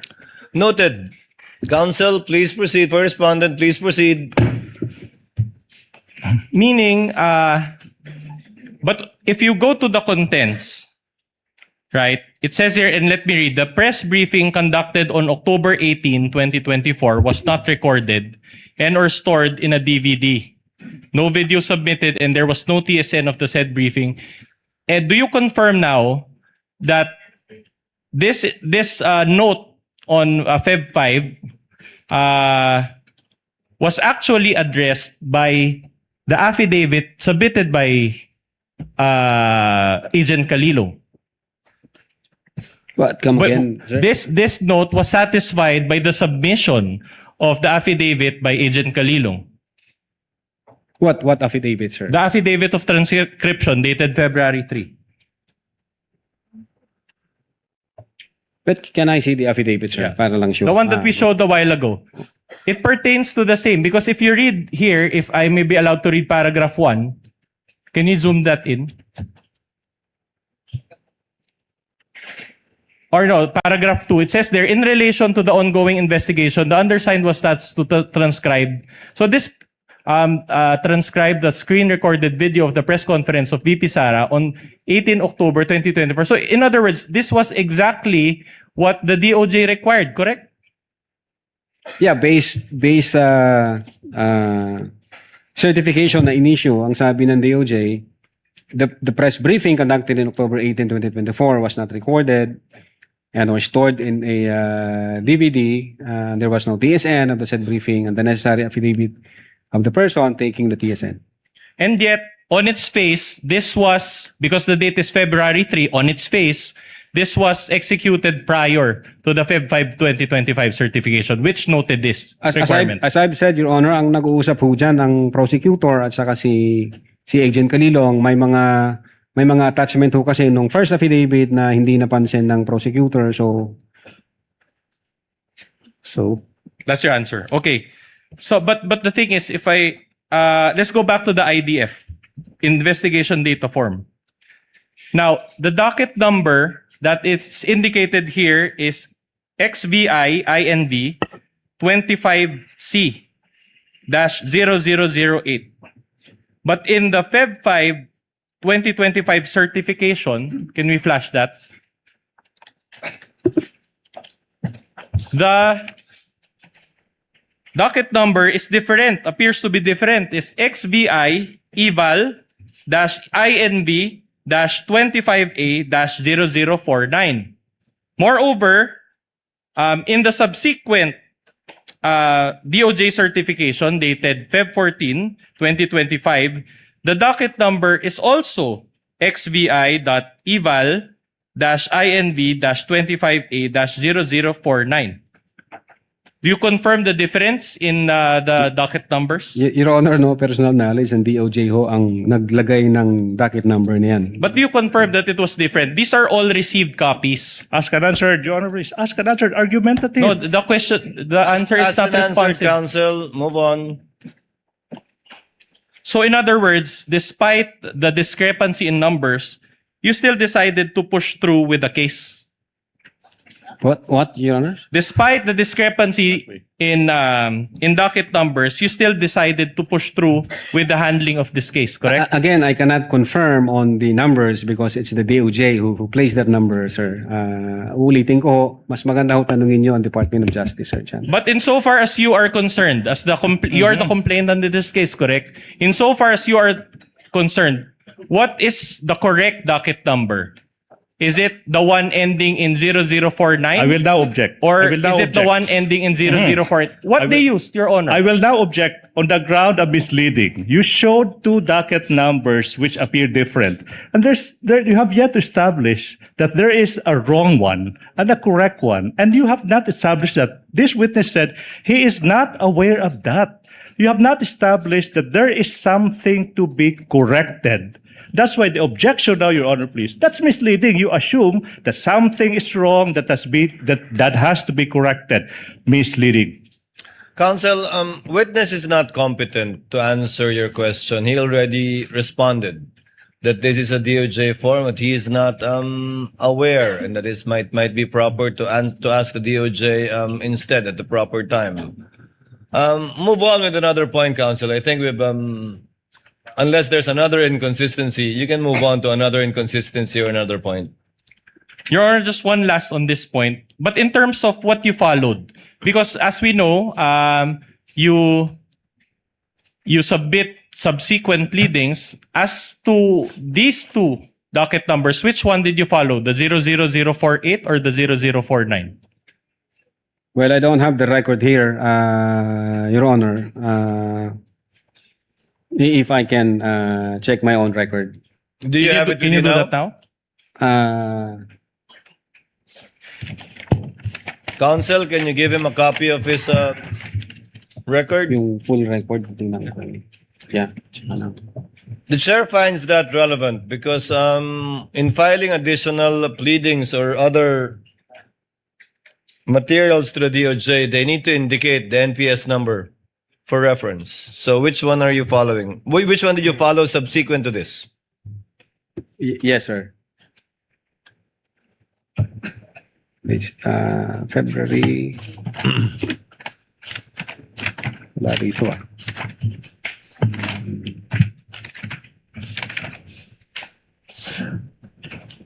Ito ba?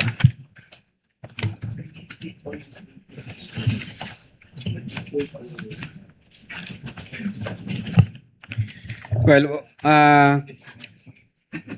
wala ho rito, sir. Teka. Ang naalala ko, sir, yung sa investigation data form, dated February 11.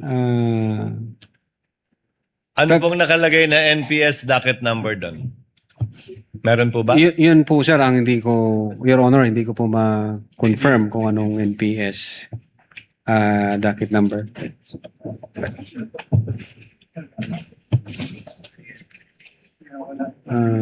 Ito ba yun?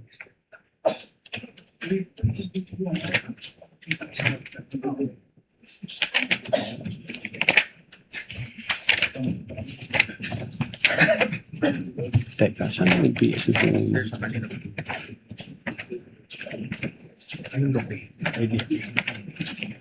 Your Honor, may we just manifest for the record that the witness is perusing the IDF investigation data form that is attached to the articles of impeachment, Annex G9. So noted. Well, this is the document from the defense, Your Honor. I cannot confirm, Your Honor. As of the Move on, moment, I Counsel. cannot confirm. But this is as received, correct? So in other words, you just received the document and you didn't bother to Argumentative. To check. Objection. Counsel, let him finish, but indeed it is argumentative. Move on to the next question, Counsel. With the permission of Senator Judge Tulfo, are you winding up or not yet, Counsel? Not yet? Far from it, Your Honor. Then Senator Judge Tulfo is recognized. What is the pleasure of Senator Judge Tulfo? Just manifestation. You may Mr. proceed, sir. Presiding Judge. And question as well. Mr. Witness, You have 2 minutes. okay. Mr. Witness, a lot of questions were asked to you regarding the filing with the Office of the DOJ, in particular, regarding the docketing, dating, subscription for an investigation data form. Now, can you tell this court what exactly is your role and what did you do in relation to the filing of this investigation data form? Ano yung pinaka-role mo talaga dito? I Yung instruct, papel mo talaga rito? Yes, Your Honor. I instructed the executive officers as well as the agent on case to file our referral to the Department of Justice. So sila na ho ang nag-ayos niyan, sir, insofar as the investigation data form, insofar as other requirements. Ang instruction ko is comply with the requirement given by the Department of Justice, and then you submit it, and then kung ano yung kanilang guidance, you comply with it. Okay, Mr. Presiding Judge, in my humble opinion, I think the errors in the investigation data form should be answered by the receiving office, and I think he's not, hindi siya talaga yung dapat sumagot sa mga katanungan na ibinabato sa kanya ngayon. Mukhang hindi siya really that qualified at sumasablay-sablay tong taon to. Thank you. Noted. Senator Judge Erwin Tulfo, thereafter Senator Judge Alan Cayetano. Quick question, Mr. Presiding Officer, to the witness and You to have 2 the minutes, sir. prosecution or prosecutor here. Mr. Witness, kailan ba talaga final itong kaso laban kay VP? Yung una na affidavit po, Your Honor, nag-file kami January 30, if I'm not mistaken.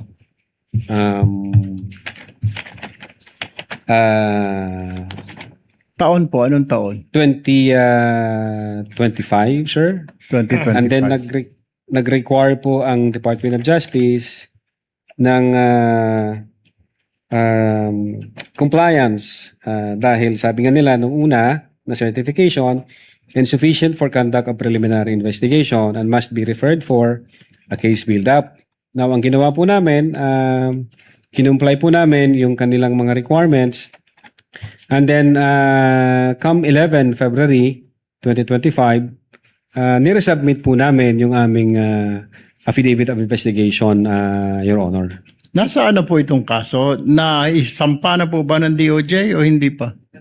I think ongoing po ang preliminary investigation. 1 year, preliminary. 1 year, over 1 year. January to January is 1, February, March, April, May, June, July. Is that normal for the DOJ to conduct a preliminary about over a year, Mr. Witness? Di ko po masasagot, sir. Hindi ninyo Sorry po. masagot. Sa Could it DOJ. be, hindi po kayo nagtatanong sa kanila, Sir, ano problema? Bakit hindi po pa naisasampa sa korte yung aming isinampang kaso dito sa inyo? Hindi ko kayo nagtataka? Ang alam ko, sir, Your Honor No, po, hindi kayo nagtanong po sa kanila kung bakit? May kulang pa po ba DOJ? Ano pong kakulangan? Pag ang referral po, Your Honor, is nasa DOJ na, hands off na ho kami doon. Sila ho ang magde-decide noon kung paano nila ipoprocess yung dokumento. Kaya nga, hindi po kayo nagtataka. Hindi kaya, sir, dito sa mga nakita po natin mga ebidensya rito, mukhang sablay-sablay, parang minadali ho ninyo. Ay kaya, nagkakaproblema ho tayo sa mga korte natin na i-dismiss sa mga kaso dahil kulang ang mga dokumento at parang minadali. But nevertheless, you don't have to answer me that. Let me direct my question now to the prosecutors.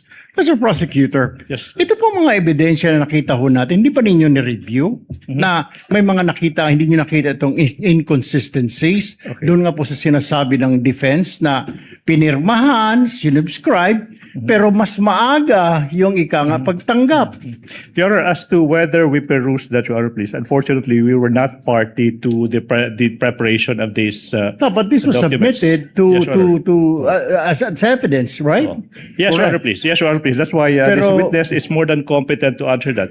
But the main point of the prosecution, Your Honor, please, they already filed and complied with these requirements and addressed these defects, if you may, by filing a February 10, 2025 affidavit investigation. That's why, if you have observed our good Senator Judge, we have been objecting as to the relevance of this. Exactly because what is in contention now is the latest affidavit of investigation that is now pending before the DOJ, Your Honor, please. All right. And just a quick manifestation to the NBI. Mr. Witness, next time po pag nagsampaho kayo ng kaso, make sure, kaya nga I was asking you kanina, I already have this feeling, if something is wrong, Dahil sobrang tagal na sa DOJ ng kaso ninyo. There's something wrong with the case. Siguro po, next time, make sure na yung kaso isasampa ninyo is airtight. Tama po. Kasi madidismiss yan.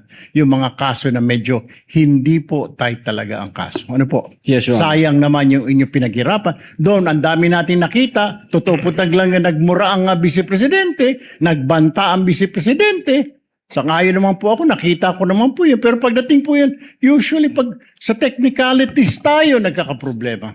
Don't forget that. Yes, Your Honor. Quick manifestation. Thank you. Thank you, Mr. Presiding Officer. Noted, Senator Judge Erwin Tulfo. Senator Judge Alan Cayetano, you have 2 minutes, sir.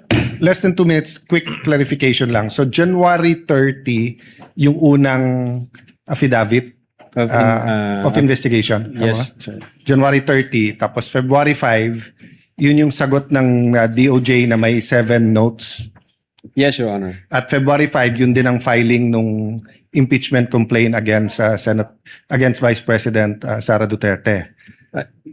And then, which you said wala ka knowledge doon. I'm just looking at the dates.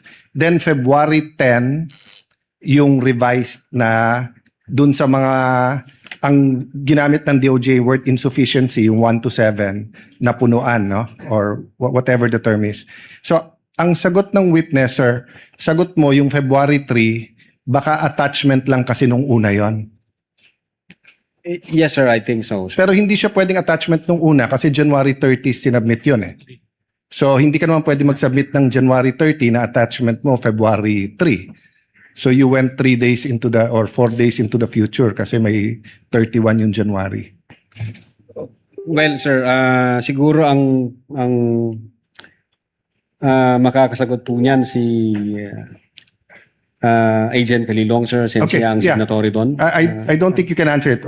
Point ko lang, hindi logical na it was an attachment sa January 30 because wala pang February 3 nun eh. So hindi pwedeng post-dated affidavit. Second question lang, sa parehong investigative affidavit of investigation na sinubmit, walang input doon ang PSG, ISAF, PSC, ISAF, CIDG. So kayo lang yon.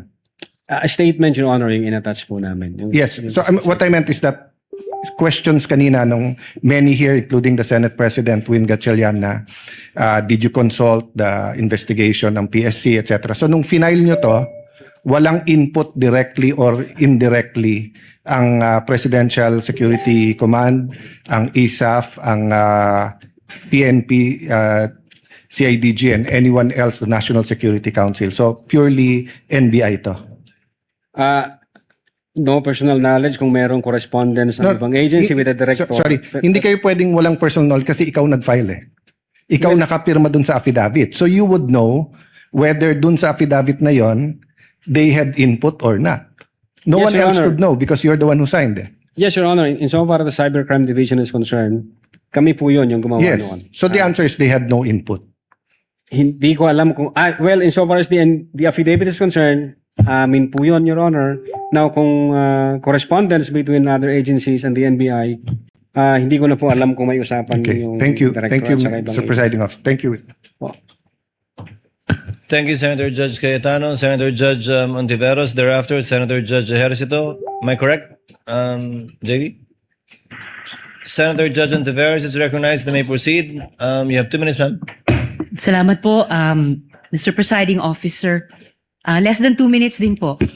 Attorney Lotok, sa gitna nung DOJ certification dated February 5, 2025 at yung pag-submit nyo ng kompletong affidavit of investigation na tinanggap na ng DOJ, may nagbago po ba sa di umanong sinabi ng Vice Presidente? Wala po, Your Honor. Wala. At sa gitna ng DOJ certification dated February 5, 2025 at yung pag-submit nyo ng kompletong affidavit of investigation na tinanggap na ng DOJ, may nagbago po ba sa rekomendasyon ng NBI? Wala po, Your Honor. Salamat po, Attorney Lotok. Salamat po, Mr. Thank you, Presiding Senator Officer. Judge Ontiveros. Senator Judge Ejercito. You may proceed, sir. When you're ready, you have 2 minutes.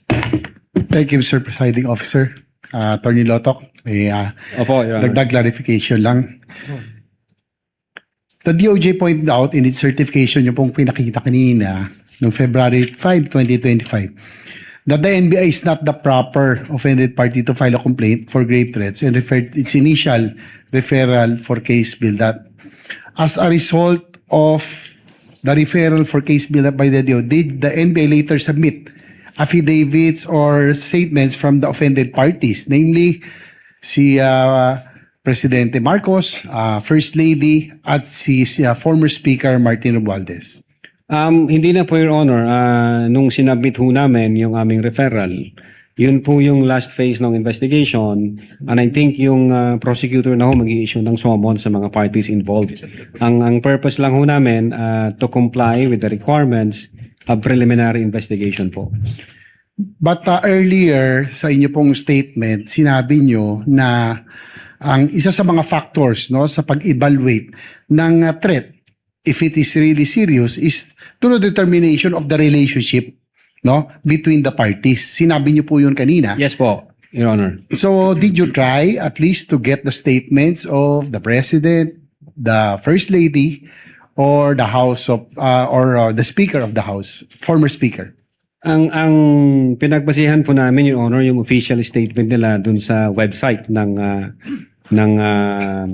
Presidential Communications Office, and then yung public statement ng former Speaker during the plenary session on November 25, 2024, sir. So that was the basis yung pong nasa PCO website. So you did not bother to get the statements from the offended parties? I think nung nakita ko namin yung video na nag-issue ng statement yung presidente, na-establish namin yung requirement kung ano yung treatment ng presidente nung marinig niya yung utterances ng vice presidente. So, nung nakita namin yon na may reaksyon, ang sabi nga niya is nakakabahala. Based sa aming primary jurisdiction, nag-start to kami ng investigation, sir. Kanina rin, tinanong ko yung tungkol doon sa revised affidavit of investigation, no? Which you submitted after the DOJ referred to the case for case build-up in its certification doon nga sa February 5, 2025. You mentioned that is just a compliance on the part of the NBI. Your Honor, ito ho yung part ng evaluation at saka case build-up process.